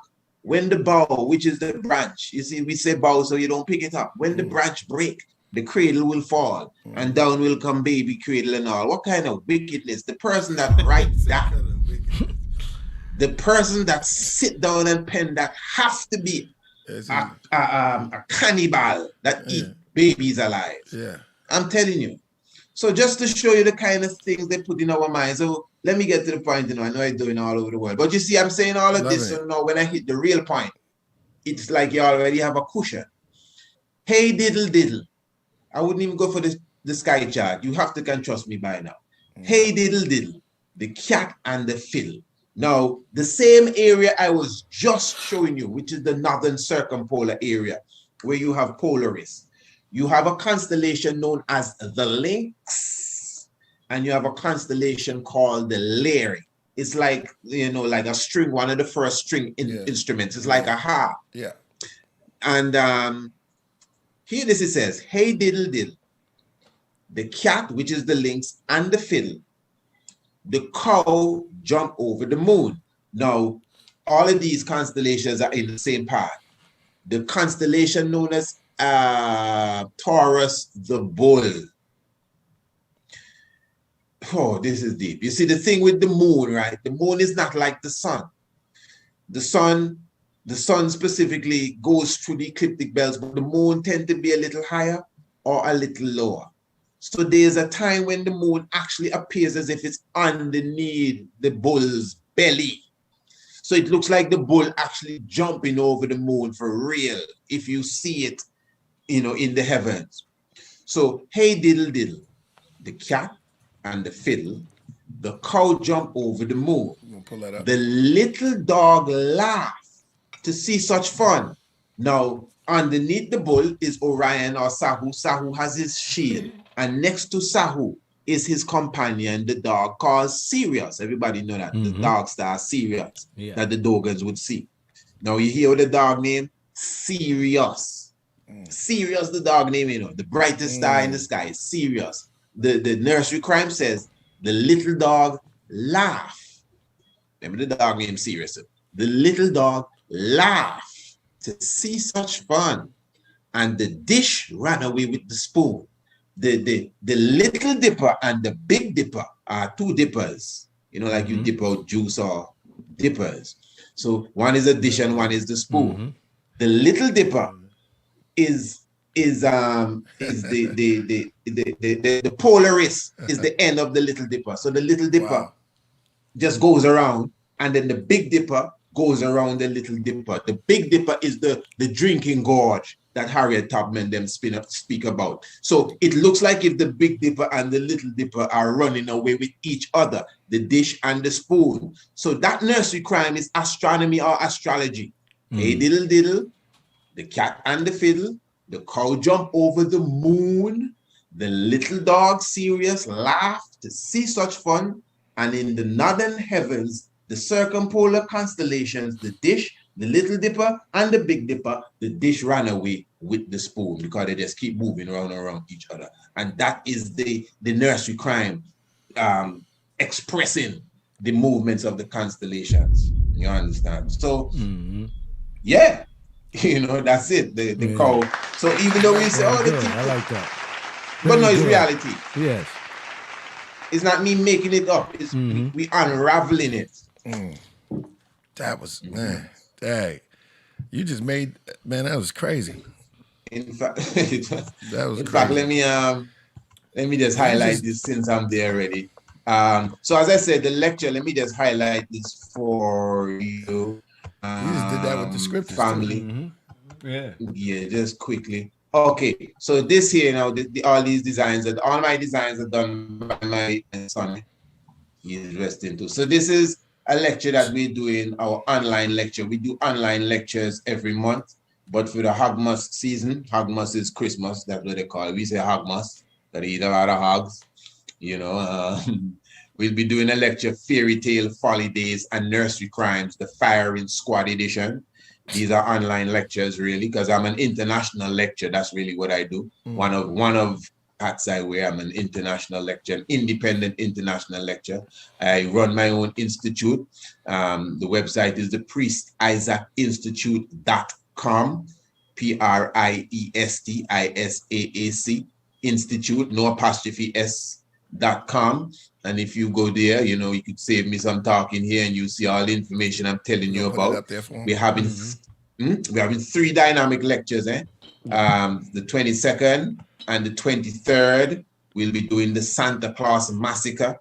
That's total annihilation. But let me say the one on the 22nd, it will be done between myself, my young princess, and my young prince. I mean, I don't know how much y'all follow but we will be following. I want everybody to follow this. This is, I mean, Priest Isaac, what he's doing right now. This is incredible. Well, trust me. Once they come to the website and they visit our radio station, Radio Anu. In fact, let me just give you a little idea, man. Since we're here, Radio Anu. You know we actually live on Radio Anu now too. You know. Oh, okay. Shout out to Radio Anu. Shout out to Radio Anu. Don't change the channel. I hear, we're live on radio, and all of that is on the website. So once they visit the website, priestIsaacInstitute.com, you get all the information on the upcoming lectures and everything. Just priestIsaacInstitute.com, and you know they're gone clear, straight up. Make it easy. And the link is. Or they can the email me too. Yeah. They can email me to priestIsaacInstitute@gmail.com. And they get more information on the upcoming lectures. Big up. Santa Claus Massacre, you know, we have to deal with him too. You know, I'm sure you know the story of Saint Nicholas and the 3 prostitutes. Of course. Hold on. Saint Nicholas and the prostitute. Yeah, man, that's a folklore, man. They say that Saint Nicholas, there were 3 prostitutes. Well, the way the story sounds, they have different versions. To me, is he make them prostitutes, but anyway, there were 3 young girls, and they were living on some hard time. I think they had children too, and you know they wanted some money. And the story says, good old jolly old Saint Nick came along and gave them 3 bags of gold each, some and he took them away. Everybody call them hoes. So exactly, 3 of them too. So that is why when he come through on Christmas Eve, you hear him saying, ho, ho, ho. Indeed. 3 times he say it. Man, it's masonry. Where's my hidden dope? Messages. It's symbolism. There's a lot of prostitutes being on Santa Saint do Nick look too. like a trick too, though. To be honest with you, young. You look at him. And say that again. You look wild. I said Santa does look like a trick, kind of. Like he's been out there tricking. He said he went and gave 3 hoes 3 bags of gold, right? Right, exactly. I mean, what do you think? He's known as he's considered to be the saint of prostitutes. Prostitutes be on Saint Nick. Mm-hmm. If you got, like a lot of places you go, it's like, yo, I'm going down to St. Nick's. Yeah. You know what I'm saying? Yes, I That's hear crazy. I hear. Ah, It's true. brethren. So it's gonna get deep, man. Don't worry. I mean, a lot of these characters that we say are not real, in one sense or the other. They you see the Mickey Mouse here. If you watch the water symbol, I'll never trust Mickey Mouse with that squeaky voice. No, but if you look at the Mickey Mouse ears and you look at the H2O symbol, I don't have it up, but you should know how the H2O symbol looks. Yeah. And you put the Mickey Mouse thing next to it. It looks, well, the same. Mm-hmm. Now, that ain't no joke, you know. Mm. That's very deep. Walter Disney. Mm. I mean, the kind of craft that he put in his cartoons, like the Pinocchio story, like Snow White, Man, these things are deep. When we're talking about masonry, if I ask you, who is Snow White? Okay, we all watched the movie Snow White already. I mean, the original Walt Disney Snow White. Everybody here is a big man, so I know we all know Snow White and the Seven Dwarfs. Yeah. Okay, the original story of Snow White, you know, it's two people. It's Snow White and Rose Red. Snow White has a twin sister named Rose Red. Oh, I should have had the picture. But you see, I didn't expect us to go this far, eh? But hear this now. Snow White, in the old stories, Snow White, I can just Google it and pull it up, you know, but I don't want to do all that. Snow White Snow White and Rose Red, they look like twins. They're twins. And Snow White has white hair, and she always has on white clothes most of the time. Rose Red has brunette or black hair and usually has on darker clothes. In fact, in the storybooks, Rose Red looks just like Snow White in the Walt Disney cartoon. I'm going to say this again slowly because I don't want nobody to lose. And that's why pictures are good, eh? Because if I was flattening the pictures, it will go quicker. But hear me again. Walt Disney has the Snow White cartoon. Everybody knows Snow White.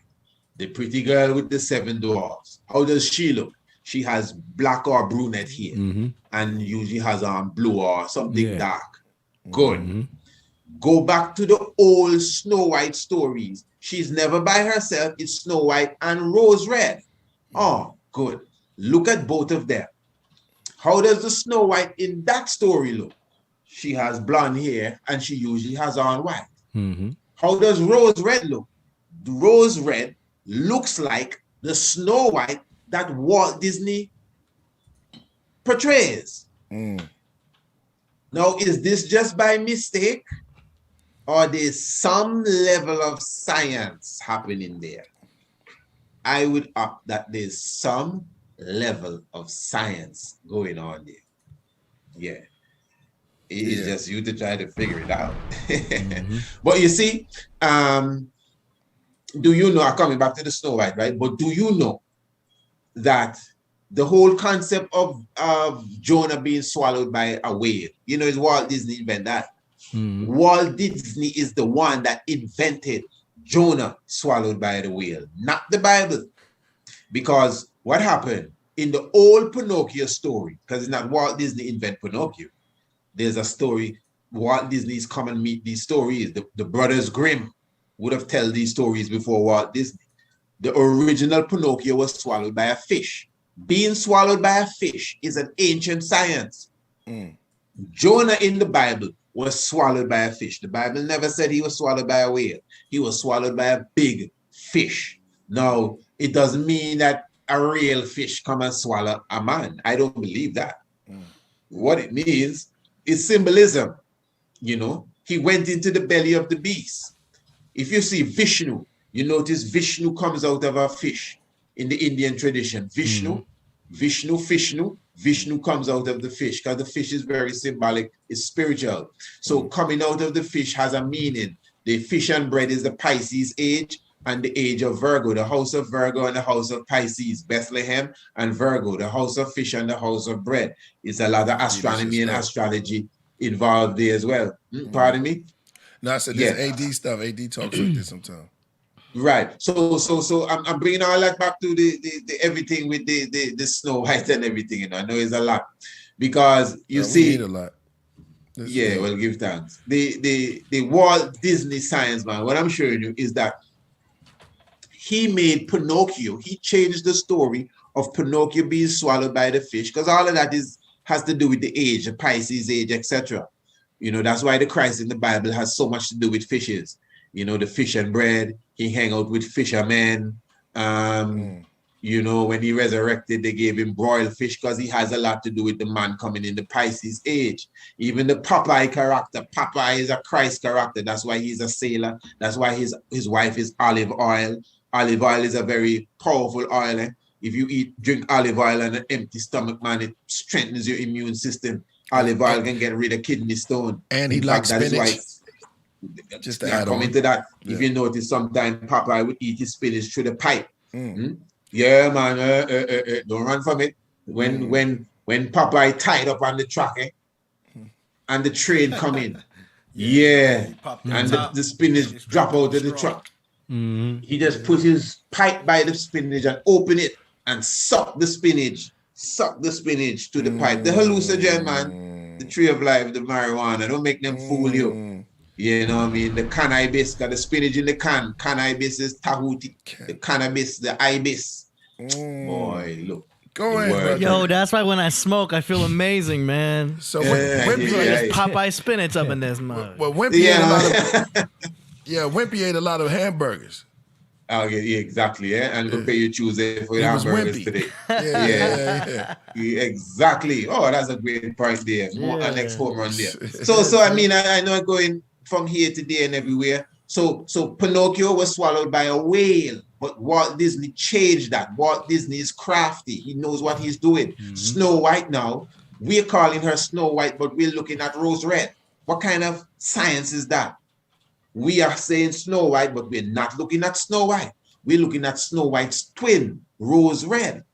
Now, what is that all about? If you read your Bible, in the Bible, it speaks about Jacob and Esau. Now, Esau was considered to be red, and Jacob, I guess, otherwise than red. Now, Esau was the older child, Isaac's children. And the story says that Isaac was blind and Isaac was going to bless Esau. You know, Jacob and Esau. Okay. So, their mother heard that Isaac was ready to bless him, Esau. And she said, no, man, she wanted him to bless the younger one, which is Jacob. Because according to the Bible, God loved Jacob and he hated Esau. And Esau was the red and hairy one. So Esau went to get some food for Isaac. He went to kill a deer. All of them things symbolic, He went to kill a deer. And when he went to kill the deer, his mother killed two goats, two young kids, and knit a suit and put it on Jacob and fix him up like his brother Esau and send him in front of his father. So remember, his father can't see now. And he started to talk, Daddy, I come back. And he bring the same goat, the same goat that they killed to make the suit for him. They use the meat of the same goat and cook food for their father, Isaac, and bring it to him. So when he smelled the food, he said, wait, who is this? Oh, this is Esau. Remember, it's Jacob. It's not Esau. It's Jacob dressed up like Esau because he have on a hairy sort of suit. He said, this is Esau. Come close. And he touch him and smell him. Say, well, you smell like Esau. Imagine that. You know, you feel like Esau, but you sound like Jacob, you know. Oh, no, it's Esau, man. Just bless me quick. Look your deer meat. This is nice, but it tastes like goat. Don't worry about that, Daddy. Just bless me quick. All right, Esau. You sure you're Esau? Yes, you sound like Jacob. Feel my hand again. Okay, you feel like Esau. And then he bless him. All of them things is allegory, Them is just stories for us to understand the deeper meaning. And the deeper meaning is this. Jacob is symbolic of the Spirit of God. Yeah, well, he said the Esau character is symbolic of the flesh of God. So that is why for Jacob, for the Spirit of God to get the blessing, the Spirit had to put on the flesh of the red man. Because the red man is the blood man, the man with the blood. All of us here, red man. You see, it's deep, If you see like Adam, when they say Adam, which means red man too. Adam, the same Esau that we're speaking of, he's also called Edom. So Adam, in the beginning of the Bible, means the red man. Now, if you notice, when Adam and Eve had a little confusion there, and Adam fell, that's what it says, he fell. That means he came down to another plane. The Bible says he put on skins. Now, of course, when you watch the cartoon and the story, they're going to say he put on the skin of some animals and hide himself and some fig leaf and all of that. Divine. But Right. But if we're looking at it from an esoteric level, he fell and he put on skin, the red man. You see, the red man, that is why the fire in Revelation left the heavens and touched the water and it became red. Because we are all products of the water, you know, in the water womb of our mother, where with the vast majority of us is water. We're made from the seawater too. The salinity of the sea is the same as the salinity of our blood, and is the same 70 to 80% of the earth's water is seawater, and 70 to 80% of our water is blood. Real thing. So we are blood people. We are the red man. So in the science, Jacob, the spirit man, Jacob, sorry, let me move this here. Jacob, the spirit man, put on the flesh or the skin of Esau and then came before his father. But listen to this now. Anybody who is Islamic in the house, you would know that the name of Jesus in Arabic is Isa. Mm-hmm. Now, it's spelled I-S-A. Mm-hmm. The Isa in the story of Jacob and Esau is E-S-A-U. But it's still the same phonic sound. It's phonetic. Isa. Yeah, phonetic sound. So who is Isa in the Quran? It's the Son of God, God in flesh. Mm-hmm. Jacob, the Spirit of God, in a human form, is called Isa. Hey, listen, all of this is some deep crap, you know. This is more than religion, and let's go to church. That's why these books, Quran and Bible and so, are high on the shelf in some of these Masonic temples. You understand? Although they're just 33 degrees, but at least they have an idea of what's going on. So I'm showing you now that the same way that Jacob covered himself in the skin, and then he came before Isaac, and even Isaac, spell Isaac, I-S-A. Esau is in the name there too. A-C, Isaac, Esau. But Jacob came as Esau before Daddy Isaac. And he said, hear what he said, you sound like Jacob, but you look like Esau. The Spirit of God in us, we look, we hear, we blood, red man, but the Spirit of God inside of us. So now, Snow White, that is why Walt Disney could clearly tell you, look, that's Snow White. Because remember, you know, Rose, we're looking at the red one. Esau was the red one. Rose red. We're looking at Rose Red. Is one character in the movie. It's not Rose Red and Snow White. It's Rose Red. But the movie is called Snow White. And the person we're looking at, we are supposed to consider her as Snow White, but it looks just like Rose Red. Because it's Walt Disney again, playing the Masonic science. I don't explain certain things he done doing. Is he big up Chippendale, you know, Walt Disney? Is he big up Chippendale? To craft that. The crafting of the water symbol as the Mickey Mouse is, as I said, so you start to read. Remember the first Mickey Mouse cartoon was Steamboat Willie on water. So don't take none of these things for granted. You know, there's a reason behind all of that, and there's a science, there's a mystic.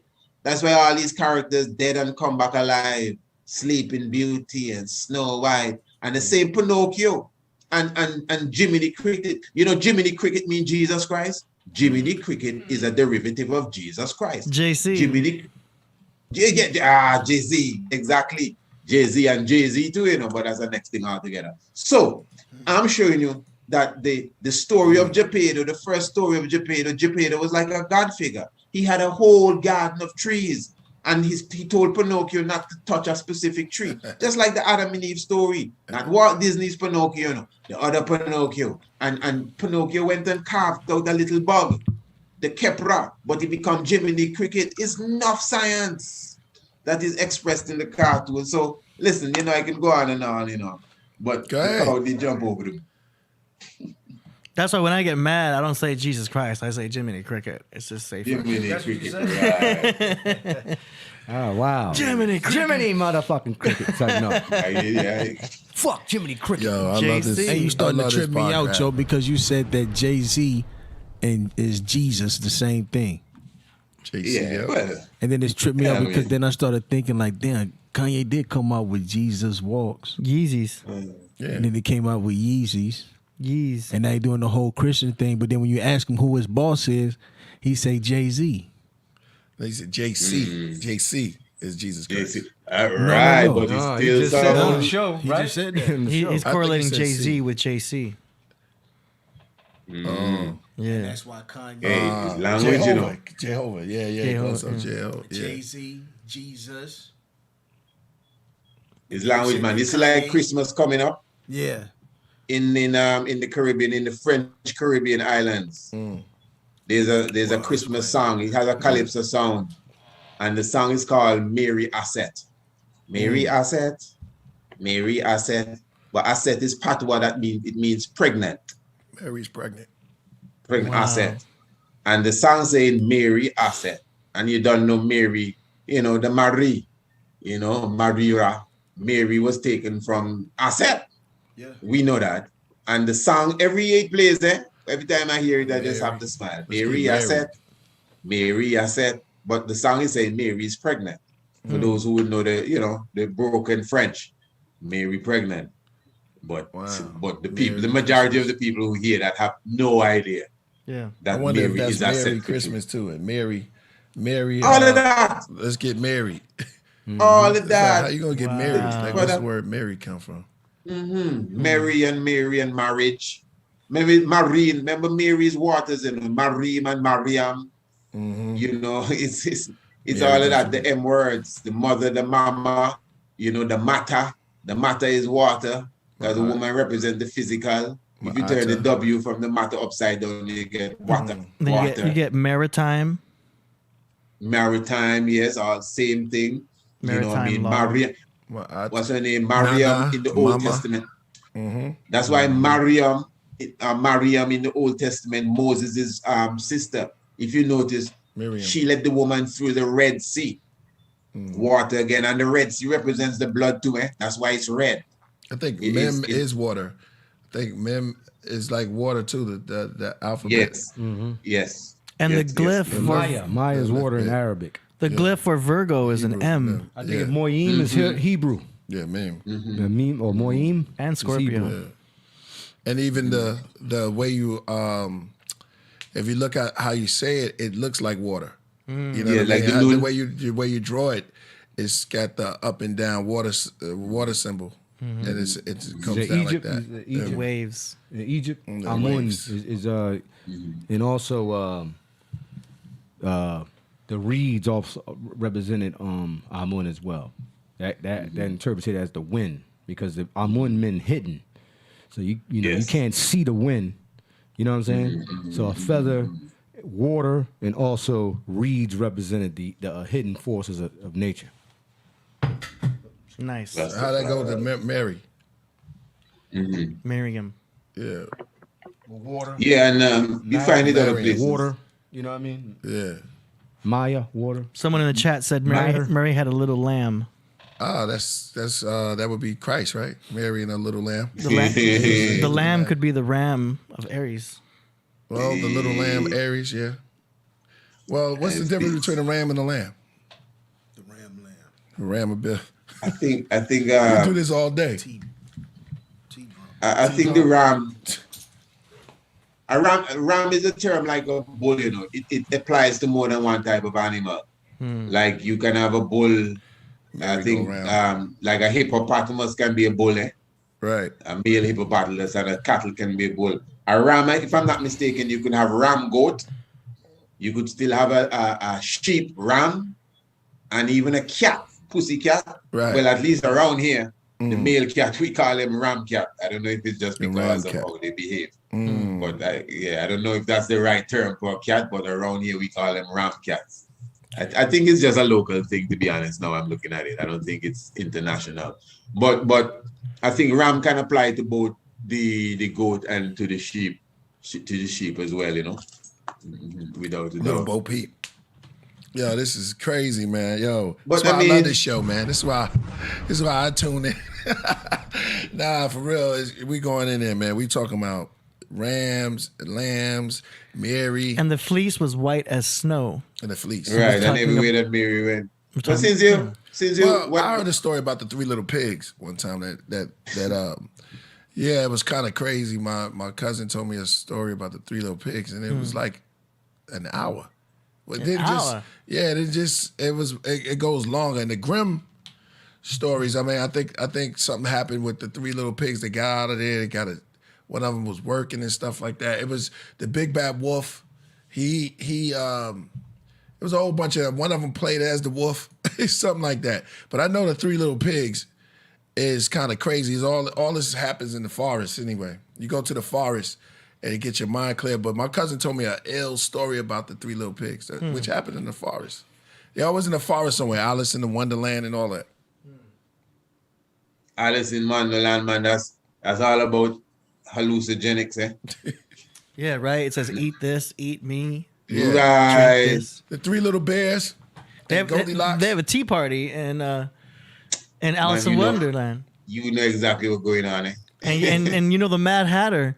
The hats man. used to be made of mercury, or they used to have like the wool, and so the people would go crazy I was about to go down. from wearing those hats, and that's what they call them, the Mad Hatter.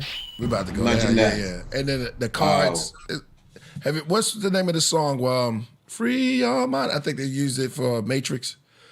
They used it for Fear Loathing. Shout out to Flea.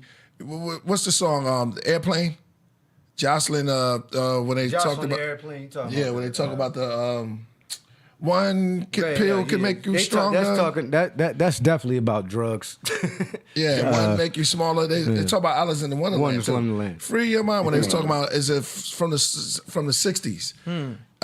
Free your head at the end. They're talking about one pill make you smaller, the other make you taller, and one pill you don't feel nothing at all. Then there was a you know the dodo in Alice in Wonderland. He have a pipe. The dodo. He does. He smoked. Yeah. He have a pipe. A hookah. The walrus. Yeah. The walrus that eat off the clams. Right. He was smoking a cigar. Right. Oh yeah. Of course, the infamous caterpillar. We don't know he have his hookah. The hookah smoking. The treasure cat. Although he ain't, you don't see him smoking nothing. He definitely on something. You undeniable. Right. That's the cat. That cat would always disappear and stuff like that, and if you notice, right? I said that if about you notice, don't make the mushroom get away from you too, huh? Because Alice is symbolic of the hallucinogen. Because it's deep in her. Even Snow White. If you look at how Walt Disney dresses Snow White, her shoulder pads are mushrooms. Right. Yeah. That's true. Yeah, mushroom. Correct. Yep. So if you notice in Alice in Wonderland, when she got big in the rabbit's house, it was a mushroom. Yep. And then she got big in a tree. Yep. And when she got big in the tree, the bird in the tree referred to her as a serpent. Man, there is some serious thing. Because the serpent and the bird, is the feathered snake, is the cycle of the sun. Yeah. And the tree is the tree of life. Man, we're going deep. This is going deep. We like this. It's nice, man. I'm looking up the lyrics so I can say them. Super Mario which Brothers. one? It's from Jefferson Airplane. Remember that song? Yeah. And you can break this. I don't know. It's right up your alley, Dread. Shout out to Flea. Wait, no, I can't remember the lyrics. Flea's in the It building. says, "Fella B, Fella. respect from Melbourne, Australia. Bless Dread. Thank you for the finest show." Well, Flea's in Australia. That could be Flea. Shout out to that brother right there. Peace. Fella B. Fella B. Okay, we'll take it. Okay, here, listen to the Alice in Wonderland song. This is the song, Here Alice in Wonderland says, Alice in Wonderland. Wait, let's go. Okay. How do you get to Wonderland? White rabbit. Over the hill, across the land, or just behind a tree? Now, here the question is, how do you get to Wonderland? And one of the choices are just behind a tree. You see, you can't play with the tree, with the hallucinogen. That's a very important thing. Yes. Even if it's not the cannabis, right? Hallucinogen has always been a very important part of agency. That's why you see shishat the wife of Tahuti, inside of a tree. Just like how Alice was in the tree, you see Shishat inside of the tree. She's a Liberian, and she has a very interesting leaf above her head. I wonder if I have a picture of that. Indeed, brethren. Let's go. It's a ganja. No, I said let's go. Keep on. I'm going to say And you know, when we go deep in topics, we're going down the rabbit hole. Oh, well, we're going to the Matrix? Yeah, we're going to go. That's it's coming out, too. I'm going to say the lyrics to White Rabbit by the Jeffersons Airplane. And you break this down, brethren. Man, one pill makes you larger, and one pill makes you small. And the mother that gives it to you don't do anything at all. That's a placebo. Go ask Alice when she's 10 feet tall. And if you go chasing rabbits and you know where you're going to fall, tell the hookah smoking caterpillar has given you the call, and call Alice when she's just small. When the men on the chessboard get up and tell you where to go, the men on the chessboard, and you've just had some kind of mushroom and your mind is moving low, go ask Alice. I think she'll know. When logic and proportion have fallen sloppy and dead, and when the white knight is talking backwards, and the red queen off with her head, remember what the dormouse said. Free your head.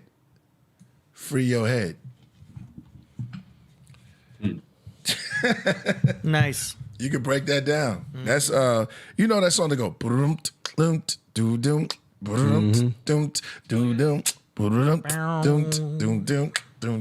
yeah, exactly. No, I'm just adding on to y'all, bro. I'm just adding on. That's the manna, the mushrooms, the psychedelics. What you said, brethren. Yes. The good plants, the good spinach. Exactly. The good spinach. Yes. Pop eye. That's if you notice, Pop eye is one. He has one eye. Pop eye. Mm-hmm. Oh yeah. So, yeah, man, there's a heap of thing going on there. Like I'm telling you. So you see the picture of Shishat here. You see the ganja above her head. Mm-hmm. Yeah, that's and wisdom. She's writing. So that's for sure a cannabis leaf, because I remember that was speculative before. I will humble to that. Speculative. Nice. It's all right. I mean, you can't if you don't have to win every race. It's all right. No, I want to believe it is. Before the star of Me too. Yeah. Who is that right there? That's Shishat. Okay.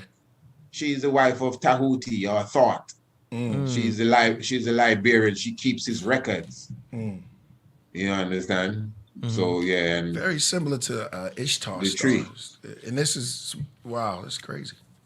One of the songs in Alice in Wonderland, she says, you could learn a lot of things from the flowers, especially in the month of June. Now you see, I mean, I'm telling you, it's deep, eh?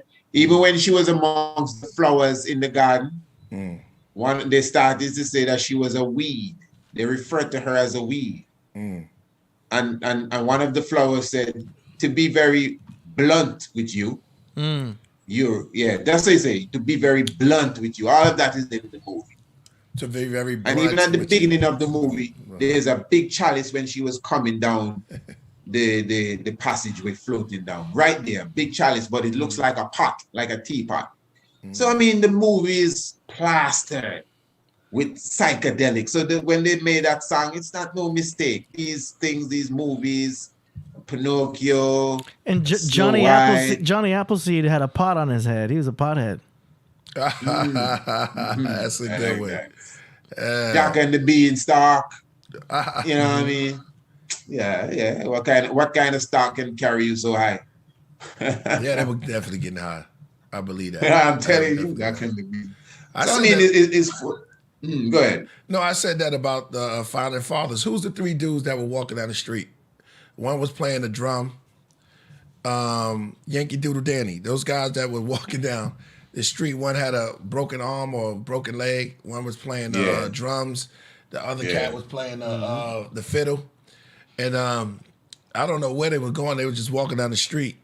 and it's like a big thing over the Yankee Doodle. They were like these three guys just walking down the street, and they said that they started everything. You know what I mean? And they were definitely they're definitely on drugs, because why would you just walk down the street playing that type of music? You know what I'm saying? You know what I mean? I don't know what time it was, but there was Yankee Doodle Danny or whatever. Yeah. And in Super Mario Brothers, if you eat the mushroom, you get bigger. Exactly. Definitely. Exactly. Definitely. And if you And the star is like cocaine, because you're like that, you know, you're coked up. Let's go there then, bro.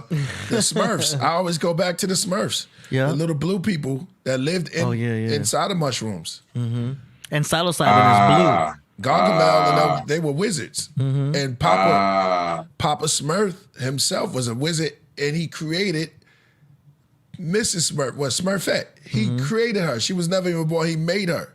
And she lived amongst the and you can see the blue in magic mushrooms, and that's the psilocybin. Yeah. I And then never knew he made Smurfette, you know. Wow, that's heavy. Yeah.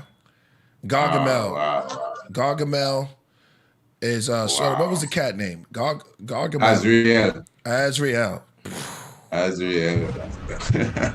There you go. Wow. That's it. Yeah. Israel. Seven Smurf make gold, eh? Huh? And the Smurfs made gold. That's right. It was something Seven about Smurfs.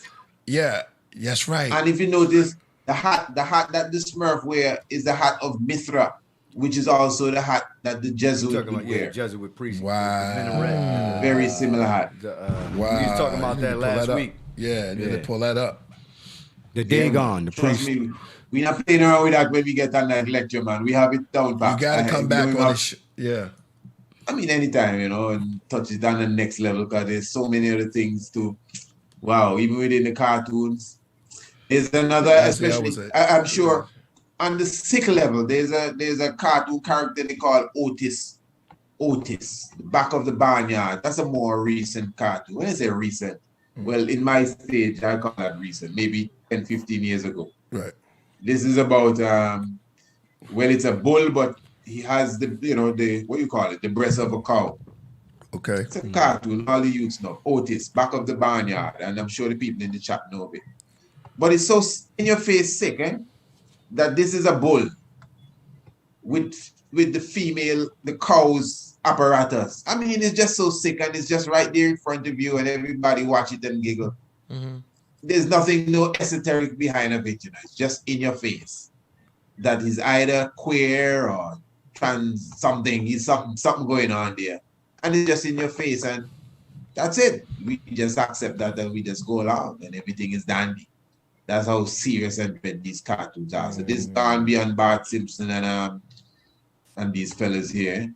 Bugs Funny is soft to a lot of this stuff, eh? Oh yeah. Bugs Funny, you know, Bugs Funny, which is Bugs Bunny.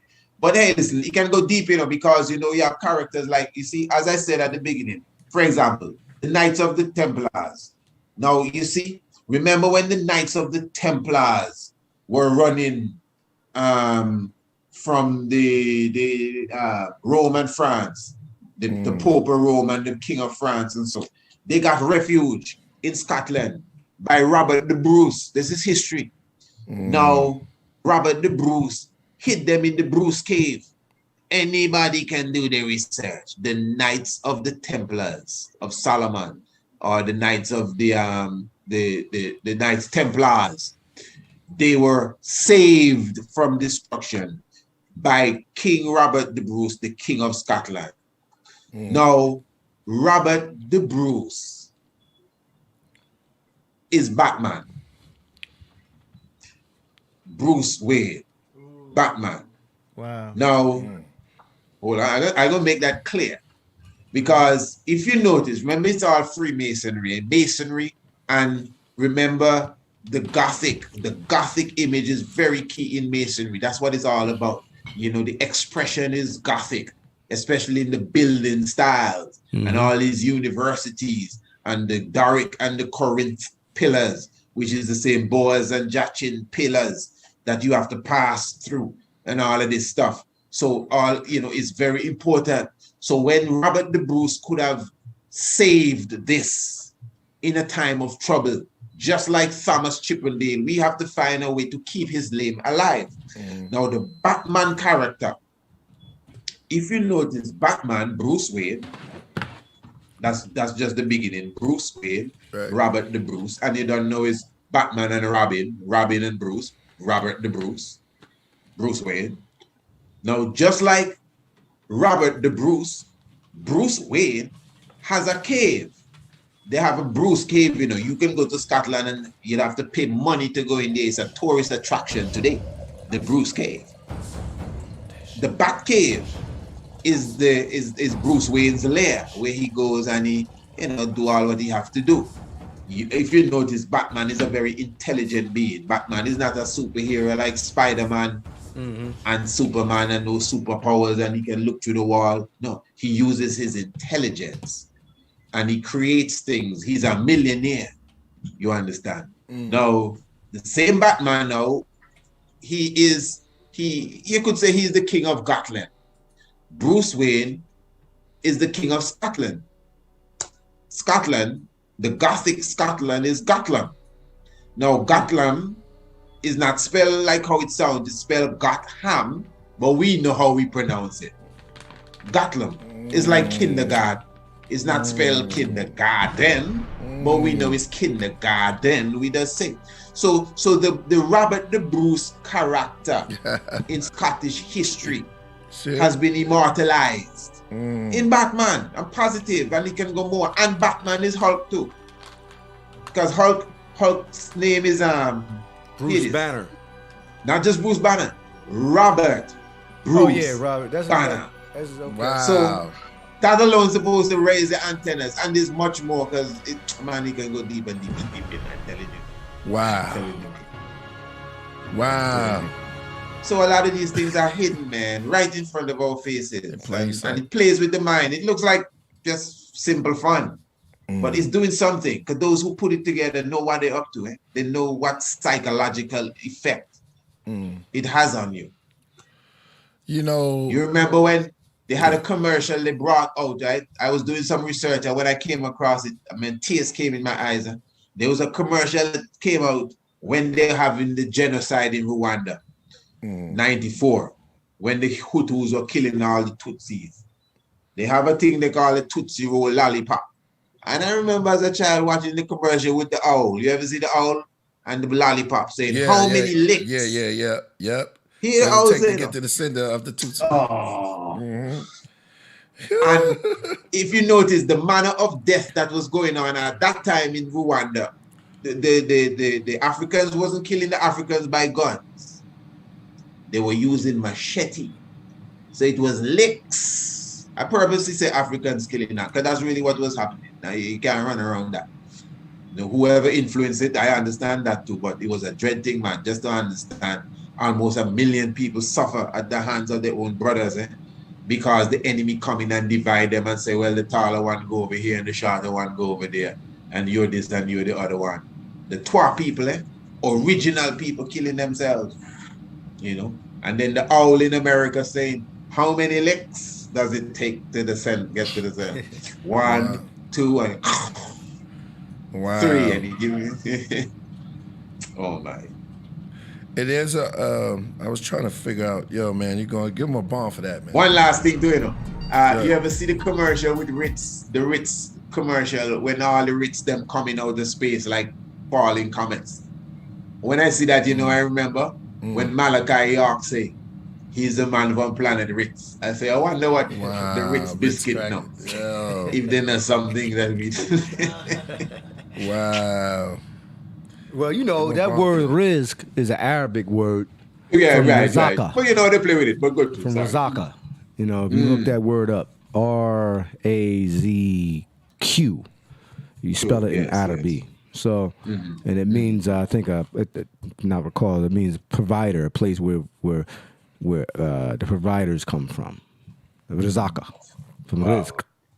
Deep, yeah. And yo, and you know, I was trying to look for a Leviticus. I know there's one about worship and the things that you're talking about, right? And it says in one of the Levitical laws, they were saying that don't worship the little creepy things, right? the creepy crawling things. I'm trying to find it, and that you don't suppose like the mouse and the mouse. I think the it's weasel. eat. Yeah, it's unclean. It don't worship. Yeah. Yeah. Eat them. But how they push it on the cartoons, that all these creepy little things, you know, like the mouse. I get Like you. Mickey Mouse, right? Yeah, Mickey Mouse. Yes. And they make the elephant Dumbo. You know what I mean? They make they make all of the gods from back then. They make them into creepy things, and it's kind of funny. I was gonna say, I get you. Like Ganesh. Yeah, Ganesh, the god Ganesh, and then Dumbo. And then the elephant. Yeah. Yeah, you're looking at all of that stuff. Wow. Just added, and then they make the two crows. What was it? Two Heckle and Jekyll. Heckle and Jekyll, man. You're real old school, eh? Huh? Yeah, man. Yeah. The laughing woodpecker, Woody. Hey, Woody. Woodpecker. What would Woody do? Woody the woodpecker. Yeah, man. Yeah. What would Woody do? Yeah. And I mean, there's a lot of some things. I mean, you know, I still get a kick out the Roadrunner and Coyote, you know, but He was so mean to that. That's why I like Family Guy. Man, it's some serious brutality, man, that we just be watching there. Thank you, bro. Man, I seen him drop he dropped the piano on his head one time. He dropped, and the piano opened up. The man teeth was the piano thing. I was like, man, this guy's a vicious man. They vicious. Yeah. Yeah, and playing too. Yeah. Oh, right. Yeah. He exactly. I think Bugs Bunny made Sammy Sam think that he was looking through glasses and it was a gun, and the man shoot the thing right in his eyes, man. Yeah, they was sick, man. It was a sick thing. Yeah, man. That man will shoot you and the duck beak end up on his head, eh? Yeah. Daffy Duck, the beak. Yeah. And he had to put it back. And I mean, it's like nothing. Big up, man. So because it's pen and ink, it goes down smooth. A little baby can watch it and like, because it's pen and ink, you know, papers and, you know. Science. But the repercussions now, the effects of that, right? You know, because remember, you know, the mind of a child is a sponge. Right. That's why they give them SpongeBob. The mind of a child is a sponge. You see where he live? Bikini bottom. Damn. Now tell me, that alone, bikini bottom, and a bikini is a 2-part swimsuit. It has a top and a bottom. And you see where he live. Oh, man. Wow. And now, what I'm saying, but the mind of the child, if you notice, I mentioned kindergarten early. The children, that's why we don't call children kids, eh? No, man, kids are little goats. The children now, the word chi, C-H-I, chi, in children. Of course, you know, the chi is like the energy. I know a lot of ones will say, well, them is Indian vibes. But anyway, the chi energy is the life force. Now, if you notice, well, here in the Caribbean, right, when we was younger, we would, like 1, 2, 3, we would say 1, 2, chi. That's how we talk, the dialect, chi, 1, 2, chi. Just like a tree outside, a tree, we say 1, 2, 3. Now, mystically, 1, 2, 3. If you notice a tree, the real tree now, outside with the leaves, the tree has a lot of chi in reality. That is why people tell you go and hug the tree. Right. You know? Why they don't say go hug a cat? Why is the tree they go for first? Because of the kind of energy the tree has. The tree can impart on you as well. If you need help, the tree can give you energy, and you can give the tree love too. The tree have a lot of powers, you know. Old people in Antigua used to say, don't forget the tree. You know what I mean? Like you can always drop something for the tree, even if it's money that is true for the tree. It's a mystic sort of thing. But the point is now, children have a lot of chi. Children are young trees. That is why when you take the children to the daycare, I always like to ask if they really care. They care? I don't think so, but we just carry them to these strange people. The daycare is called a nursery. So the first institution you carry your young children is called a nursery. A nursery is a place where you plant young trees. And then after the nursery, the next institution is the kindergarten, a garden.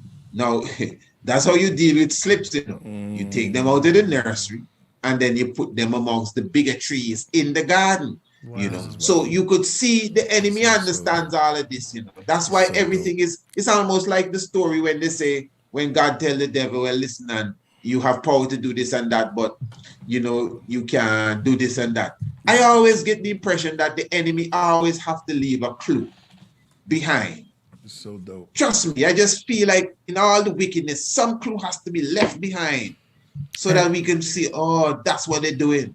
Because they always leave the fingerprint, like what I explained in here, you know. And that is why, back to Batman quickly, if you notice, Batman is so intelligent, he's always battling intelligent enemies. The Riddler, the Joker, the Penguin, and they're always unraveling mysteries. And to prove that it's Robert the Bruce, you ever hear Robin say, "Great Scots, Batman"? Hear that? Great Scots. So the enemy, they always leave these clues. Like they have to. It's as if they have to leave it for us to pick up. And you ever hear them say, "Holy smokes, Batman, holy smoke, we figure it out." Holy smokes. What kind of smokes is holy smokes? Give me that one. See if you can figure that out. Smoking the holy weed. Right. Chalice in Wonderland, man. Chalice in Wonderland. He said Chalice in Wonderland. Man, big ups. Oh, this is crazy. Nice, man. You're going in. I don't even want to. It turned so far up. Man, I am so twisted right now. In a good way. So you're opening the phone lines again? Yeah. Yo, I think I'm gonna have to leave in about 15. All right, 15. All right, we got enough for a couple of calls or whatever. Yeah, I want to hear. Yeah, let you go, brethren. Somebody, I have a question. go ahead. So what do you think about the James Webb Space telescope that they're about to launch December 22nd? They're going to give, they're saying, it's going to give a broader perspective of the vision of the universe and infrared vision. I feel like they're going to discover a lot of things. Yeah. I didn't know that's when that was. I didn't know that was when that was going on. Yeah. I'm not going to act I'm over skeptical because I'm in the field, but I'm a realistic. I'm realistic, I should say. Right. And you see, this study, just to deal with science in general, right? Any one of you who are scientists, whether you're a chemist, physicist, biologist, remember we're dealing with modern science too. You cannot run from it. And modern science full of a lot of lies.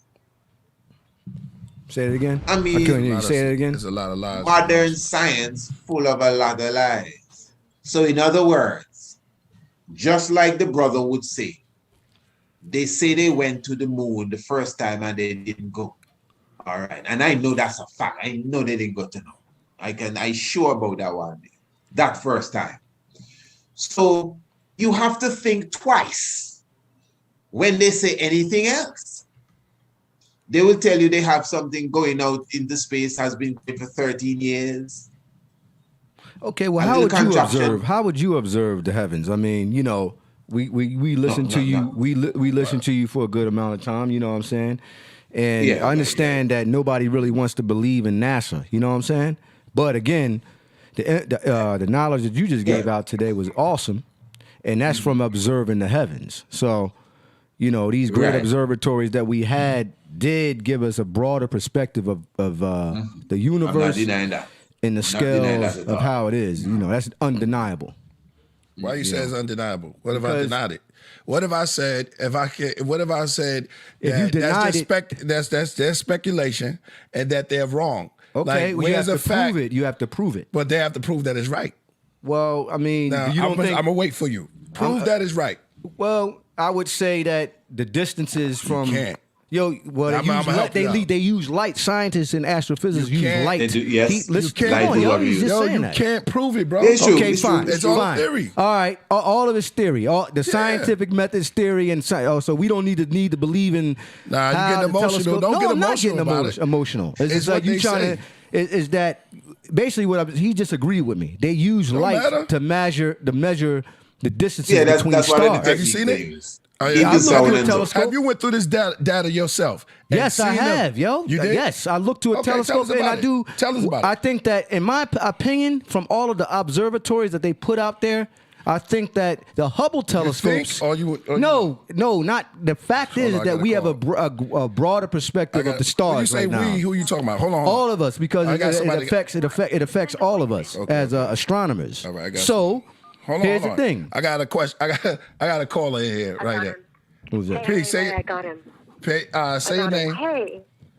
Hello. Sally. Your name and your question. Okay, so I don't know if you guys saw what I was saying in the chat, but we've got a real life conspiracy going on right here, the current time in New York, and we need help. So we're trying to get attention because they're trying to get us to be quiet and kind of push us in the corner. Like really, it's a threat of like being picked up and put into an insane asylum, or being picked up by the cops and being accused of a crime that we haven't committed. We've got evidence pointing all of this out. It's 100% true. We need help. It's real. Okay. We're Could you? asking for help. Like the police aren't responding. We've got proof for everything that we're saying. So if you guys want to see proof of a real life conspiracy taking place, we need some attention in Central New York so that we don't disappear before we get to tell anybody. I'm being so serious. I am being accused of being psychotic, but I assure you that I'm not, and I can prove that too. We really need help. It's me and 3 children. You and 3 children or what? It's me and 3 children. So I'm the mother, Okay. and I've got 3 children. This is a question.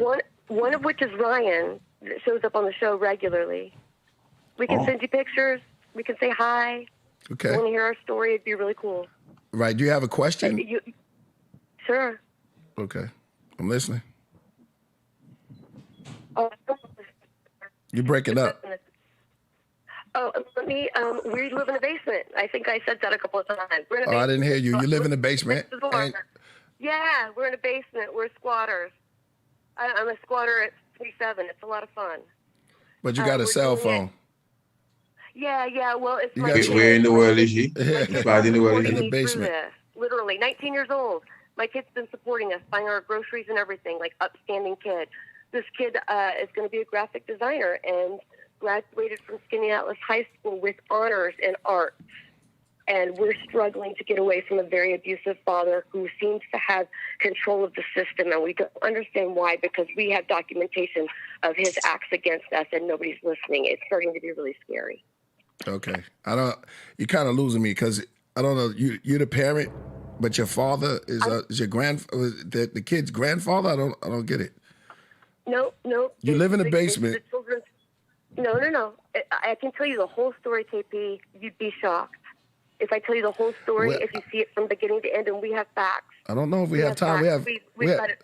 Well, Greg, we have Priest Isaac here, and do you have a question I for him? saw him. God bless Priest Isaac. No. We're trying to get attention for domestic violence. So if there's anybody that wants to take an interest in our case, God bless you. And I love your show, KP. We'll try to Thank get you. you. Thank you. Yes.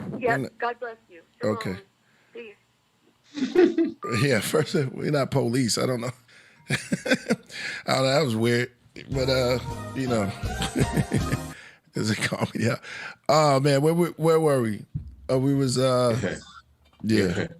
Yeah, chat had me laughing. What is it and about, just man? look I up. mean, that's what it is about, man. I mean, I had to Yeah, I had to chat challenge had me some of laughing. some of the scientists out there, man. I have to challenge some of their so-called. Yeah, chat boy. Yeah. One person in the chat said she has a 14-year-old kid and she's 19. Yeah, she in the basement. Yeah. Somebody said, Jody, stop calling.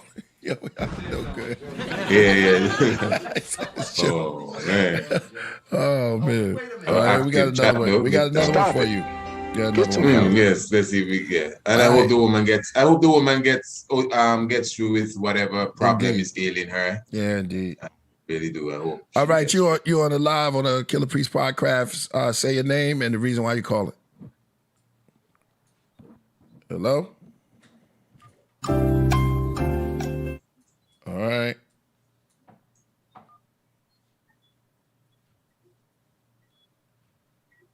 Yo. Nah, they hung up. Oh, no, they still there. We can't hear you. Call back. All right.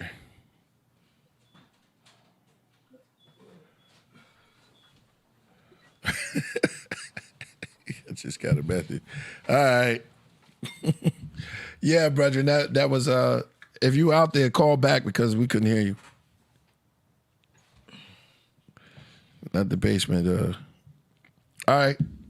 Yeah, I hope she works. I mean, hey, a lot of people going through a lot of things. Yeah. Yeah. Even though maybe they may not bring it out the way that is palatable to some of us, but it's just an expression of what they're really going through. Right. Yeah, man. I don't know. Locked up in the basement. That was deeper than Santana stories. Yeah. That's Yo, I know. I hope she get out of that basement though, and for the family, I hope y'all good, man. For real, it's getting conspiracy in the basement. Y'all the chat room. I'm not even gonna read y'all, man. Yeah, man. They had me laughing there when I Yeah. oh my. Yeah, so the phone is still for y'all. Make sure y'all leave that super chat. You know what I'm saying? We're not doing this out here for our health, but we got some good information, and I really love the podcast tonight. I mean, it's been great.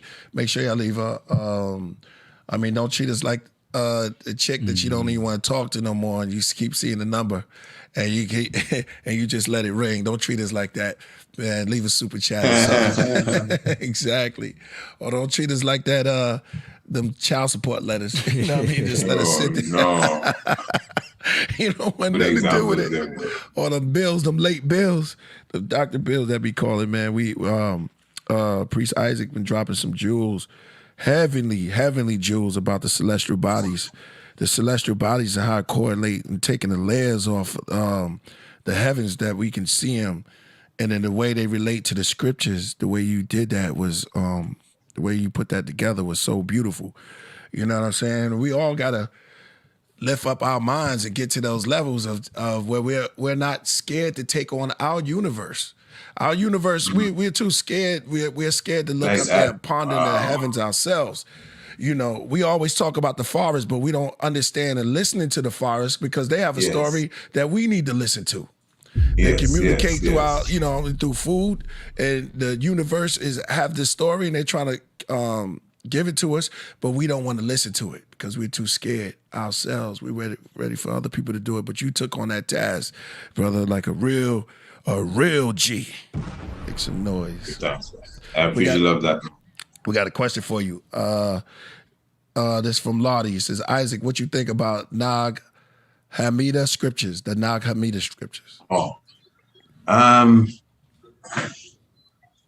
In sense of what? If I think like with the heavens and the celestial, because I believe again, all of these writings originally came from the solar heavens, from the movements of the stars and all of these different things. Okay. Whatever the scripture is, whatever the book is, I still believe in one way or the other, there's some sort of, solar connection within it, so any tradition you get in Hindu tradition, Buddhist tradition, when you go into the Veda, all the different Vedas, all the different scrolls, I think everything still has its its connection back to the whole movements of the solar, because everything is nature. That's really the point. So it's not even like the situation, it's the principle there. So when you look at the principle, it just answers all the questions. Everything has its link to nature. That is why even the term nature is not medu nature mean nature, Is nature mean nature?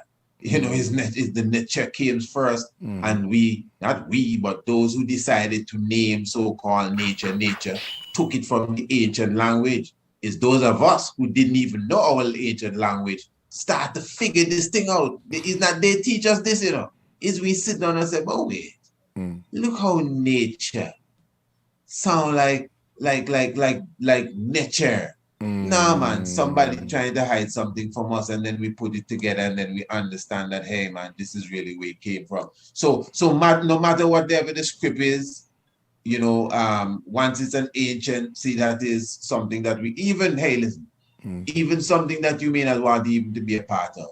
That is why I could highlight all the different cartoons and the stories that they come from. You know, they call it tarot cards and so, them tarot cards, or tarot cards, really, it's not tarot, but it's tarot. Tahuti. Not to cut you. Oracle of Tahuti. Right. We got another caller. That's where that comes from. All right. State your name and the reason why you're calling. Shout out to the caller. Peace. Hey, what's happening? This is the Aurora Borealis, y'all. I'm calling for peace. Isaac, I just want to say thanks for the jewels, man. It's really inspirational. Inspirational. Aurora, what up? Aurora Borealis, man. Hey, what's happening? Rasul, everybody, peace. Hey. Peace to the God. Peace. What was the brother name? Borealis? Aurora Borealis. Yeah. Aurora Borealis.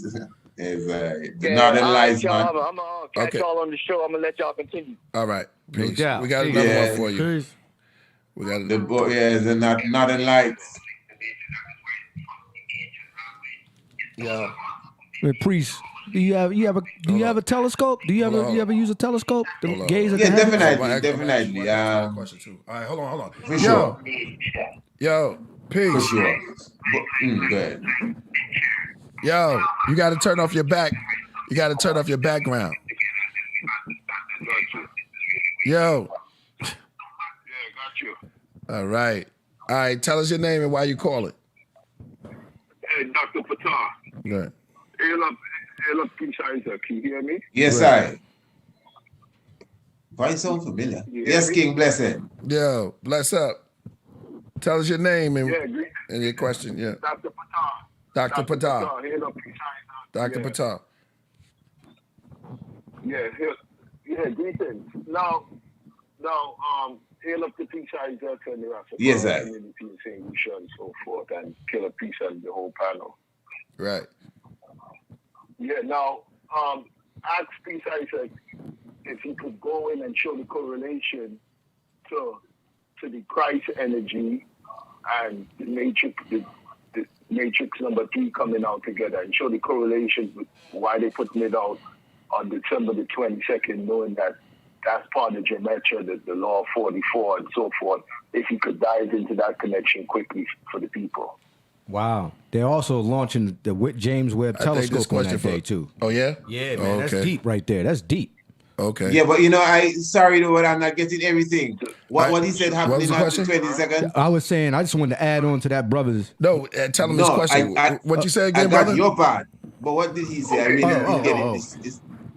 Now, during, we know that December the 22nd represent the gold, it represent Christ in the Gregorian calendar and in the Babylonian time in the West. So now they're bringing out the matrix resolution, the movie, the matrix resolution, showing what's the correction to that. They're bringing it out on December the 22nd. So we know in the law of Archer, that's the law of 44. So could please tie in on that for the people due to the astrology of it, due to the symbolism, and due to geometry under the law of 44, under the Hebrew numbers and the Kabbalah numbers dealing with the Jewish system of the time that they bring out the movie within the same Christ time and Christ energy of December. Okay, yeah. And as the brother said, that's interesting. At the same time, they're launching, the James Webb.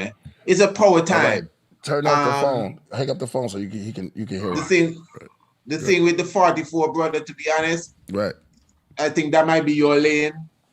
I mean, yeah, you're the one that was pushing that, and yeah, give thanks for that. But what I would say is that day there, from the 22nd, the 21st, 22nd, and 23rd, really, those 3 days are the days where the sun gone into that 3 days of darkness then. So in the mythology, when it says the sun is dead for 3 days, then it rises back. That's the time. So really what happens is that we're dealing with the winter solstice for those of us in the northern hemisphere. That is when you have the longest night and the shortest day.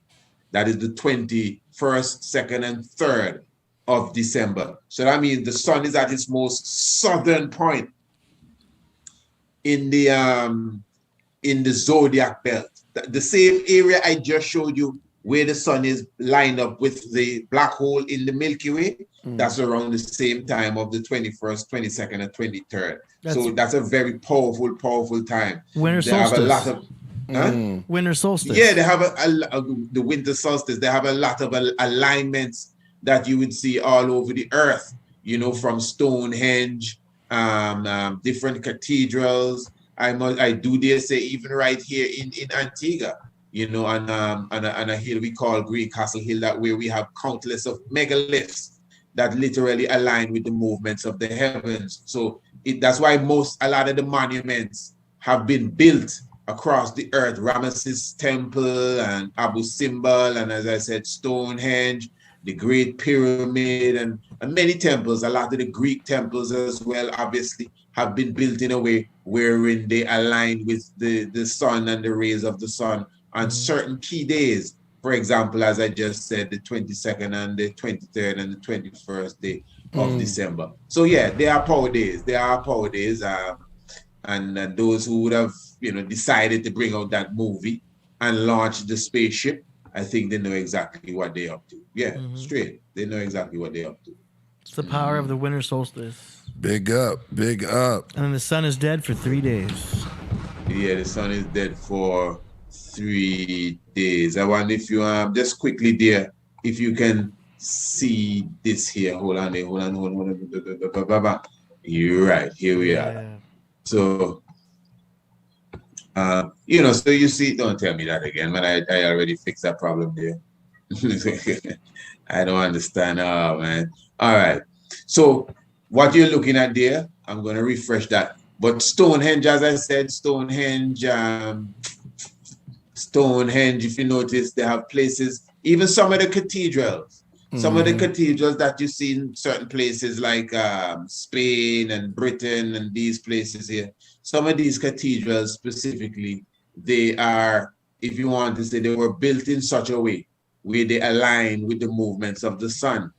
All right, so as you see here, Stonehenge is built in such a way that at the winter solstice, you would have the shadows aligning specifically with the way that the structure has been set up. You see, all of this is very important. So from a certain angle, you would see the sun shining through two of the key standing stone. These are megaliths. These are megaliths or what you would call stellars, big rocks. All right, but I'm just showing the family that these megalithic sites were created and built in a specific way, that at a specific time of the year, especially the key days, which are the 2 equinoxes and the solstices. Equinox means equal. So you have the spring equinox and the fall equinox. That is when the sun is on the celestial equator. Because remember, the sun goes to the north and the sun goes to the south as it's going along the ecliptic belt. That is why in June, the sun appears to be so far north. That is why in December, the sun appears to be so far south, because it is moving through the different houses, which are the different constellations. So on the equinoxes and the solstices, you go all over the planet, they have many different monolithic structures, pyramids, temples that have been built by the ancient ones specifically to accompany the sun during these key times. That's why people flock to places like Stonehenge during the winter and the summer. That's me there at Stonehenge, by the way. Praise Lord. Yeah, I didn't even. Hey, that's fire. me. Yeah. Stonehenge right there. Yeah, I've been there. I got some pictures like that. That's fire. Which one you went to? Oh, you've been to Stonehenge? Okay.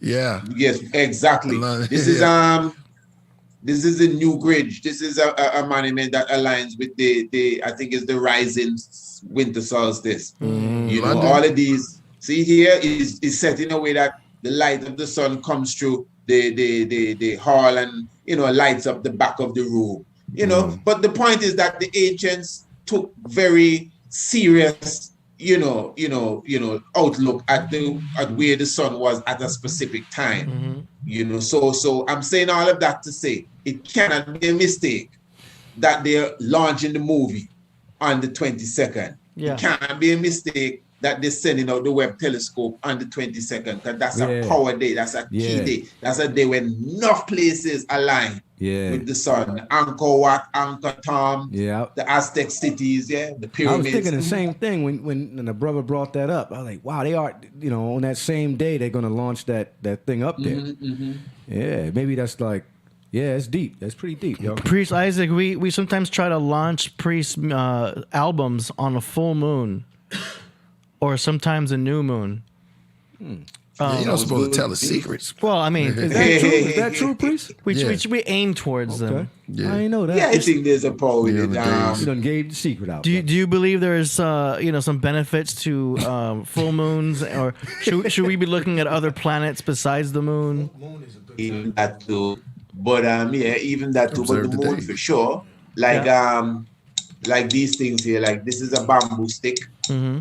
And the old people tell you cut bamboo on the full moon. Nice. Who's out there? Who's that next to you? You cut honey. Oh, that's See, like Aslan. Yeah, we went together. Yeah. That's the stone. see if you cut I didn't know the camera in my bag. Yeah. Go ahead. like if you cut Go ahead. like if you're Oh, they cutting killed him. if you're cutting a beehive or something, Mm-hmm. you do it on the full moon, you get more honey. Huh. If you're making coconut oil, Yeah.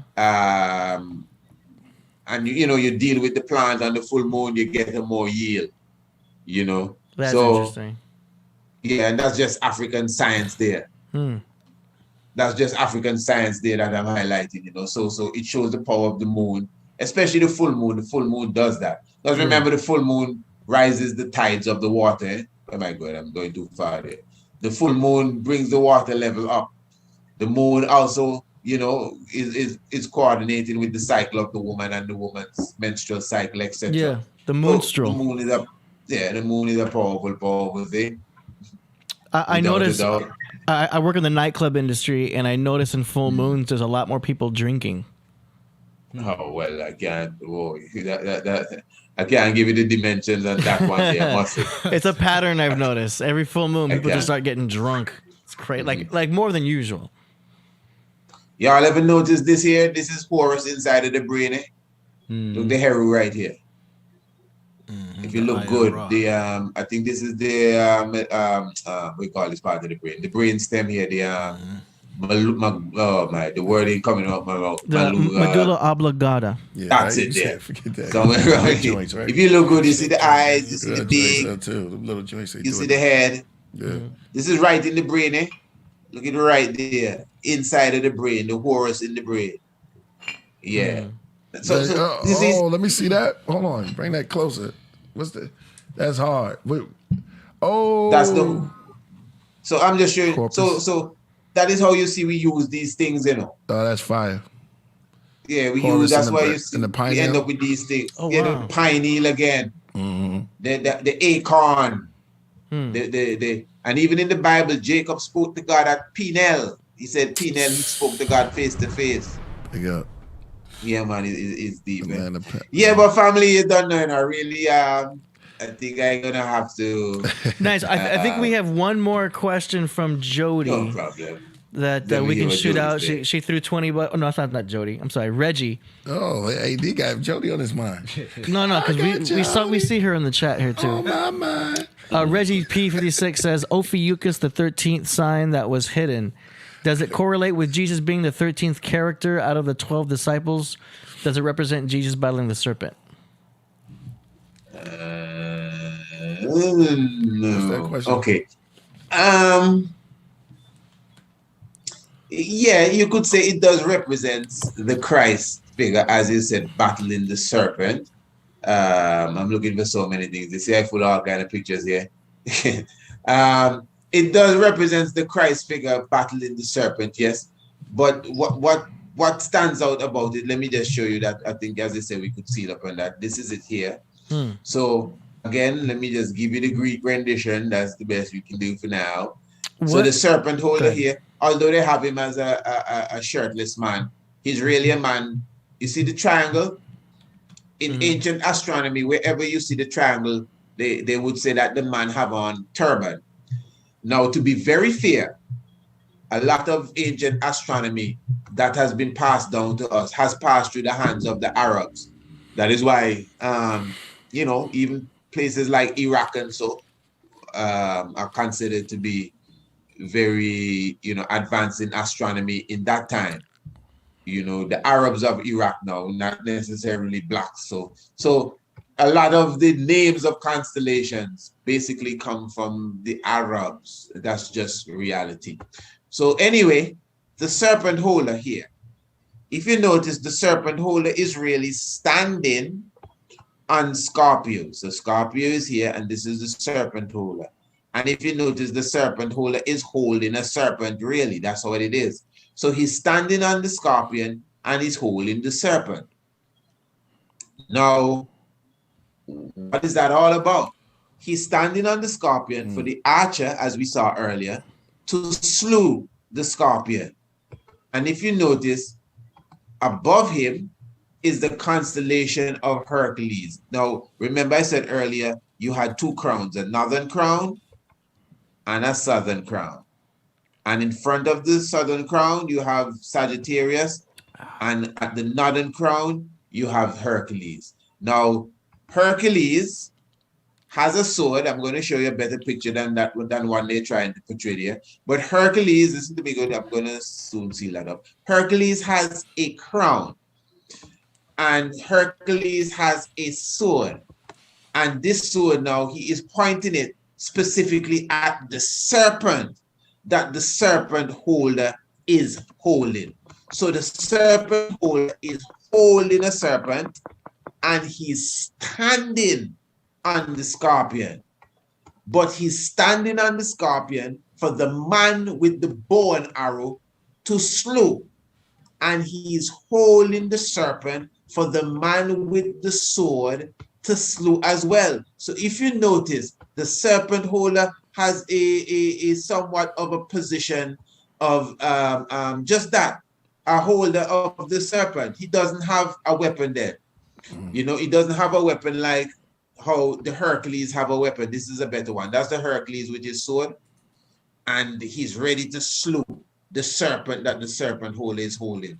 And the archer has his arrow ready to slew the serpent or the scorpion that the serpent holder is standing on. So all of the three of them are working together. That's in the heavens, the three of them working together. One standing on the enemy and holding on the enemy, and the other two have weapons. So the serpent holder don't have no weapons.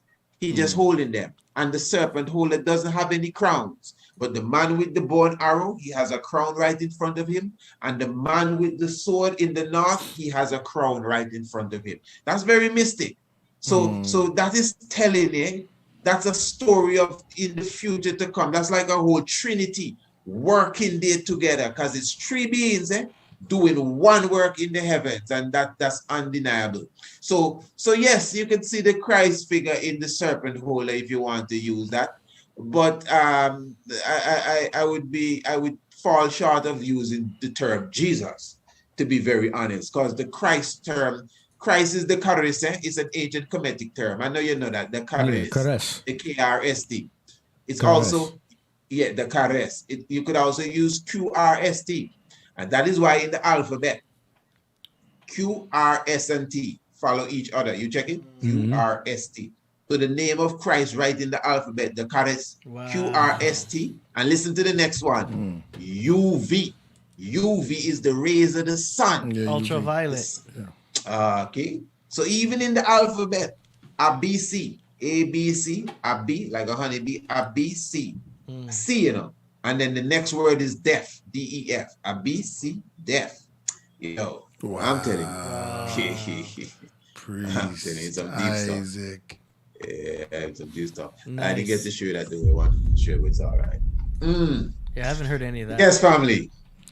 Yeah, let me tell you something. You've been you've been podcrafted, man. Yeah, that was great. Yeah, you've been podcrafted because you started off saying, man, I'm not doing that long. I'm just doing something. You have officially did I hear 4 hours. No one ever comes on here and can do 1 hour. I'll see the person. Nah, man. Everybody who come on, they let loose. And you've been podcrafted, man. It's like the spirit, man. Yeah, it's the spirit. Well, we set the mood, man. I mean, the whole thing is the mood is right. We'll talk a straight 4 hours. Yeah, you was going in straight 4 hours. Yeah. Brother Garfield, who says shout out to you.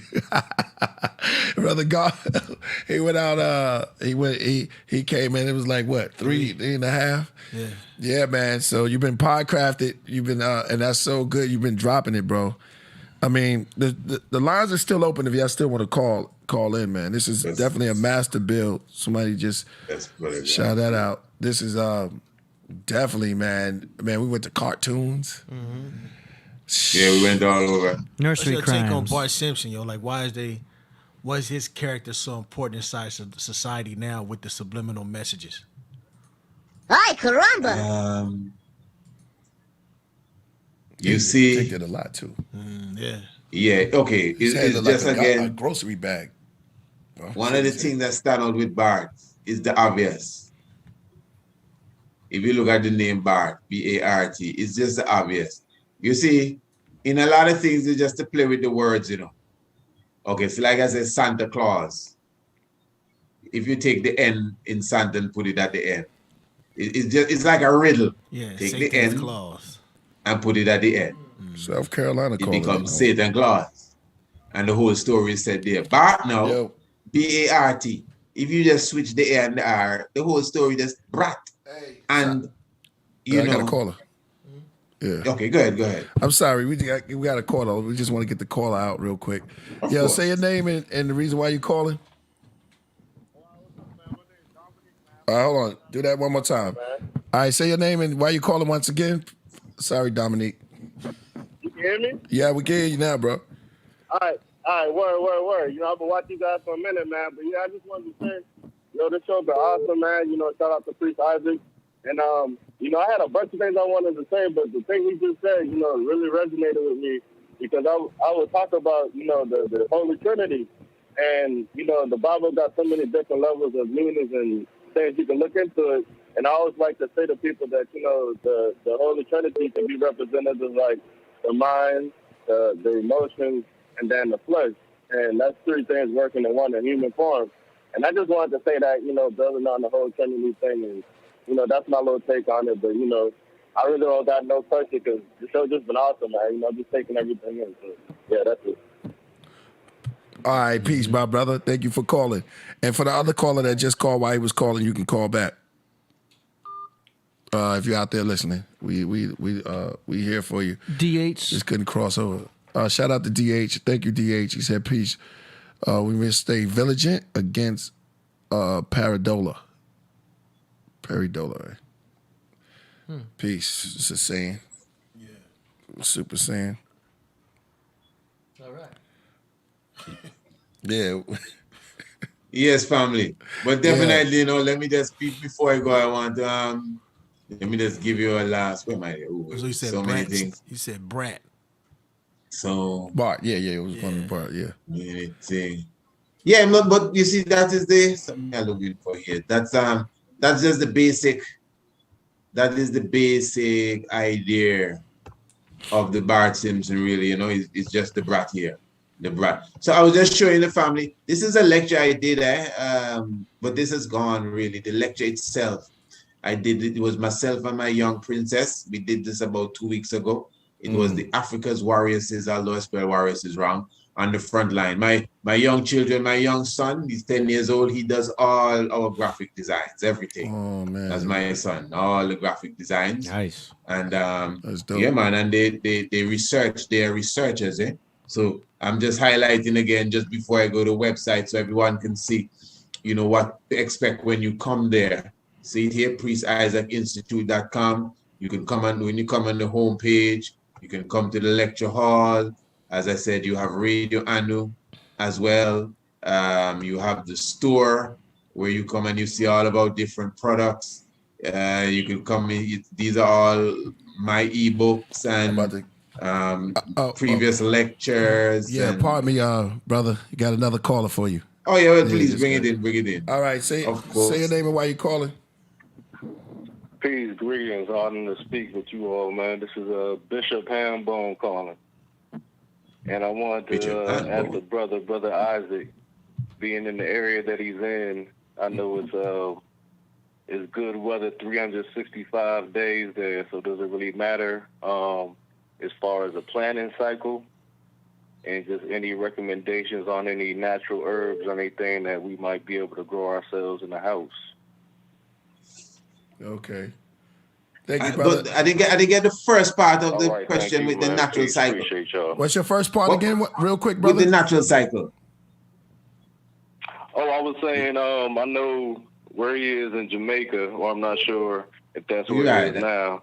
I get that. Saying in warm climates where it's warm all year round, does it matter when you plant anything for the crops? Oh, okay. As far as the timing, can you plant them at any time? Right. Peace. Okay, All right. Hang up so you can get the answer. Thank you, you, brother, definitely. Somebody all else year called, round. Man. You We call at the definitely- same time. You call back if you out there from that person who just called. Good. Yeah, you definitely.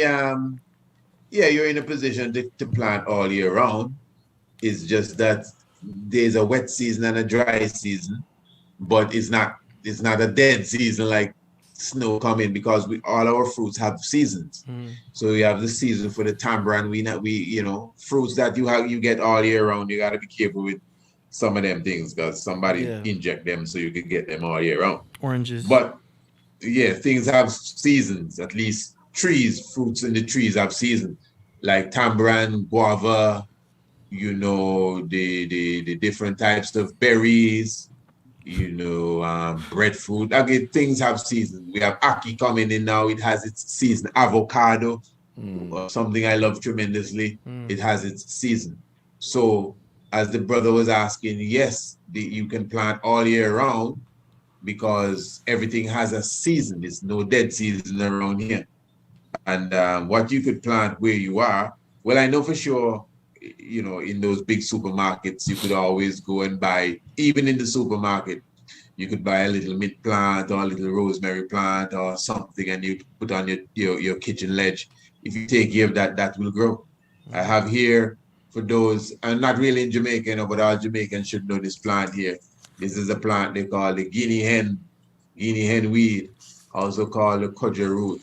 And it's good for so many things. It repairs cells. It detoxifies as well. When you burn it, like I was burning some of it, it's good for running away funny spirits. It's like people lighted incense and stick incense. It's better you burn some bush. It's like a sage.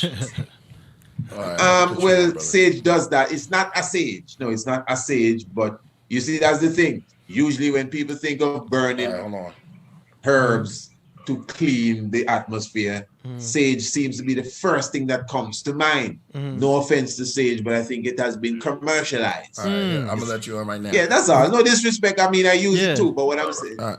We got another. Yeah, go ahead. Sorry to cut, bro. Got another caller right here.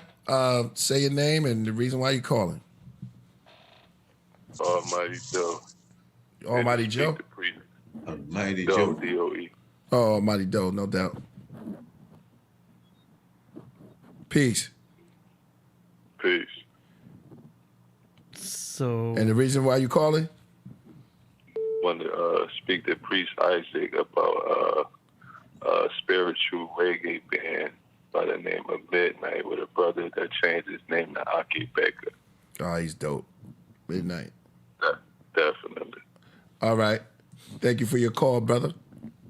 Appreciate you. All right. Thanks. Yeah, he was to the point. What he said about he Midnight? had that sticky icky. Should have asked that brother. No, he asked about Midnight. To change his name. R.I.P. to Midnight. Why he changed it? Honestly, that's what you asked. Why he changed it? Yeah, he said. Yeah, he said. And why did he change his name to Ak? What was it? Well, I know some revelation. I've heard one reason on it. I myself cannot say.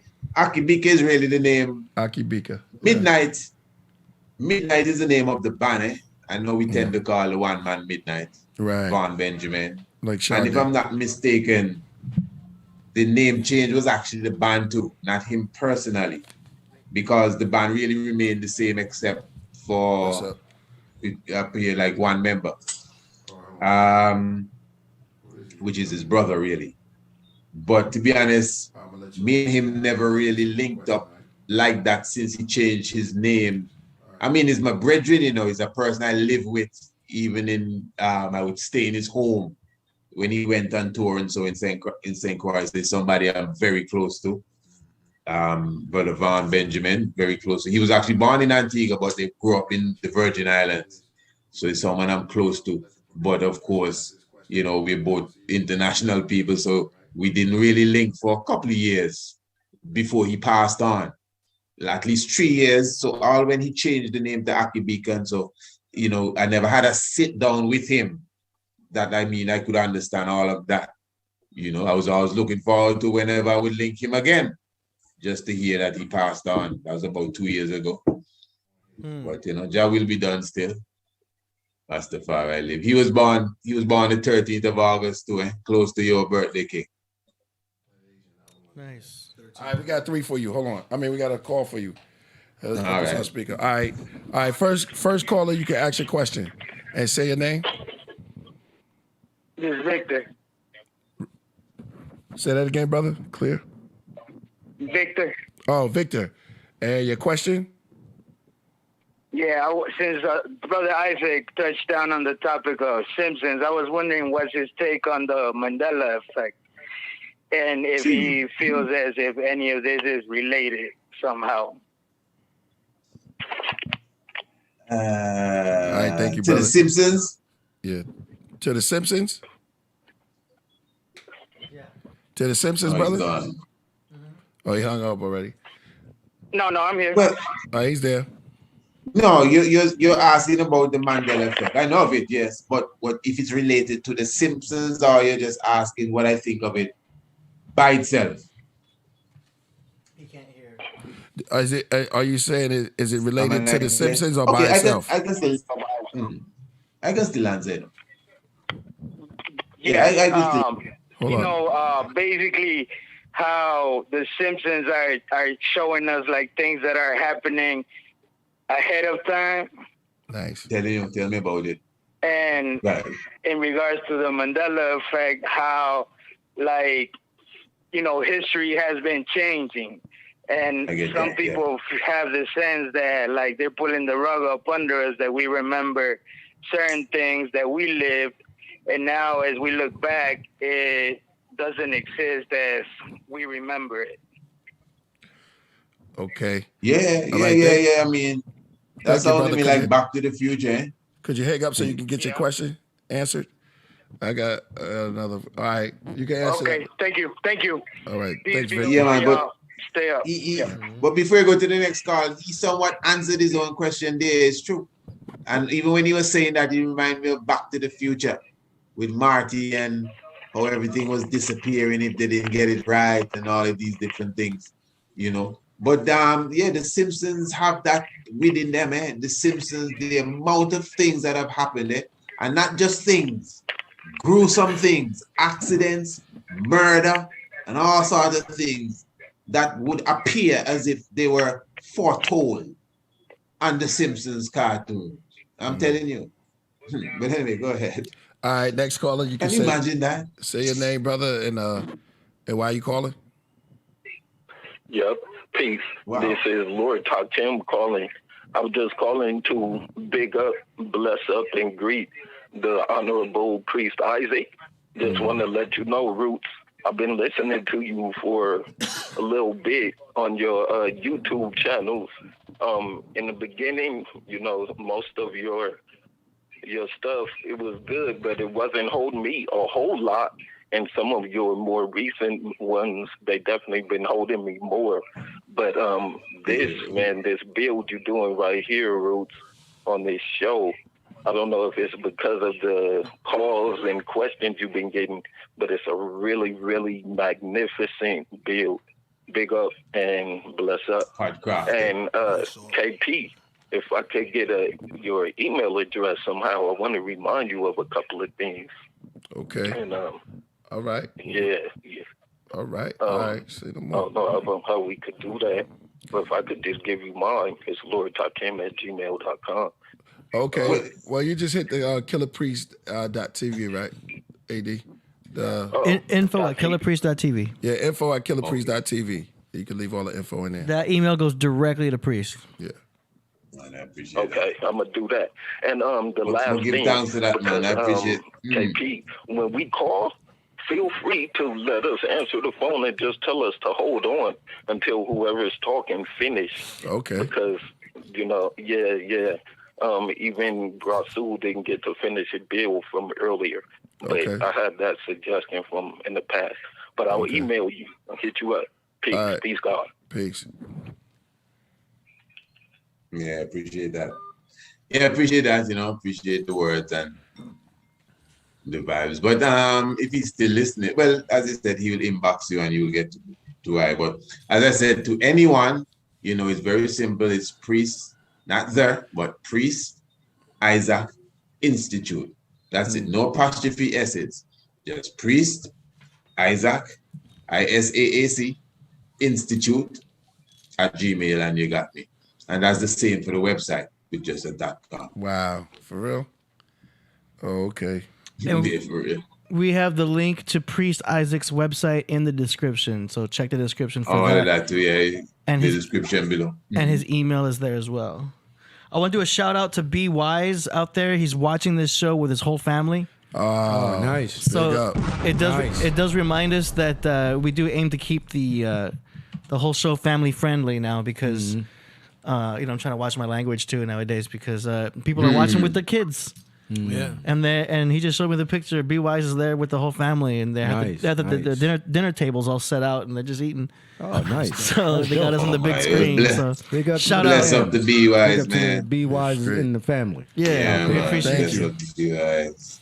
Yeah, man. And even with the astronomy, I must say, because we at the institute, I offer an international homeschool course, which was designed with the young minds, in mind, but even big people take the course because, it's knowledge that we have never received. And in our homeschool classes, we offer astronomy and Afrocentricity. So African heritage and African history basically all in one, plus the astronomy. So these two subject areas, the course is really, it's a 10-month course. So what it is I do, so a parent would sign up their child and then they start to get the classes every day. So every Monday and Wednesday, they get the astronomy class. Every Tuesday and Thursday, they get the African heritage class. It's designed in the way, like the videos are between 15 to 20 minutes long, to catch the attention of the child because it's designed for children. Myself and my children will do it. A lot of colors, a lot of, things that grab children. So at the end of the day, the parent is supposed to feel satisfied that their young child has a greater love for Africa, have a greater love for the motherland, for themselves as a person. That's what it's designed to do, So to me, to be honest, it's my joy to reach out to children. And when they visit the website, they can get more information on all these things that, that I'm putting forward to them. Oh, man. You said they had a third call here too, eh? Yeah, we got another question. Go ahead. Yeah. Is he already there? No, it's a question. Okay, we got one right here on Super Chat from DHNJ. Question for the guest and panel. In this information overload age, how does someone seeking enlightenment cut through to the truth?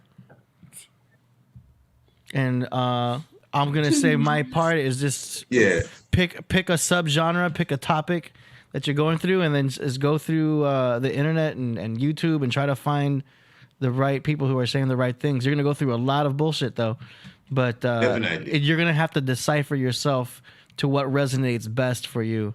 And you're going to hear all kinds of stuff. But there's communities out there for all kinds of topics. No matter what you're going into. Astrology, studying African stuff, Kemet, studying all that, numerology, etc. Okay, that's my part. That's an add-on have to seek within yourself too, eh? Yeah. The Just like how that question was framed, you just imagine like it's just so much confusion. When you see all that confusion, you have to stop and start to deep read, man. And start to introspect. Yeah, I agree. You try to catch all the falling balls. Just take your time and breathe. Sometimes the answer is right inside of you, and it may not be as complicated as clusters of stars. As simple as it seems. Don't be, You know, sometimes the answer is simpler than that. Yeah. Yeah, trust me. Don't be scared to ask questions. Don't be scared to get into yourself. Like what Priest Isaac has said. Never be scared. And we need to read more and study, Because when we were coming in, there's a lot of reading we did, I read more than I read now, I could tell you. We used to read, man. Read. Books was the thing. Right. I don't see we thrive off of that now in this age. I guess it's documentaries are the thing, which is all good, but it takes away something from the art of getting in the books late night. I'm telling you. That's where I got my strength, not from documentaries and people talking, from books. Yes, man. People will listen to us speak, This is a chat. Even if we are experts, that's good. But people will listen to us speak.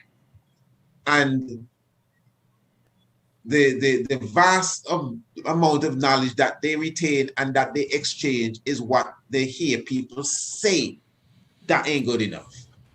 No, that is not good enough. You need to do your research to get in the books and read it, and study it properly. Yeah, reading is a key. And it's an art. It is an art. You can lose the art if you just depend on what you hear somebody else say. When you haven't done your research and say, hey, because when you read, when you watch a documentary, you're just watching the documentary. But the art of reading is reading with a dictionary, reading with an encyclopedia, reading with they call that book the student companion thesaurus or whatever it is, because you need to look up definition. You need to say, hey, let me look about this Korean War. This book mentioned the Korean War. I don't know nothing about that. Let me investigate that. That's what the art of reading is all about, is research and more research. That's why we research, Research meaning looking for something you're supposed to know already. That's why I was saying earlier, sometimes you just have to go inside of yourself to find the answer, because it's there already. That's why you research. You're searching again. Something you're supposed to know, you're looking for, because it's already inside of you. And knowledge is food, and we're all on different diets. We're all on different diets of knowledge, which is interesting. You know what I mean? Liberty. And different paths. Low fat. Yeah. Exactly. Different knowledge diets. It's like the movie Total Recall.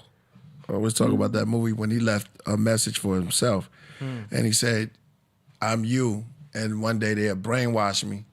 And he's right. Yeah.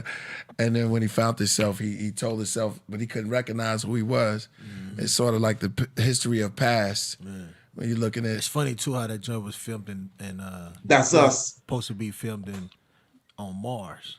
See? And now that they done reorganized themselves, now they can't stop talking about Mars.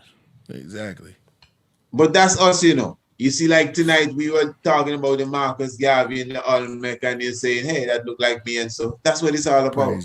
And when you study, you find yourself. Right. When you study, you find yourself. The first time I was reading The Destruction of the Black Civilization, I never forget, I got this spirit inside of me like, wow, I must be one of these ancient kings. And that was a while back, and I've come far from that now, to the point that I know who I am, to be honest. I could point them out too. So yeah, because it's inside of you. If you don't know who you are, big up. Go into somebody with a crystal ball to tell you who you are. No. Yeah, no, man. Self-savior. You're supposed to know who you are. Yeah. and where you're from and your connection. Yeah, that's why I be tripping off of people. They be like, brother, you know you ain't from Africa, brother. Be like, what? Damn, how you know me? Like, damn, you know more about me than I do, huh? Yeah, I hear you. Yes, Yeah, but no, we all, we have things. We have things we connect to too. Now we have animal spirits too. Yeah, we do. Yeah, it may not be one animal.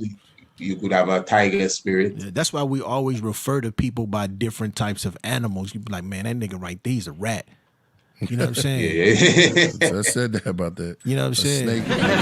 Snake is a worm, man. He act like that's a dog right there. He a dog. You know what I'm saying? Or a lion. But that's a lion, you know? Yeah. Oh, boy, he's a real bull. Yeah. It's true. And we all have our stars too. We have stars that we literally connect to. Yeah. Right. Naturally, I believe everybody have a star. I'm positive everybody have a star. I'm trying to remember something. One of them. What was the name of that native? Who? Sitting Bull? Yeah. That was one of it. Yeah, Sitting Bull. Sitting Bull. But one of them said, oh, man, I'll get it. You gonna laugh when I remember. Yeah. But like, yeah, you know what I'm saying? We all got that, what they call the zoo type that reflects us, you know what I'm saying? Right. We move. You know, some people move more like herbivores and some people move more like predators. Just that natural instinct in them, you know what I mean? Yeah. Sometimes shows on the face to it. What's that bird that repeat everything? A mockingbird. Yeah, parrot. Yeah, exactly. So they have some people like that. Mockingbird, right. I would just say all the time, you're a predator, know another predator. You know what I mean? Mm-hmm. Yeah, like I've always had a connection with the badger. And I see the cat jump. I see the cat jump up same time there a while ago. I told you that the cat is crazy. As soon as we start talking about animals. Exactly. You notice that. You see that. No, that's undeniable. Yeah. You hear us. Yeah, you know what's going on, man. He knows when we go live. It's crazy. Yeah. And he knows what we stare at, too. That's why he stand over there. He'll block our vision. Yeah. He'll come try to press us. Yeah. If you come up here and you say a bad rap, he'll come up here and jump on the table and try to beat you up. You know. Yeah, he's a Virgo, so he's a picky eater. Yeah, and look how it mystically appear when we talking animal spirit. That's deep. Yeah, true. They had a report of this communicating through it was a mouse and a snake, and I think the mouse knew that the snake was looking at him, right? Because he the snake can pick up like heat sensors. And the mouse knew that, and I guess he kind of like lowered his blood pressure so the snake couldn't check out because he was checking him out from a far distance, but the mouse knew it, and he kind of lowered his own blood pressure to throw off the snake. And it was kind of ill because the snake could see this infrared inside of him or something like that. And it's just amazing how in tune nature is with each other. Yeah. You know what I mean? We have this. Yeah, that's deep. Yeah, it's an that's deep. Yeah, that's deep. That plants that do that too. You know, they have specific trees, acacia trees in Africa in clusters. When the giraffe come and bite one, whatever it does, it sends the message to the rest, and they just develop this toxin right away. And the giraffe knows this, so he knows he have to get a big mouthful before these fellas catch on. So as you said, nature is mystic, and the tree does it by fumes. It releases some fumes, and the other trees pick it up and start to release. So the giraffe just say, "Well, that's it for today. I know I can't eat no more of this until tomorrow." Wow! And then he goes his way. Yeah, so that's deep. You know, it's nature, but you see, it looks supernatural, but it's just a natural thing. Look at this thing. They're talking about the cat. That's how far we're falling. That the natural looks supernatural. Yeah, things we call supernatural, just natural. Yeah. You know what I mean? There are animals that walk on water twins. That's what happens when you live in the, you know what I'm saying, in the concrete jungle. Yeah, where, you know what I'm saying, nature no longer becomes your enemy, but the people become your enemy, and they all display different types of, you know what I'm saying, animal instincts in that kingdom that you live in. Yeah. Concrete jungle, as Bob said. Yeah, family, I'm gonna really step out here now, eh? All right, Broderick. Yo, I really give thanks to the moment. Look, you got to use my leg to get down. Now you try to be all cool. Cat just. I really give thanks. Is 2 cats you have there? No, it's one. Nah, just one. I thought I saw a cat tail there. But I give thanks to the moment, you know, family. Yo, big up. Thanks to the love. Bless up. Big up. Yeah, man, we'll do it again, man. Give thanks to the strength. Give thanks to the chat too. Yeah, the little people get of the chat quite hilarious. Give thanks to the energy and the spirit that they have. Give thanks to all the callers and, all the well wishes and the love. I really appreciate it and all that. Yeah, thank you so much for your knowledge, man. That was great. I learned a lot today. Yeah, man, I really appreciate it. I have to bless up my team too, even though the youths them resting. Bless the prince and the princess. Hey. Bless the Empress Naya, who made all the connections with the I and them too. Indeed. And the full institute. Just give thanks for the love.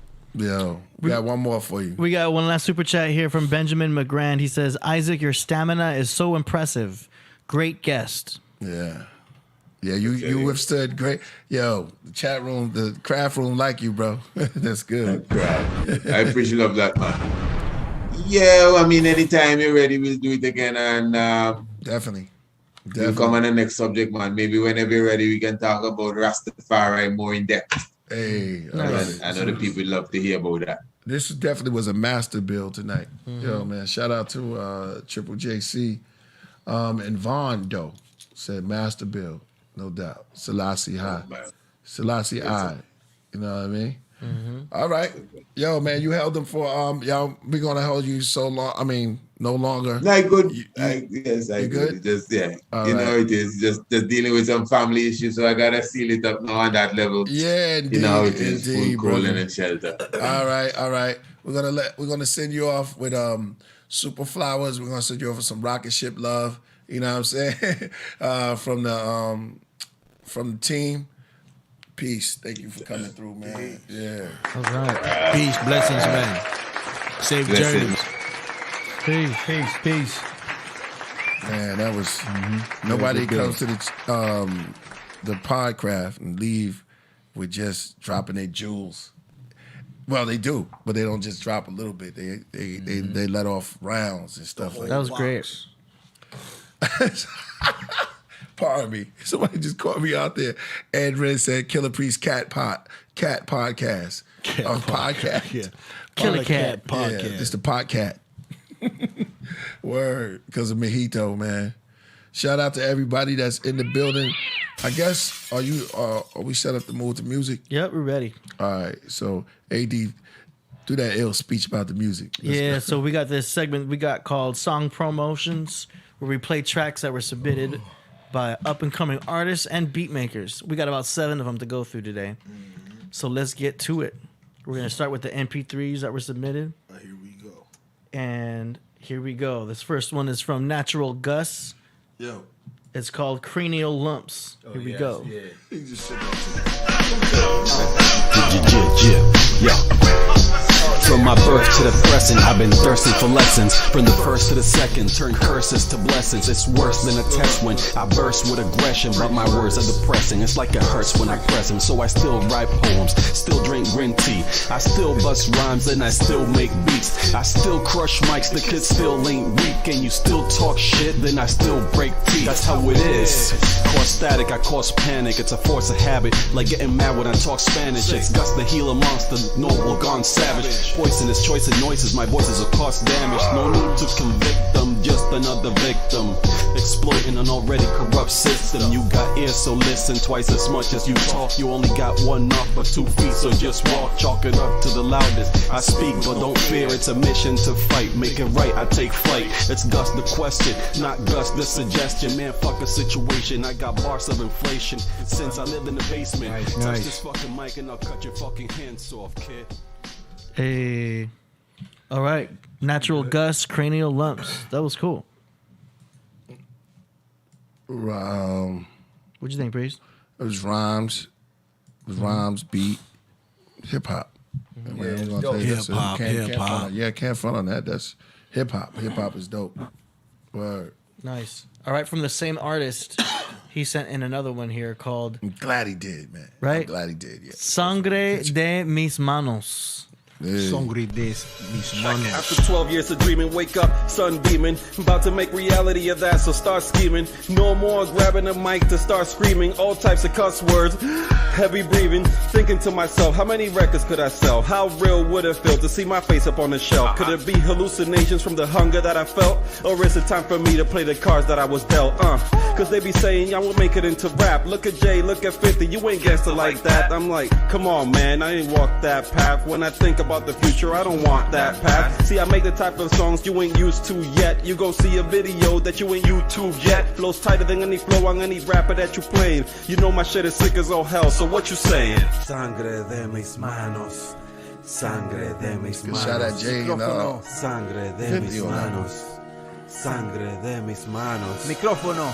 Take a step, take a breath. Tattooed on the chest, whispers on the cloud remains my last jest. I guess in competition is the completion of the quest to justify the wasted time I spent to be the best. I stand tall, I stay straight, keep my eyes locked on the place. Don't hate or fake the face, cause they know just what you ain't. They never known the pain. Your words sound different, but your story's the same. Were they riddles or just babbles? The battles between rattles, the anguish in the battles. You stay clean to come unravel. My feeling on this subject range from anger straight to livid. I've been living with this feeling for too damn long and to be driven. Working man hands, brand bands of people vanquishing. Steel believes in what language is brandishing. Mic is like a sword, attached to the cord, wrapped around my wrist, my lips, my word. Sangre de mis manos. Yeah. Sangre de mis manos. The blood of mine. Sangre de mis manos. The blood of mine. Sangre de mis manos. Micrófono. Blood of mine. Suicida, lírica mortal.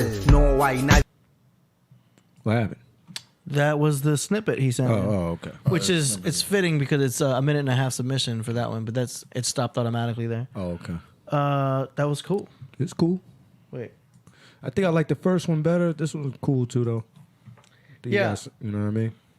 For sure. I would have mixed it a little different. I would have dropped the vocals down just a tad because the vocals were a little bit kind of like outshining the beat. And the beat kind of has a cool groove. I kind of wanted to feel more of that groove. I would have just brought those vocals down just a little bit, right? You know what I'm saying? I agree with you on that. Thought the voice was a little, but you know, it was good. It was good. Yeah. It was Keep good. up the good work, brother. What you think, Freeze? It was dope. I kind of agree. I mean, the first one was dope. This beat was doper than the first beat. And like I said, you could tell, keep working on your craft. Keep working on your MCing skills. You took a shot at 50 on that one. And then Jay, I caught that line.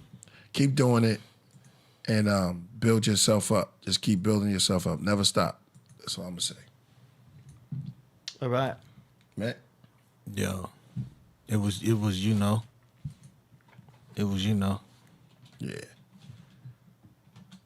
All right. It was, Yeah. All right. Right. You think, Russell? I just gave my answer. Yeah. It's cool. I mean, I don't know. All right. Moving on. We got the Mark of Buddha. The Mark of Buddha. With a track here called... Nice. Hold on, I got this. Nice. Hold up. I'm trying to get the sizing right here. Bam. Okay. The Mark of Buddha has a track called Kalaripayatu. That's what it looks like. Shout out to Mark of Buddha, man. You got something working on nice. Oh, man, she been.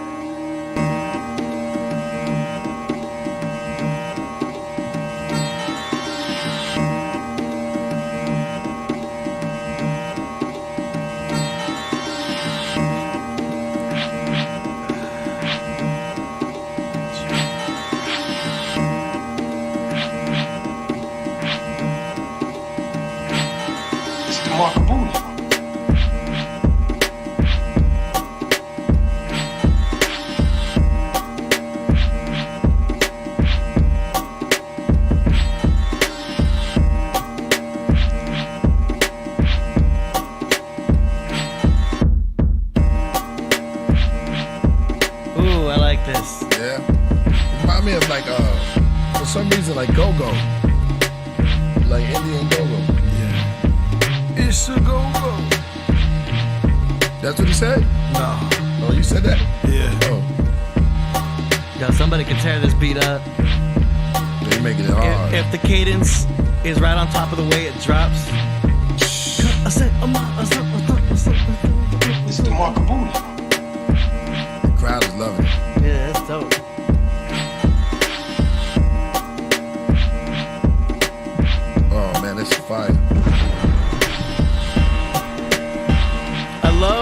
minimalism of it. It's not too much. They do got a go-go vibe to it, though. Right? Yeah. It's not overproduced. Yeah. Little bass. Almost sounds like Flea. Do it in the sutra. Yeah. Do it in the sutra. You know, it's like a go. I guess it's the drum. It leaves room for lyricism. Let me hear a quick 16 on this then. From you. From me? Yeah. It's hard to take on this beat right here. What would you kick on this, man? It's like a go-go joint to me. Yeah, thank you. I can't. There's something about it that's... It's a go-go. I'd want to write something to it. I would want to write something to it. Spitting or written something like that would be different. I could do some gibberish just for writing, but that was dope. Oh, let me hear that part. That's another beat. Oh, this coming up next? No. This was just I accidentally started playing. Okay, you can stop that. But no, I like the ethnic vibe that he's got, and to really give it justice, I would have to write something very, custom. I'm with Mink on that one. That one's kind of too go-go. I can't spit to it. I think you could tear that up too, for sure. Yeah, but I would have to pad it. I don't know. Boom, boom. It was enough room. There's a lot of room. I'd rather just rhyme off the sound of it instead of the drum. You could do different drums to it. Like the first part would have been like the first part, the intro part. Like that part was ill. Yeah. You know, when the drums came in, it was kind of took me off guard. Yeah, took me off guard a little bit. But I don't know who the Backyard Band is. Yeah. Boom, baka, boom, boom, baka, boom, boom, boom. I don't know about that. I don't know about the congas. Get congas. That's the only thing that's missing. Congas. Gotta have the congas. Yeah. I'm gonna shout them out too. All right. This next one here is by DJ Aurora Borealis from New York. It's called New York Giants, featuring Jay the Bull. Oh, you got somebody rapping on it? Yes. Oh, that's nice. When he has somebody rapping on these beats, they make it better. It ain't the New York Giants football team, yo. They fucking suck. Hold on. Who is this? DJ Aurora Borealis. Aurora. Yo, this is different from Aurora. Is this the intro? Oh, he smacked dudes. And he called in tonight. You heard him? Shout out to Aurora. This one I like. This is crazy.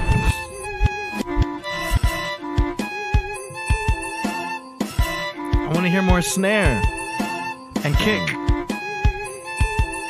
That beat need to be done over. Like you falling backwards.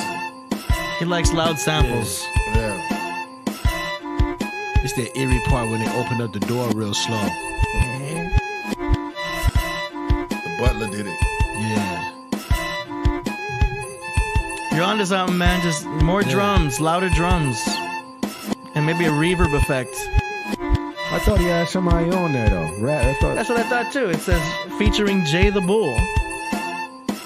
That's what it says.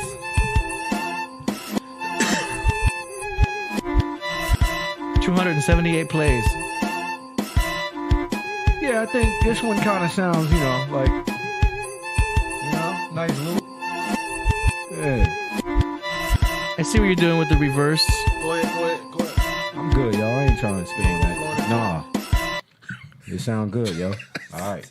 I say the same thing every time. You spit. More snare. I can't spit on it. All right, well, I'm just giving it props. I'm just giving the brother props because I don't always like to just knock people for their shit. Like, it sounds better than some of the stuff that he's been doing. Yeah. That's what I'm saying. Mm-hmm. Yeah, it sounds pretty good. Sounds pretty good. I mean, because sometimes, I don't know. By comparison. Yeah, I don't know. Whatever. Keep going, brother. The only thing I can say. All right, we got. Go ahead. I mean, I like it. I like it. It's a Rory Boy. Yeah, I like it. Aurora. We got 3 more tracks to go here. This next one is by Ashton Francis from Toronto. It's a video. So I'm going to switch to video mode here. Hold up. Let me center it. Oh, this is a video. Yeah. Okay, here we go. And it's called You Won't Find. You will never find a girl just like mine. You won't find what I see with my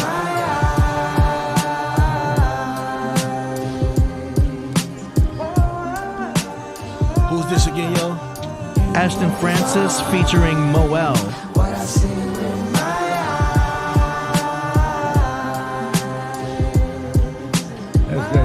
You kind of set it off, man, Cap. Who am I to be the judge? Show your love, show your right. Introduce me to your plug. Hating niggas never budge to put their chronym on.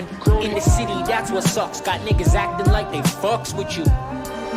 A waste of time, that's why the links decline. A brief reply, I'll let you feel the vibe. You answer wrong and get the part the slime. Uh-oh, on the TV, why? I mean, we seen it live.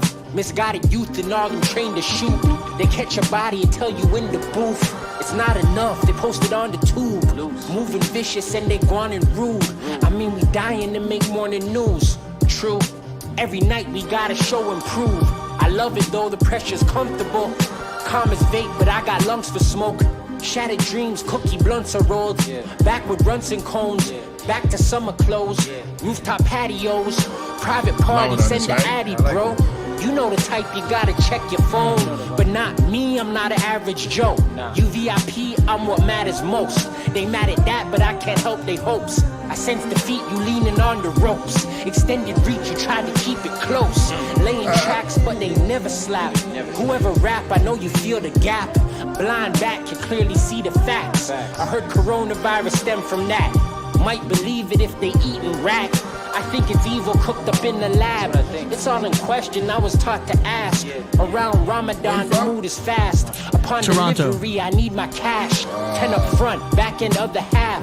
A 1-on-1, we ride the paver path. No sweat with Keith, we here to make it last. Can't take it short, you gotta pay the tab, bitch. Yo, that's some quality right there. I would listen to that. Yeah, man. I mean, it sounds mixed. They mixed it good. Yeah. And also the delivery and the message behind the song too really sound good. Yeah. What's that brother's name again, Scott? Ashton Francis. Ashton Francis. Good job, That's brother. legit. That's mine and yours. That one. I like the also the beat too. Yeah, that beat was great. It was dope. chill. It was smooth. His flow was smooth. That was dope. Oh, yeah, Okay, what we got going on here? They send us some gear too, yo. Who's they? What's going on here? Yeah. Was it expensive plush gear? Mm. Expensive garments. Where they from? They from Toronto. Oh, okay. Oh, that's the rapper? Oh, that's the brother? Oh, this is the brother. Man, Oh, okay, peace, okay. brother. Yeah. Okay, Got you. word. Yo, this is a papyrus right here. Oh, that's crazy. I'm glad you. Yeah. See the joint he had on his hat? Yeah. Oh, yeah, right. Okay. Nice. Which one's mine? He gave us like two of them, right? Give like two of them. No doubt. That's fire. Yo, because he sent another track too. Oh, yeah? Yeah, we got a second track. Shout out from to them. that brother from Toronto, man. This is dope. Yeah, This is expensive garments. Y'all check it Nice. Nice. Check out their stuff, man. Hey, I like the video and what they put to it. Yeah, it sounds really good. That was real nice. All right, let's hit their second video. Let's go. This next Expensive track. garments. Check them out. Yeah, I'm gonna put it up. Well, hold on to it. This next track is from Ashton Francis. It's called No Country for Old Men. That's the again? That's the movie. Yes, sir. That's the movie, huh? That's my favorite movie. Yeah, that joint is. I was just watching it the other day. Yeah. It's a wild joint. My dad's older than you. Don't get twisted. He will still crush you. Yo, my patience thin. Burn candles at both ends. Celebrate the wins. Lost 5, but up 10. It's a tender world. New moon and wolf skin and boys out to kill. No country for old men. Smoke exquisitely. Bomb diggity, think differently. Then script history. Who wouldn't wake up for the chance to be immortalized? What matters more? The fleet is focused, weapons mobilized. Not only certified, we notarized. I know tellers doing takeovers and overrides. I fly carry on, no oversize. Spiritual war, gifted force came with the Trojan horse. Devil working doubles, demons do the most. I say Millions of jumping bodies trying to find a host. Vanquish or a DB9 before the Porsche. Casamoto for the Angie, shotgun in the Ghost. That's how I showed up, about to blow up and then link with Hove. And since I said it, gotta do it now that I've exposed my intentions, not pretentious. No one said a joke. Uncut clarity yet set in stone. Stun a cold fucker with a frozen quote.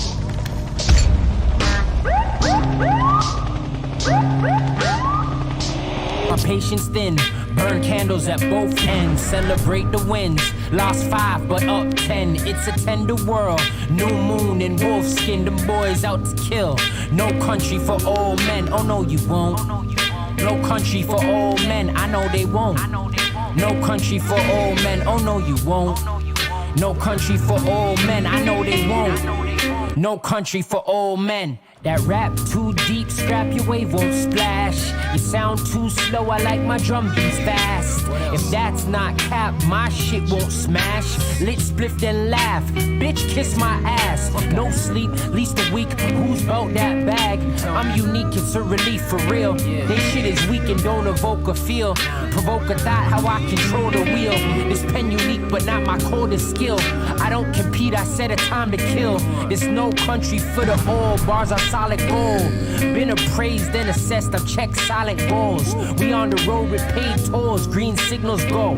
Yo, I'm youthful in the face, I bag them with the look. Genuine in spirit, nothing near a crook. Powerful in presence, got the legend shook. Everything is neat, but wasn't by the book. Yo. Nice. Ashton Francis, No Country for Old Men. That's fire, Very man. good. That's fire. And that's a formula right there. Rugged spit on top of smooth beats. Yeah. Do you know what I mean? Tupac did a lot of that. Do you know what I mean? Just spitting rugged, but the beats are just smooth and chill and it's like it's laid back. It's dope. That was great. Right. Great submissions, man. Yeah, give him 5 mics for that one. Yeah. Y'all can look him up on R.J. Garments, Grments, Garments, R.J. Garments.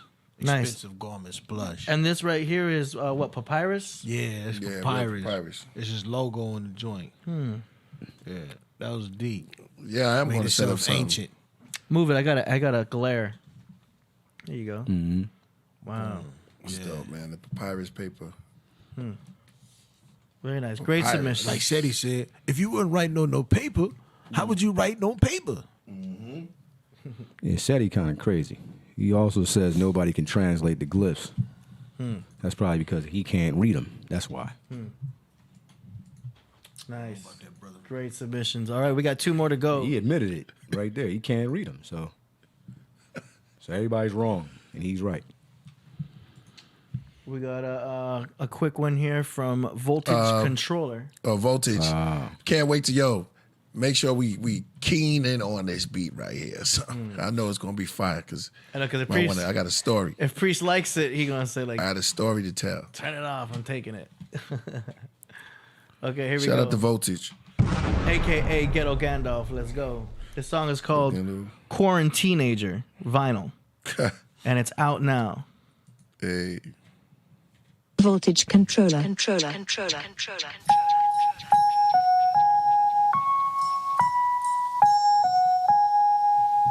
This is Los Angeles.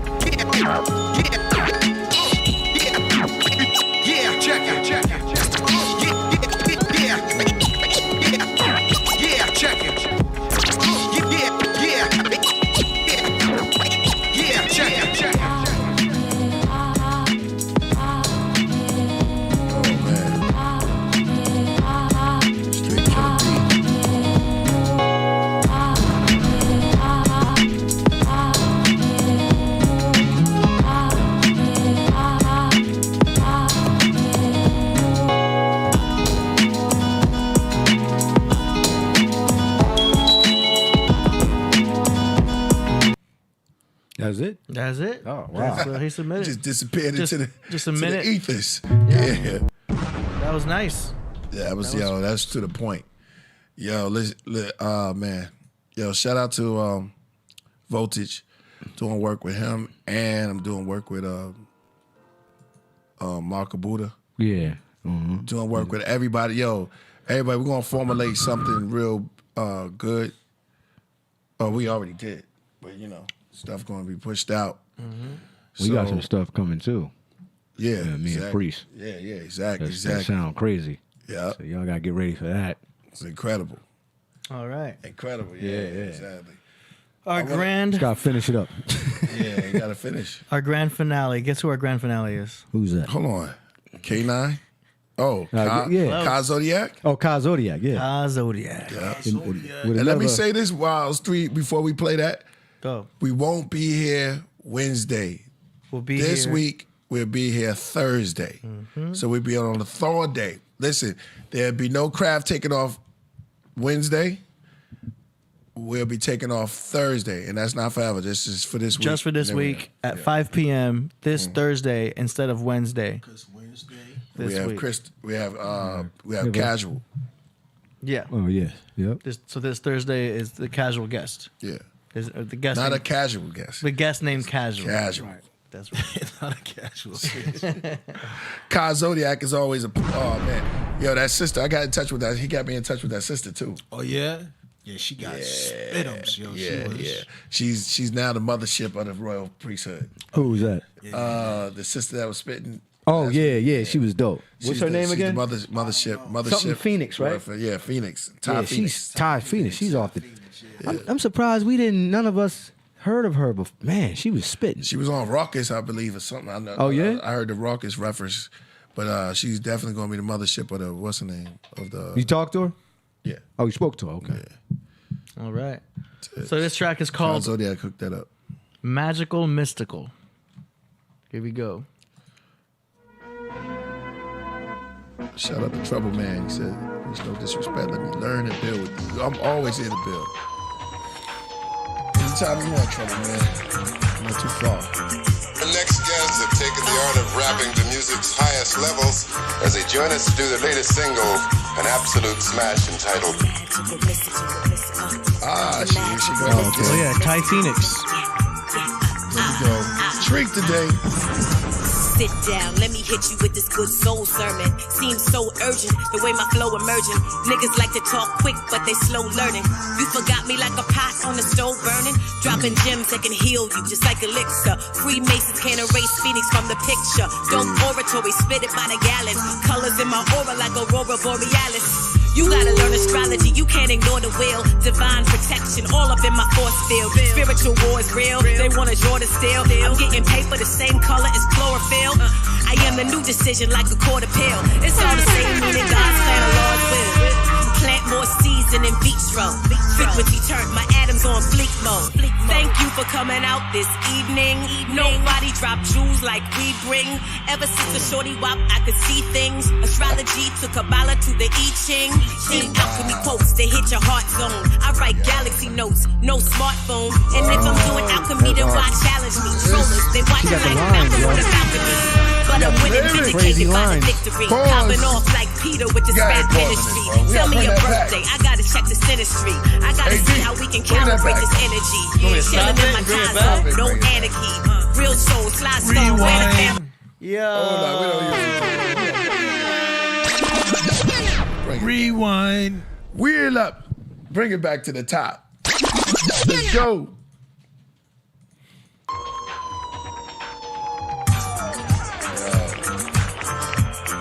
The next guests have taken the art of rapping to music's highest levels as they join us to do their latest single, an absolute smash entitled Going back on this, y'all. Ty Phoenix. Nah, let's get away with them lyrics. Sit down, let me hit you with this good soul sermon. Seems so urgent, the way my flow emerging. Niggas like to talk quick, but they slow learning. You forgot me like a pot on the stove burning. Dropping gems that can heal you, just like elixir. Freemasons can't erase Phoenix from the picture. Dope oratory, spit it by the gallon. Colors in my aura like aurora borealis. You gotta learn astrology, you can't ignore the will. Divine protection, all up in my force field. Spiritual war is real, they want a Jordan still. I'm getting paper the same color as chlorophyll. I am the new decision like a quarter pill. It's all the same meaning God's plan of Lord's will. Plant more seeds dancing in vitro. Frequency turned my atoms on fleek mode. Thank you for coming out this evening. Nobody dropped jewels like we bring. Ever since the shorty wop, I could see things. Astrology to Kabbalah to the I Ching. Deep alchemy quotes to hit your heart zone. I write galaxy notes, no smartphone. And if I'm doing alchemy, then why challenge me? Trollers, they watching like Malcolm on the balcony. But I'm winning, vindicated by the victory. Popping off like Peter with this rap ministry. Tell me your birthday, I gotta check the synastry. I gotta see how we can calibrate this energy. Chilling in my tie zone, no anarchy. Real soul, fly stone, where the family. Fourth house, Cancer moon, let it bless thee. Feminine race, she Oshun sexy. Sexy. She said Oshun sexy, I like that. And she got the lines, man. She is. I ain't heard nothing like a female like this in a long time. She got some bars, yo, this groove right here make me feel like I'm dancing in the stars. Shout out to DHNO. Yeah, bring it back down. This that mystical magic, they be wishing they had it. This a dose of uncut for the lyric fanatics. From the pineal gland crystal that sits in my attic. That God deity, DMT, DVD, holographic Blu-ray, sacred flower bouquet. Some say the clouds were too brave. My thoughts are pixie dust like baby powder on a new day. Sprinkled by the hidden hand, flowing in the ethers into spirits in your liquor stand. For the believers who don't go through the procedures, who can know without seeing when your omen is the gift of man. My skin was sewn from the hopes of all the dreamers. Alpha to theta, delta to beta, serenade your brain waves, be living in fantasia. I'm not a shock when we giving the fans stages. Serpent Mound Pyramid sitting on grand mesas. They can't ignore it, the vision's too damn major. It's mathematic, invisible, plan data like phones with no contract. We broke from the trap, the metaphysic God rap. Ain't no holding it back. These zombies under deep spells, wouldn't know if it's back. Spirals in the seashells, mark the road to get back. And this ain't the full meal, lit is only a snack. We gonna see the fakes hate when we get the same spaceship Chala had. With my pulse low over your catch these felines. Feel my lines when I'm flowing like that. It's the law of attraction. See the flaws got me laughing. You a magnet that repels. You don't only attract. See the magic in our spells. Now I'm fashion, you can yell. God take their mind higher like I'm passing them to hell. Vesica Pisces like we wrapped it in Chanel. Mother Nature is the holy zodiac that keeps our DNA braided so our soul is intact. Amethyst, tanzanite, purple stones in my lap. Full moon, white jewelry be glowing like that. I broke the ice that had the avatar in it. I've never cast a spell that had no average bars in it. Jupiter conjunct got no average Mars, get it? Turn into the Hulk, leave a savage's card dented with a pinky touch on a matchbox with $1. Now I'm the gay straw man, paper dolls and paper dollars. How they control man, invisible strings. I ride from the sun with invincible wings. From Americana, my every mantra's a heavenly opera. Peace to the new gods, the beast, clear truth gods. Smoke with the rasta, sip, brew with the brujas. Zodiac shaman, holy map watching. Force through Saturn's rings like an astronaut boxing. Don't be fools, go to school, don't be hard heads. Come to me, call up Ty, get your chart read.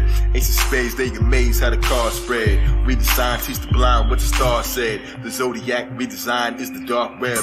Got us living cage-free like the farm eggs. Reattached to Godhead, knowledge the lead. You should pay to go to Cosmophysics College instead. It's Kai Zodiac and Titanium. Performing live on the stage in your mind stadium. Get your mind right, raise your vibranium. It's Chaldean design, sometimes Sabian. Listen, it's not a temporary trend. These are ancient secrets here. Y'all gonna wake up take in it the back end. a little bit. To every vibe. Shit. You want to take it back? Not the whole thing, but just take it back. Just a little bit. Take it back, just need to raise your vibranium. That's that whole line right there. It's a heavenly opera, peace to the new gods, the beast, clear truth gods. Smoke with the rasta, sip, brew with the brujas. Zodiac shaman, holy map watching. Force through Saturn's rings like an astronaut boxing.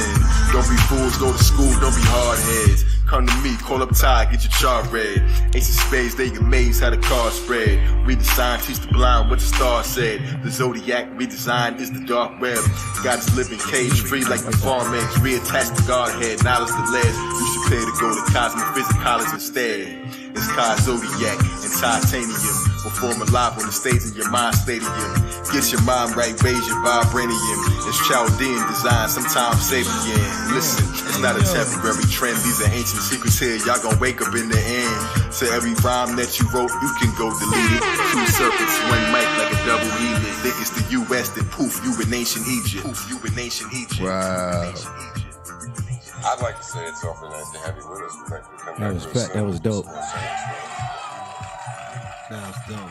You get 9 mics for that. We performing live in your mind stadium. Yo. Go get your something up and Increasing vibranium. Fire. Yo. That's why that was our grand finale for today. Cause That was fire. That was off the chain right there. Man. The beat, the visuals, the whole nine. The rhymes. Titanium. Yeah, he said titanium. He said something about braiding like braids, like the DNA. The DNA go together like braids or something like that. Oh man, So that was beautiful. That was great. That's great. I'm a fan. Yeah, I'm a fan. Yo, let me tell you, Zodiac, Zodiac and titanium. Yeah, oh man, crazy. And Ty Phoenix. Yeah, Ty Phoenix. He called it titanium. You know what I mean? It's like hard. You gotta shoot that video for him too. Yeah, we can do it today or we can do it Thursday, whatever your schedule is like. Yeah, time, I mean, I can knock it out. Because we can knock it out before the podcast on Thursday also. Okay, all right. If you want to do that, that way you come in all fresh. That way, yeah, I could. And then you can like have an outfit. I think all you want is my head. Yeah. Oh, did he say that? Okay, we'll check with him. Yeah, Zodiac, you out there, man? We're gonna shoot that part for you, and they're gonna send it for you for the video, the remix. Yeah. And if you guys are interested in submitting tracks, the T mix. We're gonna call that the T mix. Yeah. Don't forget. No. Thursday is our next show, not Wednesday. This Thursday is our next show. And if you want to submit tracks for that show for your promotional use, killerpriest.tv/song promo. Also, what's cool is if you guys do that, you can download the whole episode after we play it and then clip it and put it on your Instagram. So that's one thing, you know what I mean, to get some promotion. You say, hey, yo, I was on the Killer Priest podcast. Boom, check it out. So clip feel it. free to do that. We're going to start. Shout out to my man Glitch. You know what I'm saying? I went out to see him. He's going to come build with you. Nice. Glitch got some, he was the art behind the Horseman and things like that. So fire to him. Shout out to that brother. Oh, man. Shout out to Flea. Shout out to everybody in the world. Man. That was a good feeling. To leave here. Oh, shout out to Priest Isaac came through, man, and we got Metaphysic, we got Astronomical. I got questions for AD after this. Okay. He went so deep. Yeah. Made me rethink a lot of things about AD. Maybe AD was lying to us all the time about astrology. Nah, he was good. What? He was good. Yeah, man. I love it. He put things together and stuff like that. Astrotheology. But he didn't call it astrotheology. He called it ancient astronomy. That's what it was. I can respect that. That's what it was. That's cool. You know what I mean? It was ancient astronomy. Now you see other people got some stuff out there. Yeah, but I knew there was a connection to Egypt, and that's what I'm still really interested in. Yeah. Well, Tahuti told, how many times we don't tell? You just found out it's connected to... no, but Tahuti wouldn't speak as much, or he hasn't yet, about the astrological... Once we sat here and started talking about the zodiac stars and how it started with astronomy because they didn't do it the way, where the Greeks get it from. We talked about it a lot. Yeah. That they had took it and they started reading the heavens. They put it, Leo, that's all Greek's name. Yeah, Leo and Virgo and stuff like that. But, now you get to tear off the layers. Yeah. Now all of a sudden ADC. And now what about flat Earth? Have you transformed over to being around? No, because there's still more. You still stuck in there. There's no way. Even after there's no way to go back. Yeah, you can't go back. Once you go flat, you can't go back. You know what I'm saying? Yeah. Until you find curvature. Now I see your eyes down. When they get that look. Yeah. And you got Yeah, but I don't want to interrupt him. I found the. Oh yeah. I don't want to interrupt him. You know what I'm saying? Dave Weiss, we can't wait to meet with you again. Yeah, brother. I knew when he was talking about the whole thing about South Pole. Seeing the the reflection of the stars going on. I didn't want to jump in. You know what I mean? It's like you wouldn't jump in. I mean, how you gonna dispute it? We're talking about because if you look through a facts. glass, you're gonna see a reflection of a circular glass. You know what I mean? Like You're not looking through at? no glass though. yeah, the firmament is a dome. So technically, how do you explain meteorites? we're not gonna get into it now. We'll let David Weiss do it because he's able to show you. If I try to explain it, it'll be like He didn't show us nothing last time he was on here. All he did was put those little stupid glasses on and try to say that we weren't. That question didn't pop up. But it's very interesting stuff. This is all very interesting. But we got this super chat right here. Check it out. AD, how do we live in a dome? Like, have you ever saw the dome? Ever touched the dome? Anybody ever hit the dome? You know what? Yes, we did. There's You operations. still got that video of that rocket hitting the dome. Oh yeah. That's one thing, but you got all the operations where they try to go through the dorm. Doom. You got Operation Fishbowl. You got Operation Fishbowl. Yeah, they had a bunch of It's real operations where they hit the dome and when they try to go through the dome and all that. The But rocket when they hit the dome. we ain't trying to go there right now. Let's not go there right now. Like, check What it is out. it made out of? Yeah. Real quick. Crystal. He just said that the dome is made out of crystal. What kind of Some type of talking about- crystal. come We on, can't go into that right now. But check it out. The LT station says, "Yeah, casual. My folks, a couple of my folks, been on your show, man. Crystal's a rock." I just mentioned the other one to you when we were on the line today. P7. That's the LT station. Oh, shout out to Casual. Yeah, he'll be here Thursday. So it's going to be on fire. I'm saying that now. So that's going to be crazy. Yeah. Yeah, they that. I'm sorry. I can't let this go. Just one more time. How's it a rock? That you know crystal's a rock, right? Yeah. It's a mineral. It's a rock. But we're inside of this rock. Is that where the concept So came when the in? meteorites is coming, that's the piece of the rock falling off. Maybe. That's a good theory. That's not a theory that was being sarcastic. That's possible. We don't know. But it definitely comes down. You won't see a meteor going up, which we would see if we were on a spinning ball. No, we're not. we would not see no meteor going up. Yeah, if we was it on all a comes back to spinning curvature. We don't have any proof of curvature. Oh man. Okay. For more information, check out David Weiss's channel. David Weiss, we here. We got to get him back on here, you know? Yeah, we ready for David. We said he'll give me $1 million in Bitcoin. 2 Bitcoin. Yeah, because I want him to explain to round a lunar eclipse. Then what's gonna happen? Then he'll explain it. Yeah, he got all he the can't explain that. Well, because he's got the arsenal. You need that arsenal to be like, boom, he can pull it up, boom, show you. Could you land a plane on this round plane? I agree, S2K. I know if I was listening to me and I didn't know this stuff back in the day, I would look, flat Earth. Yeah, it would sound. Yeah, it does sound mad. Well, they crazy. caught him. They put the pillow over your head. Yeah, and grabbed you in that room. And was it a big TV screen?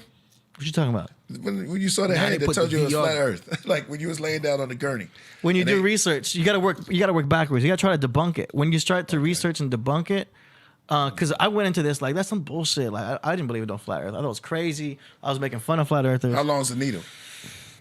No, it took me a year. It took me a year, priest. Yeah, how long is the needle? I don't do no needles. They don't. No needles. You just believe off top. No, there's no brainwashing process. No, you try to debunk it. It took him a whole year. You got to try to the whole year. It took me a year because I thought it was bullshit for a long time. Yeah. All right, and so then let's I didn't want it to be true. All right, let's be honest. I'm gonna ask you seriously. Could you take us with you? Do you want? Are you sure you want to go down this rabbit hole? I want to go to the place you go. Okay, so here's how you do it. You try to debunk it. You try to find proof. No, where's this place? I know there's a place where the flat earthers meet at. Yeah. You try to find proof that it's a ball. They won't say it, yo. Yeah. You first try to find proof it's a ball. Was, but first you got to make sure you want to go there. At night. But I want to respect the audience because this isn't for everybody. Not everybody wants to go down this road. I'm going with AD, y'all. Do you know what I'm saying? Yeah, we're gonna go to this. We're gonna go to this. And at the end of the day, it may not even matter. I'm gonna just go to the door and look in. As soon as I see the weirdos in there, and I'm gonna peek my head out and leave. What day is it on? What is what on? Come on. It's good. Please. Friday, I can't Thursday. believe that, though. You look at brownness all the time. Yeah, it's called a Taurus field. No. Look at a tree. No. You A look tree at has a Taurus roundness. field. Where you be at? Yeah. You look at roundness all the time. The woman, she's just round. The energy is round. Round. Yeah. But you lay her on her back, and bitch is flat. No, you don't. No, you do. And at that, thanks y'all for coming out. All right, let it play. See y'all next time. We out of here, yo. We out of here. Okay, here we go. Watch this. Yo, Priest and Capra, Flat Earth Killers. I'll be throwing grenades though. That's how I do it. Hey, do that like that.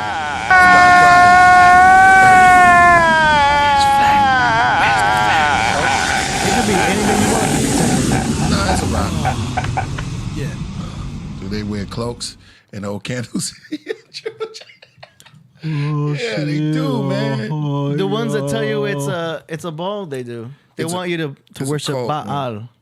The NASA cult. Yeah. Look at the ones collecting money. Huh? All that money going to NASA. What, coins? Not coins, just money. And all we get is here they go. People in the swimming pools. There's your followers in there too. Yeah, there's a bunch of them. Yeah, I know. I saw some of them last night. But at the end of the day, it doesn't matter. Stay strong to yourself. I always say that. Know The thyself. next thing you know, your eyes are spinning with those tubes. We're here to improve ourselves and be the best versions Put this of ourselves. purple coat on and drink this Kool-Aid. Nah, AD, tell us for robe real though. One day, man. When you get the clearance, You got to do it yourself. This is your own personal quest. It may not be for everybody.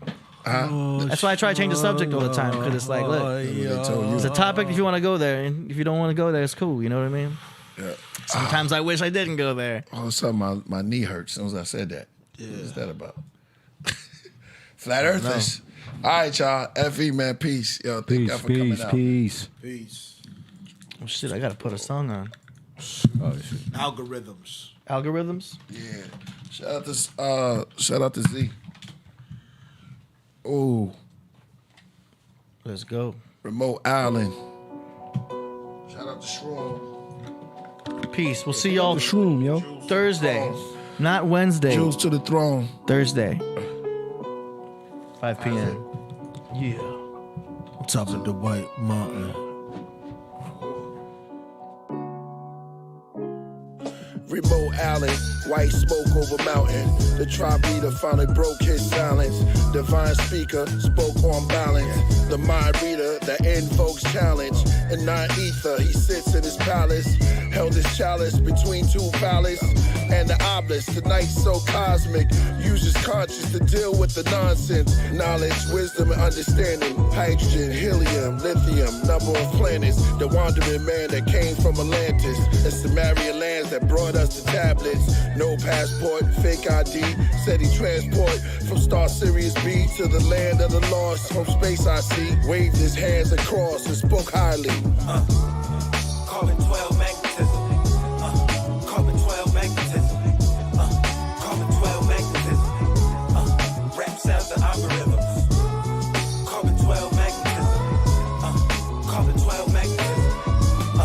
Carbon 12 magnetism. Rap sounds and algorithms. Ghost in the shell, ghosts from other worlds.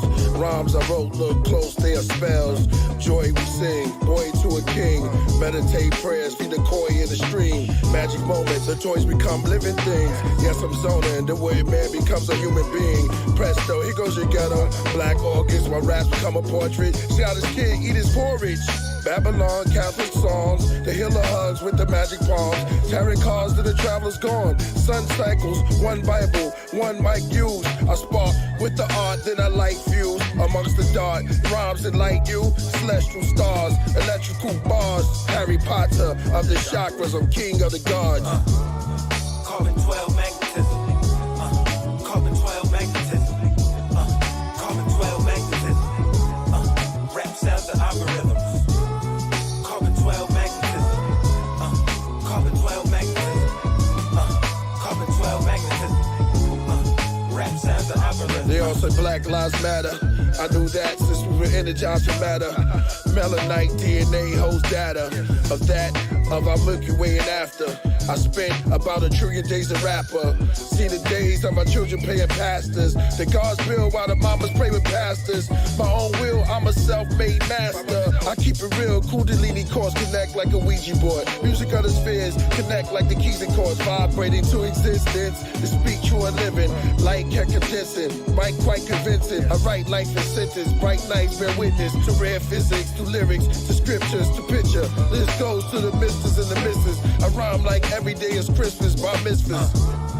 Carbon 12 magnetism.